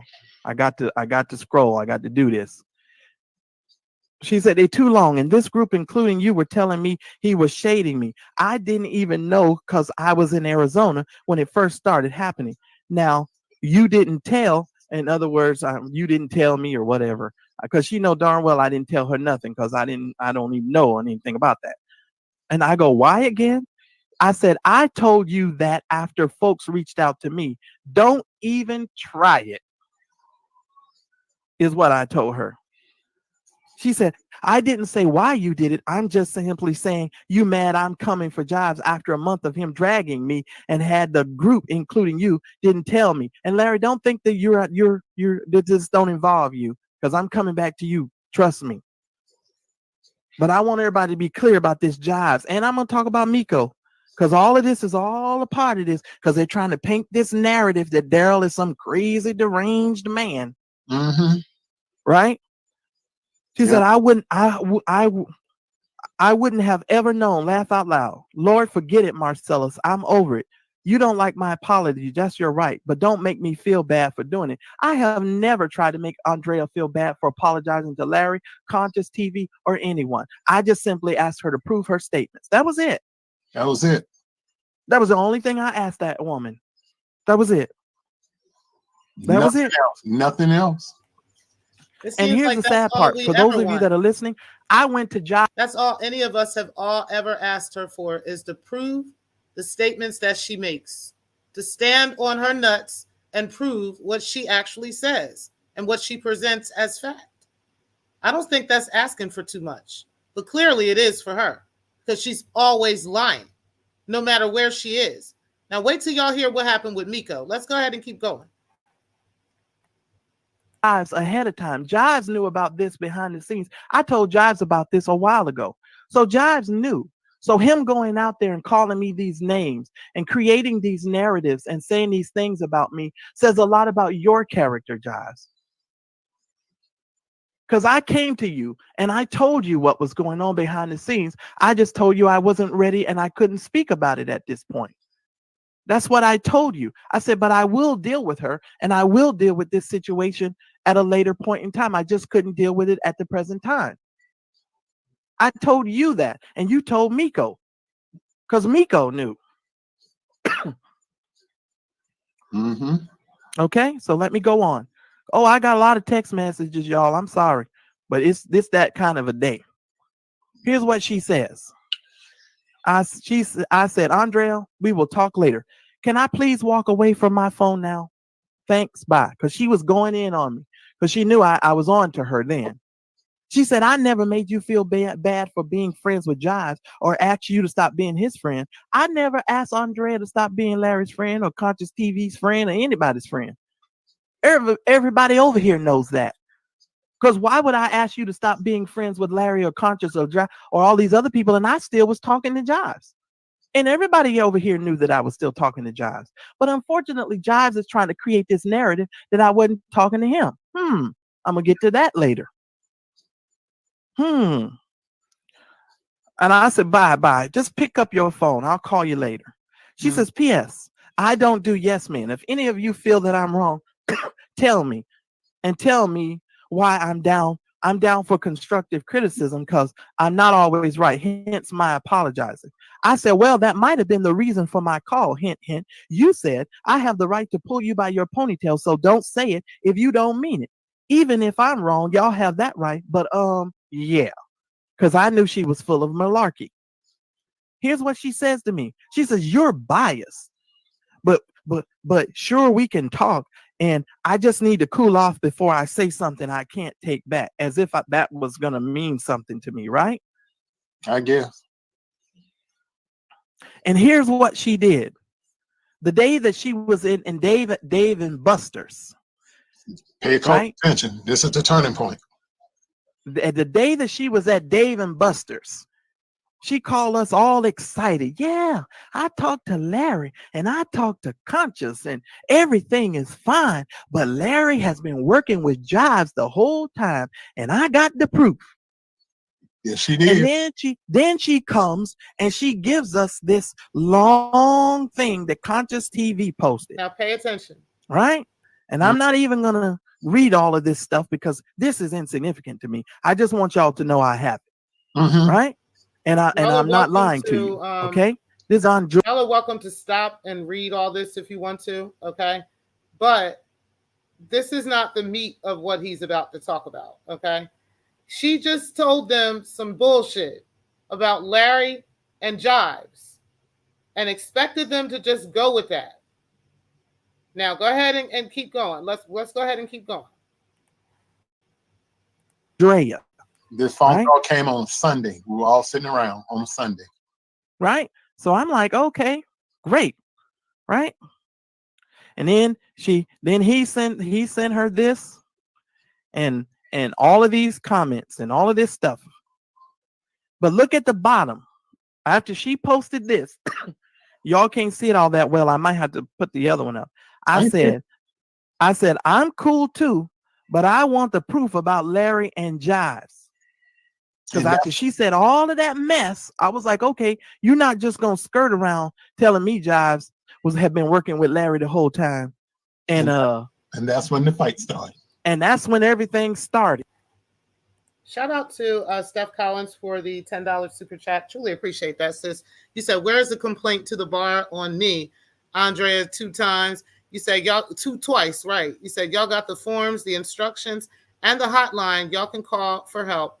I know because I sent them to Antichrist Andrea 2 years ago. Okay. And I'm just saying, we still haven't gotten that. We haven't gotten any of these complaints against these people. We haven't gotten any case numbers against them. This was 3 and 4 years ago. And now we're waiting on my case number. We're waiting on DeKalb County's case numbers, all these other things, because all these attorneys that she pays $400 an hour to, yet she don't get no money in the dungeon, you know what I'm saying? But she had $400 an hour, okay, that she's paying to a lawyer, okay, but she can't even pay rent at a Bronx apartment, right, and all this other stuff.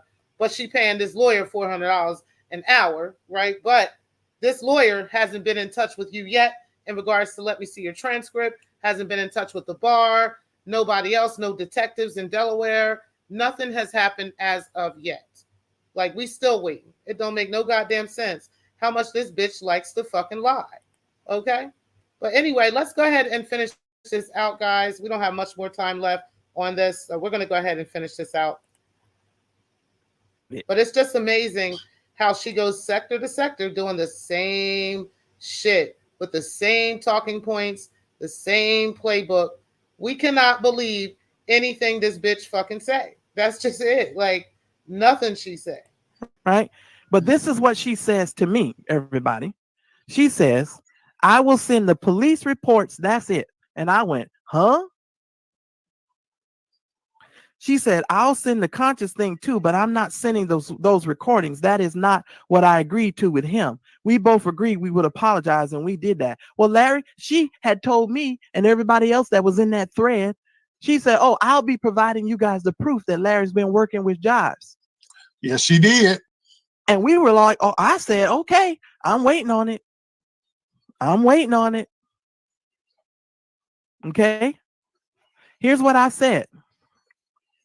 I don't want the recording. You said you had proof about Jives. That's what I want. Mm-hmm. Now, I want you to That's what I listen said. to this. That's what I want.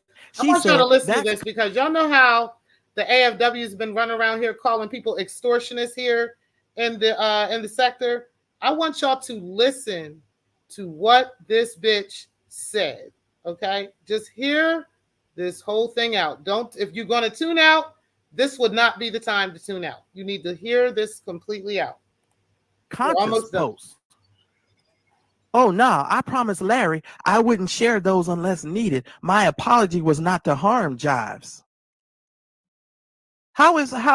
Wait a minute. How is you showing me proof that Jives has been working with Larry is going to harm Jives? Wait a minute. How would that harm Jives? He said, respect that like I respected you not giving me Miko's phone number. Do y'all see this?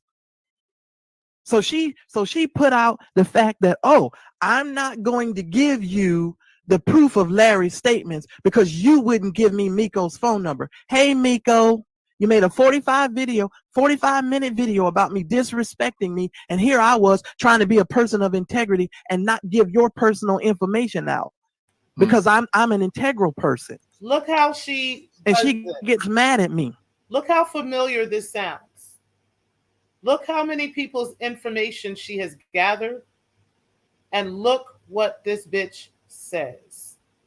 Just hear this out, guys. And so my response to her, ladies and gentlemen, is interesting. So no one will know this but you, Larry, Jives, and Conscious TV. I said, I've never posted anything else that you've ever sent to me, but this is beyond hurtful. Did you see what I said? I said, this is beyond hurtful. Mm-hmm. Why is it hurtful? Because if you think that you're friends with someone and you've known someone for some time, and I've known Jives for some time, it is hurtful for me to think that Jives and Larry would orchestrate a whole bunch of mess to keep a whole bunch of mess going and keep all of this back and forth and back and forth. And I thought it was very hurtful. I said, but okay. I said, although this and Miko's phone number have nothing to do with Larry and Jives lying, I said, and this is not the same thing, but I'm going to fall back. Y'all see what I said? I'm going to fall back. And you did. Okay. So let me continue. I'll get to you, Larry, and this narrative that you all and that camp over there is trying to shape. I ain't got to y'all yet. Mm-hmm. She says, oh, it was actually minor to what I wanted. I didn't apologize to attack Jives. I apologized because I was wrong for going off. I asked for a number to report an attack on my 5-year-old. Now, she says an attack on her 5-year-old was a picture that was posted up on the internet of a video that she put her 5-year-old in. Now, I'm going to digress, and I'm not going to go on that too much. Now, she said I had to get. She had put a picture up of herself on YouTube. I'm not YouTube, on Facebook, right? It was her daughter was included in the picture. And Miko had posted the picture, but not of her, not to post her daughter. It was in regards to Breaking the Culture and some shit that Breaking the Culture was doing, okay? And some shit they were going through. And Breaking tried to use that as a reason to, quote unquote, contact the police and get Miko in jail and all this stuff. And I want y'all to hear the story she told behind trying to get Miko's information behind the scenes. Now let's go ahead and listen to this. Tell me that info other ways. I'm not about trying to keep discord. Let me know if this sounds familiar, y'all. Or if that upsets you, sorry, but I'm not. How is providing me proof of your statements keeping up discord? None of you out there would have known any of this because I didn't share any of this information with none of you. Nobody knew this. I kept this to myself. Just like Larry, when I was mad at you, I kept that to myself also. Mm-hmm. No one even knew that I was mad with you. I kept that to myself. When I addressed you on your public on my platform and asked you to give me a public apology, you come talking about, oh, it was because of my ego and I'm trying to build a platform. Everybody that's in the bushes and that's listening right now, I have 400 followers. My ego is not that big. I will repeat it 90 million times. I have 400 followers. And yes, I'm going to continue to build my platform and I'm going to continue to do the work that I'm going to do. My work, I'm a commentator. I don't break stories. I don't do those things. I talk about things that are already public, and I commentate because people enjoy my commentating. Okay? All right. All right, let's move on because we got a lot to cover. Oh, I'm not done today. She says, trust me or don't. That's your choice. But I'm not giving out the info to hurt anyone. I'm keeping my word to Larry because he kept his word to me. Interesting. All right. This is your friend, Larry. I said, when did I ask for the info to hurt anyone? I simply want to see what you told us earlier today. But as I said, I'm gonna fall back because I'm not pressed for it. So here's what she says. Because I knew now she was trying to shape this narrative because she knew I was on to her. She is the one that hopped on this text thread telling them a story about Larry and Jives working together. And when they asked her for proof, which we always do, right? We always ask Drea for proof of what she's saying. She want to get mad and talk shit and then gaslight you and act like, you didn't do this. And so why should she do that? And all this other bullshit. But what she was asking him this time is for him to dox somebody, to actually dox Miko and get Miko's information to her. Now, y'all need to hear the reason why she claimed she was trying to get this information. Besides, because her daughter's a picture of her daughter. Now, let's hear this out. Because all of this stuff that she's saying right now is bullshit. It's bullshit. Okay, it's bullshit. That's what it is. So because I promised someone I would not give the info as long as they in, I'm wrong? No, what's wrong is I said the same thing you said to me yesterday. Now you don't like it. She's talking about me giving out Miko's phone number again. Yeah, because she was real bent out of shape about that. And she resented you because of it. No, that's wrong. I told the truth, period. I promised I wouldn't show the text unless he didn't own his part. And he did own his part. I got to be fair. Here's my thing.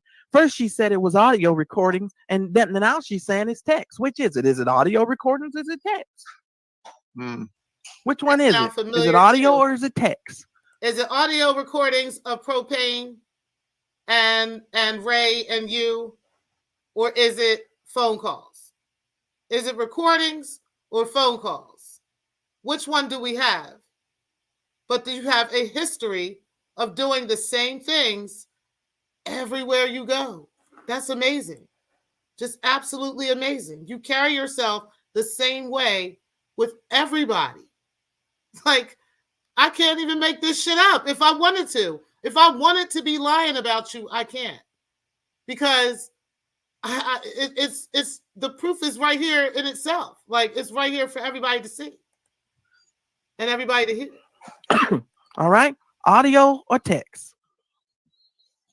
Let's move on. And here's my response to Andrea, because by this time I had had enough. I said, excuse me, Andrea. I said, you told us you would provide it to us. And again, why are you bringing up me not providing a person's private phone number to you, talking to Larry and Conscious TV and trying to equate the two things? They aren't the same thing. So let me be clear. When you told us earlier in the day that you would send over the proof, that wasn't what you had agreed to with Larry. I'm just confused by your previous statements. Don't send me anything at this point. I don't want it or need it. Truthfully, I'm not the least bit bothered by you keeping anything. It's not a matter of what I like or don't like. My integrity remains intact. Because Jives and Miko, unlike you all going out here calling me all of these names and creating all of these narratives and saying all these horrible things about me, I kept my integrity because I kept, out of that whole situation because I refused to get involved in it. Period. I'm going to continue. Mm-hmm. Now, she's and I wanted to show you guys this as well. Here she goes putting in the chat.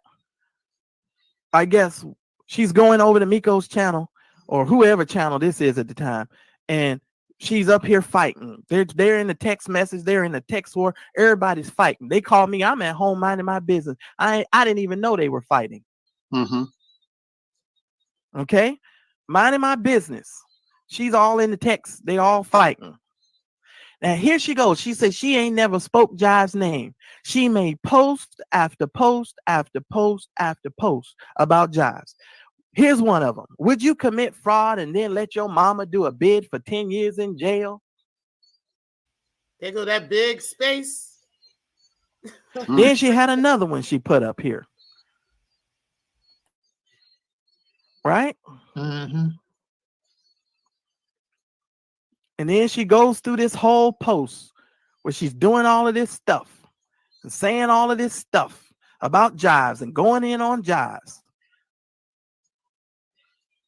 Then she put a game up. Let's play a game called What Blogger Stole Food from Helpless, Hungry Children. But she claiming she ain't made a post about the man. But I did win that one for $25. I had to go and get that disclaimer. And here's what happened. By this time, Andrea knew that I was on to her. So you know what she did? She took herself out of the group chat and she created a whole nother group chat with just her, Daryl, and someone else. And she kicked me out because she knew I was on to her lies and her game plan. Yeah. Someone else was, let me see your transcript. Shout out to her.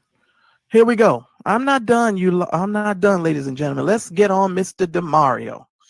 Oh, boy. This is me sending DeMario a chat. Well, I'll focus on the bottom part. At the time, DeMario had not returned any of my calls or texts. And I want everybody to look at the time of this, because everybody's been lying in these videos talking about, I'm texting DeMario early in the morning. Do you see what that says? That says March 1st at 6:25 p.m. Mm-hmm. I said, hello, sir. I've heard some news that has broken my heart. Throughout this entire process, I have tried to keep the peace. You see what I said? Now people are saying that they have proof that you and Larry Reed have been talking this entire time. Is that true? Why haven't you responded to my text? Miko has been fighting with folks for days. I have just stopped talking because I didn't want this to end poorly. That's me talking. I would like to hear from you. This is what I say to him. All right? This is me talking. Then, and this is not in the right order. Let me see if here it goes. I went on my social media platform and I made a post. And I can't make this too much larger. It's big enough. I said this. I said, I just heard that all this social media beefing has been a plot. And now there's proof, because this is when Andrea's telling us she got the proof. And I'm hurt, I'm pissed, and I'm just done. But more to come on this soon, right? Right? Uh-huh. So I jumped the gun and made this post because my feelings were truly hurt. I was hurt because I'm like, why would Larry and Jives and all of these people orchestrate all of this foolishness? Why would you do that? So I was very hurt by it. I was like, why would these people do that? And draw me into all of this mess? I was like, I don't understand why people would do that. So here's what I said. I made a post and Jives came on to the post. And I said, well, as I said, something isn't right. And I'm just trying to understand and get to the truth. I was told something. And now when I asked to provide proof, I'm being told I can't have it because they don't want to keep stuff going. I'm really confused. And then DeMario comes on. He says, well, you know, they lying. That's what he says to me. I said to him, out of respect for him and the post, look what I said. I'm going to remove this post. Because by this time, I'm pissed off. I'm like, there's some strychnine in this here corn, and I'm tired of playing this game with everybody. I'm done with the game. All right? So let me go on. I got a ton of stuff to go. Where we at? That must be the end in this series. All right, so let me stop sharing for a second here. And let me queue up the other folder. I got to queue up the other folder, Daryl. Okay. Let me queue it up. Okay.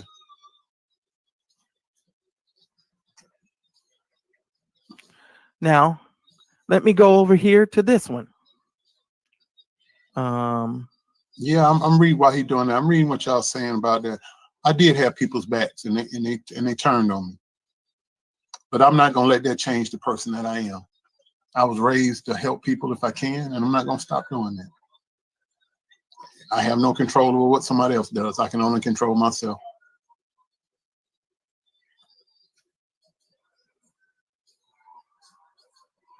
Oh, hold on. Oh God, that's gonna show somebody's phone number.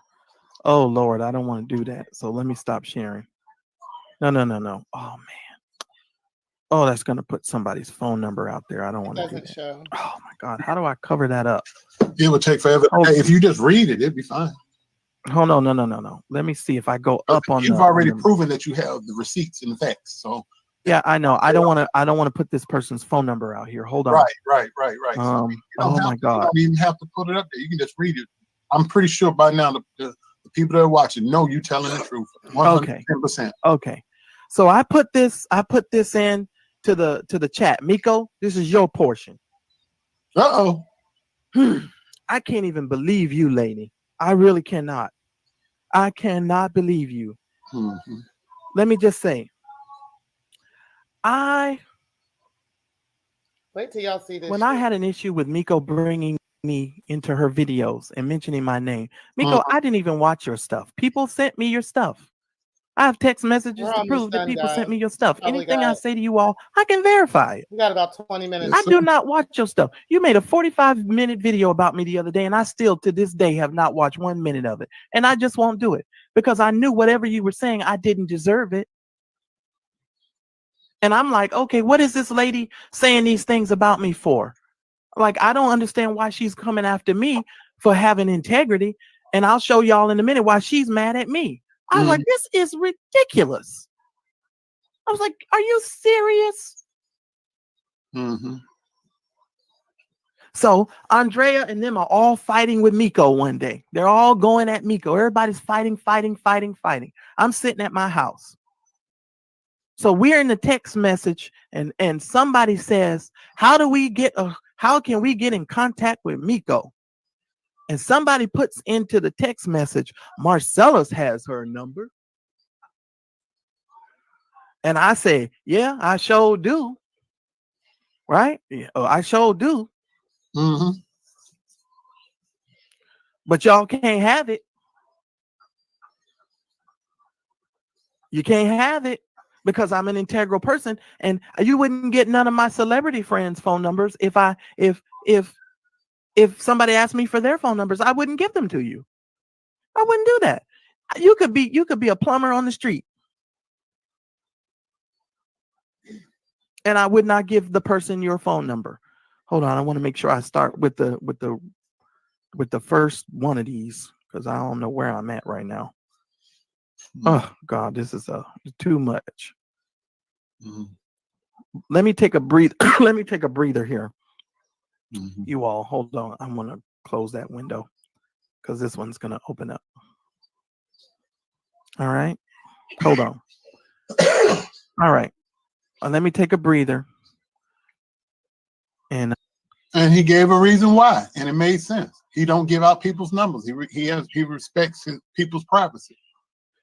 Miss Miko, Miss 45-minute video on me disrespecting me for 45 minutes and calling me all of those names that people said. And I know you all have been calling me names for days, but you all ought to be shaming yourself because I'm the only one over here that has really been trying to cover your backs and cover your butts and have some level of respect for you. But no, all you do is you attack and you come after people and you do those things and they were unwarranted and they were unfounded. But you don't have to worry because I've made a decision that I will not speak to any of you again, ever. So you don't need to call me. You don't have to apologize. You don't need to do any of that because I know your pride and your arrogance and a lot of things that you guys have done will not let you apologize. So it's fine because I know the kind of people around here I'm dealing with because nobody likes to apologize. I get it. Even when you wrong, y'all run around here and talking about, I ain't going to apologize to no nigga. I know how y'all are. Okay. All right. Let me share my screen. I got to get myself prepared. Here we go. Take your time. Take your time. I'm just composing myself so I don't fit into the narrative that they're painting of me being unstable and insane and deranged and all this other lies they've been telling about me. But Andrea sends me a message. I will have. And I say to Andrea, I have a mind to say something. I'm talking about Jives to him about his behavior. He has no reason to dislike you. What did you do to him? Question mark. He's the one throwing shade, as they say. Why is he so self-destructive? Did you see what I said about you, Jives? You're self-destructive. You are self-destructive. And I told you in a text message, you are just like William McRae. And I'm not taking it back. Because when I tried to help William McRae, all William McRae wanted to do was be rude and be disrespectful and say mean and evil things. And even though I'm over here trying to cover somebody's butt and stay out of people's beefs and all of their stuff and try to be and have some level of respect for you, you out here calling me names and doing all of the things that you're doing. I said, why is he being so self-destructive? She says, it is what it is. He knows what he did to me was wrong a few times, and I stay a good friend with him. He want to be petty. Let him be. He keep throwing shade at me, but it's cool. He won't ever go far. And I say, well, you need to answer my call. And here's why I tell her that, because now all she's doing is texting. She won't pick up the phone. She won't talk. Every time I call her, I'm in an elevator. I'm on the subway. I'm here. I'm there. She won't never answer my phone call. I'm like, So I see what you're doing. You're putting all this stuff in text because I know how you like to operate. And anything that she comes out with, ladies and gentlemen, I will be more than happy to address. Y'all, please click that like button. It's a flag and it's really hard, and I'm not going to be stopped from telling the truth. Thank you. She said, and I tell her, because she said she's at the police station. And I say, okay, Miko, this is your stuff. I said, okay, call me. If you want me to give them Miko's phone number, I said, it has to be the police because I'm not going to give it to you. She said, I can't. The detective is taking my statement. Hold on. I was on the phone and he asked me to get off. I need Miko contact info for the officer so he can call her to remove it from social media. I won't contact her personally or give it to anyone besides the officer. I can give you his info if you want me to. Now, here this woman is telling me she can't hand the phone to the officer and she's working with the officer. I told her at one point, put me on speaker. And I say, well, here's why I said that would be wise since I don't put anybody's info on social media. Give him my info. That will be fine. Holy shit. That's why I said. She says, I will, thanks. Then she comes back 2 seconds later. Never mind. He said he's not going to call you. He doesn't have time for games. The officer say he don't have time for games. Who's playing games? That's crazy, ain't it? That's nuts. I'm like, who's playing games? I'm like, I'm not playing no games. I'm just trying to provide you with the information. You say the woman is harassing you. So she's asking him, she's telling him that she's at the police station, getting her statement taken by the detective, right? Remember this story, right? By the detective. The detective wants Miko's phone number. Even though she was asking for Miko's number in the chat room, all this other stuff, they going back and forth with that. Now she's at the detective and they want her phone number, right? So he's like, okay, well, I'll give it to the officer if he calls. I'm not about to just give you her number over here over text. I need to speak with this officer, right? Get a badge number, get some reasoning behind this and everything, right? And why I would need to give him this information, right? So she didn't want to provide that. So now it's never mind and he don't want to play these games. Like, bitch, you the one playing games. What are you talking, girl? Listen, let's go ahead and keep this going. We got maybe 10 minutes left. Not even that, guys. Probably like 8 minutes left. And she's doing all of these things. I said, I'll give it to the officer. I'm not going to give it to you. But Miko, you making 45-minute videos about me. How interesting is that?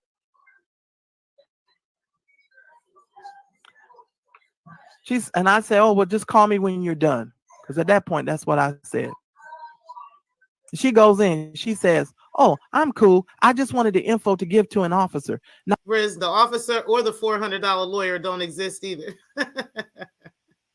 Shit. Not for personal use. My child was posted at a child. He said he can file, but he can't contact her to make her take it down. I said, well, let me call her now and ask her to take it down. This sounds familiar. Her child has always been, her children, her family is always being attacked, and the police are always involved, and all this other shit everywhere she go. Like, bitch, get the fuck out my face. I'm so upset right now. My phone is about to die. What the hell? That's what I said. I don't hide from none of my words. She said the NYPD was going to contact her to take it down. NYPD precinct number 1 wanted to call her, but I have no number. This isn't a game. This is my child. It's a minor. I said I was willing to give it to them. I'm sorry, but I'm not giving folks' phone number out. You can have them to call me.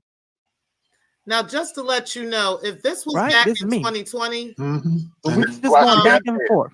And this if this was in 2020, she wasn't living there at that time. She was living in New Jersey, where she is right now. Okay, so why would the NYPD be looking for any of them or calling anybody, or she's making these bogus police reports from there when she live in Jersey? Why wouldn't she be talking to the NJPD? Right? That doesn't make sense to me that she's talking to New York police when she wasn't living there. Okay? Now that's just another, part of this story that's just absolutely nuts. Now we're going to go ahead and finish this up because I'm actually tired. I'm ready to get off of here now, and I'm sick of talking about this bitch. She got mad at me, ladies and gentlemen.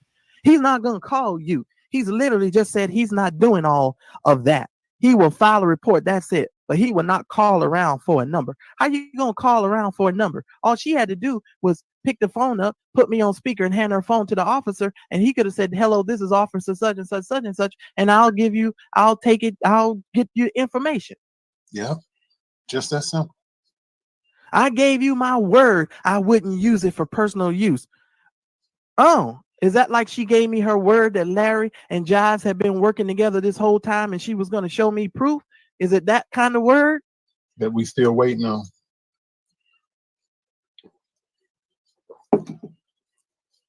Okay, so I said, pick up your phone and call me. So then we pick up on Saturday.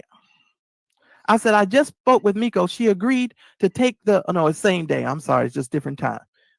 I just spoke with Miko. She agreed to take the photo of your daughter down. This has gone way past my comfort level. Now notice after he says, pick up the phone and call me, she never said anything else. How come she didn't just call? If she was at the police station, right, and the police wanted that number, wouldn't you be quick to call and be like, here's, you can talk to the officer right now. Like, here you go, whatever. He said, all right, well, call me. She never fucking called. That's because she was never at the police station or any of that bullshit. And she knew that. But that's the type of slick shit she does to try to dox people. And this is how long she's been doing this shit.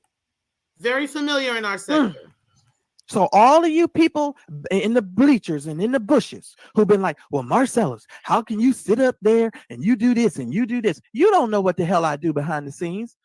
You don't know that. So you should keep your mouth closed. And I keep trying to tell y'all to leave me alone. You don't know what I do. You don't know who I talk to and the things that I say and how I say certain things. You don't know that. So you should keep your mouth closed and you should stop saying things when you don't understand what you're saying. Very simple. Very, very, very simple. Because you don't know what I'm doing. Let me continue. I have to continue. All right. All right. I ain't even going to go the rest of that. This is the rest of the post that I made. I ain't even going to deal with that. And then they went into the whole thing. And that was when they wanted me to show, oh my God, I can't believe. I'm sorry there was a phone number. My God.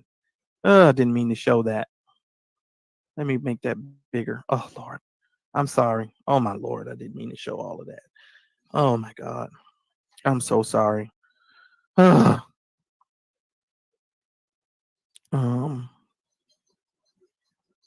my God. Hey, it's all right. Go ahead. Okay, I'm sorry. Because I really didn't mean to show that phone number. I'm trying to protect certain people. Okay, and then we get in. This is when the fights start. Okay, and this is when the whole thing kicked off with this thing. I said I'm willing to help in any way I can, but I will not post her number on social media. If the officer calls, he can have it. I hope people in this group understand the position this puts me in. I wouldn't provide any of your personal info without asking for your permission. It's not cool to put me in that position. I am willing to provide that info to law enforcement, but I will never post her info or yours on social media. Then she goes, I didn't ask for it to be posted on social media. I asked for you to give it to a cop, to give it to a cop. Now she never asked me to give it to a cop. She wanted me to give it to her. And I wasn't giving her the information. And I stand by my decision. I wasn't giving it to her. I said, you asked me by text to provide that through Facebook Messenger and text message. Nobody here should expect me to give someone another person's personal info. Please let me know if she hasn't taken it down. And then Daryl texts back and says she cropped the picture, but the post is still up. Right? Oh man, I done hit the button too many times. Oh, hold on. We're almost done, guys. I think we got All like right. 2 minutes left. Okay, that's that. I don't need to go any further. Then she goes, it's fine. Hold on, let's go up. Can I go up? She goes, it's fine. Yeah. The PD has her number and I filed charges on her. I pick up the report on Monday and I'll take it to the courthouse to get a restraining order as well. I'll post documents in the group Monday. I'm not allowed to respond to anything or it cancels my case. Okay. Now, Don't respond. how familiar does this bullshit sound right here? She didn't need it anymore. She didn't need the phone number anymore from him. She's filed a case with the PD and the PD already has her number and filed charges on her and she'll pick up the report on Monday and take it to the courthouse and get a restraining order as well. Everything that she told Nikki she was going to do against me, everything she told y'all she was going to do against me and against Let Me See Your Transcript and against Daryl and against Marcellus and against Roxanne and everybody else, she is saying the same thing right here 3 years ago about Miko as well. Right there, plain sight for all of us to see. We have gotten this story from her on multiple occasions, and not one time has she followed through with any of it. Not one. The same thing with Victor Cousins. That one went to the courts and got thrown out. She didn't even show up. She can't show up because of her warrants. Warrants there and warrants in Vegas and God knows where else, because she's been a few places. Now, I have several other things that I can show at any given time. I just feel like it. A lot of stuff that I have is very, very damaging, including this stuff. You know, a lot of stuff we went over today is quite heavy. Some of the ministers that she's been involved with and some of the things that she has done and how hated she is and how some people really want that bitch's head. And so there's some things that I don't even know if I want to play, right? I don't even know if I want to be part of that. If, you know, somebody's watching and they find certain things that come out and she's actually directly involved, would that cost her more than just jail time? You know, I don't know if I want to be part of that. I do know that that's how treacherous she is. I do know that that's how deep into criminal life and into bullshit that she is. I do know that that's how far down and low she'll go. And one of the things that is a reminder to me of that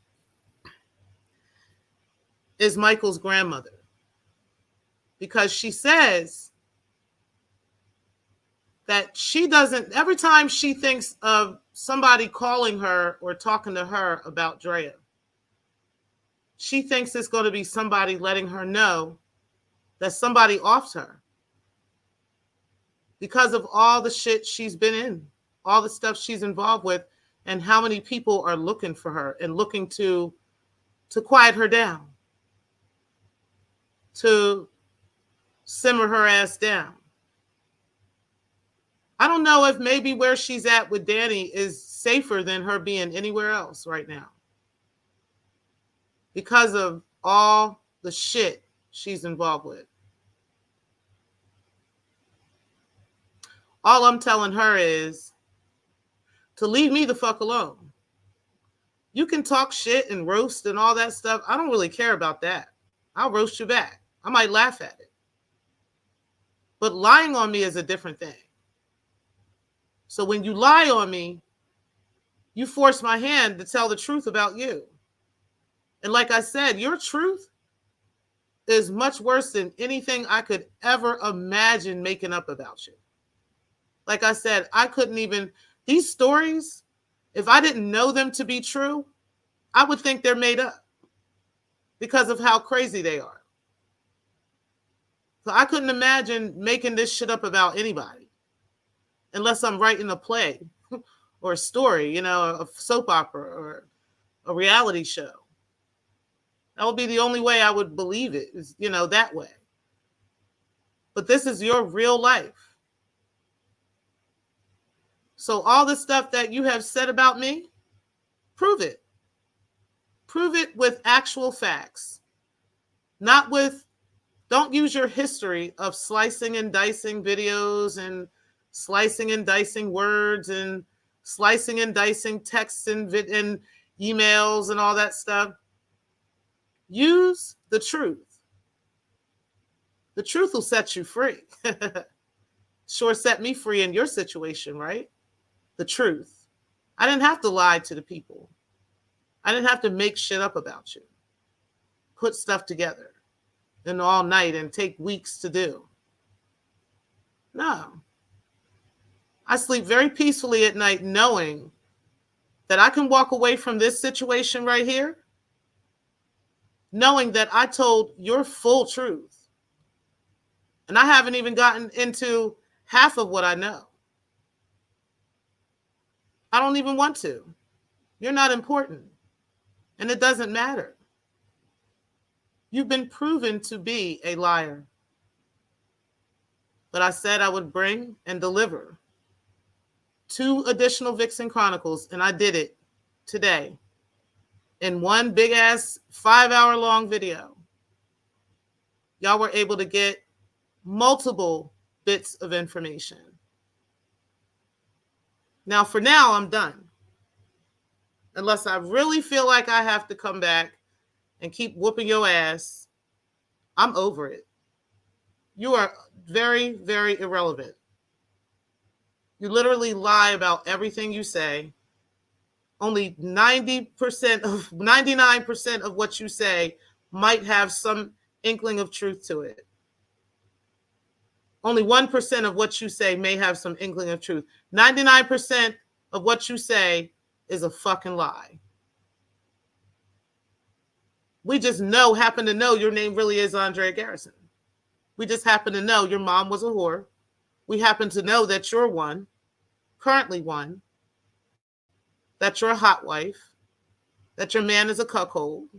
These are things we know. But these are irrelevant things. Who cares? You're a basic bitch. You're a nobody. When you can get hundreds of thousands of likes on your photos instead of 14 or 15, I'll be impressed. When you can get hundreds of thousands or millions of views on your videos as a model, I'll be impressed. But until then, you are a basic fucking bitch in the dungeon. You are beneath the sole of my shoes. So I can care less what your feelings are or what you think or who you talk about it with. But be careful what you say. Just be careful. Because I still got your tea. As I said in this video, I dropped several gems. I told you, I'm not going to confirm or deny certain recordings I may have or may not have, but have access to, or not. But we'll see. And it'll be up to you whether or not you fuck around and find out. but I wish you well. I hope that, like I told you before, you go and get the help that you really desperately need, and that desperately shows. But I guess you won't. It's like talking to a brick wall. And either way, I don't give a fuck.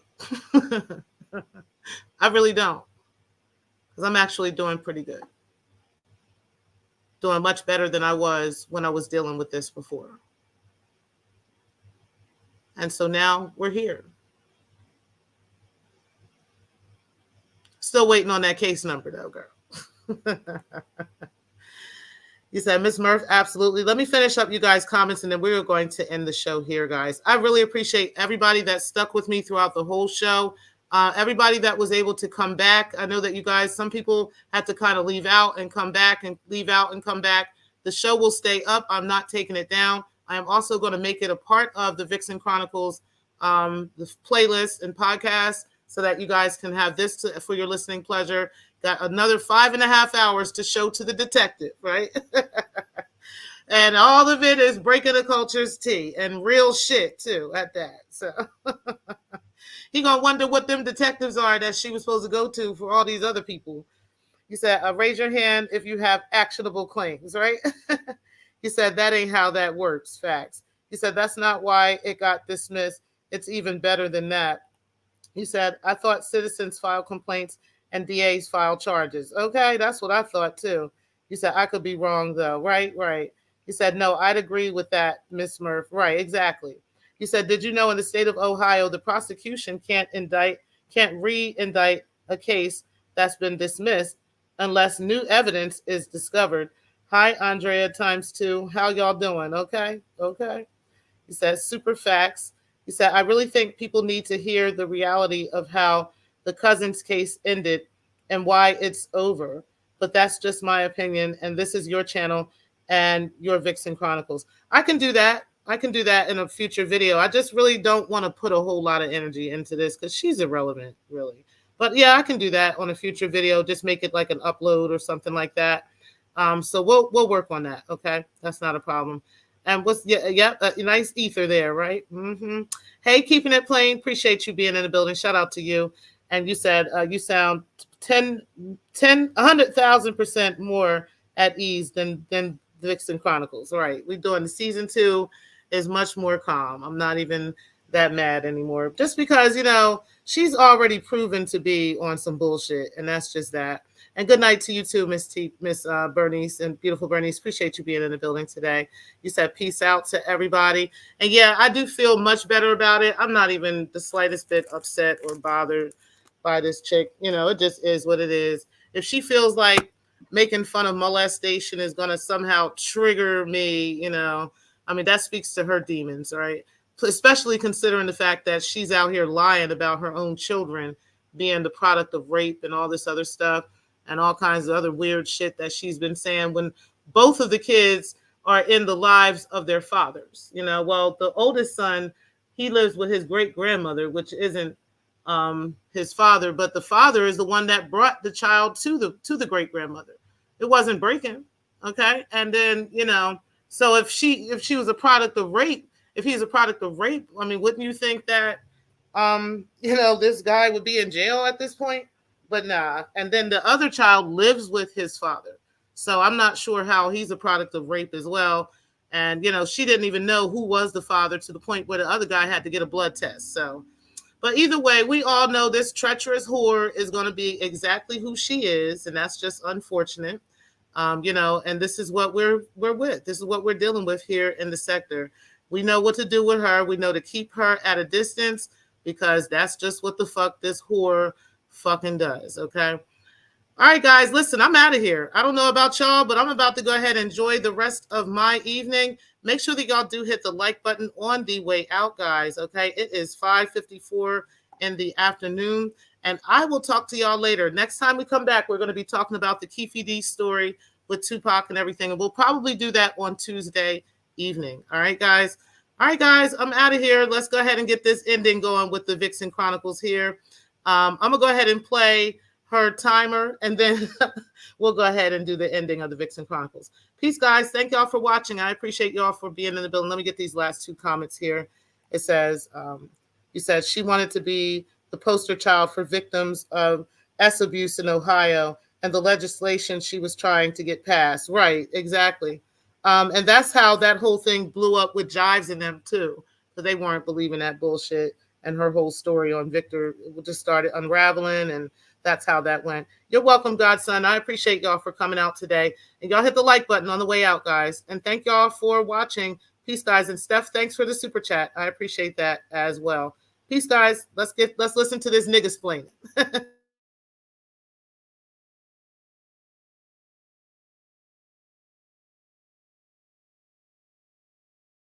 Have had nothing but negative to say about me, I'm going to pray for you.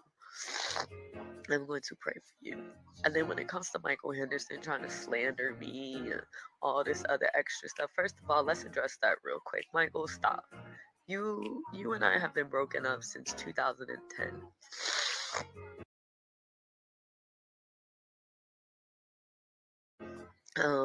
You just want to be relevant in my life.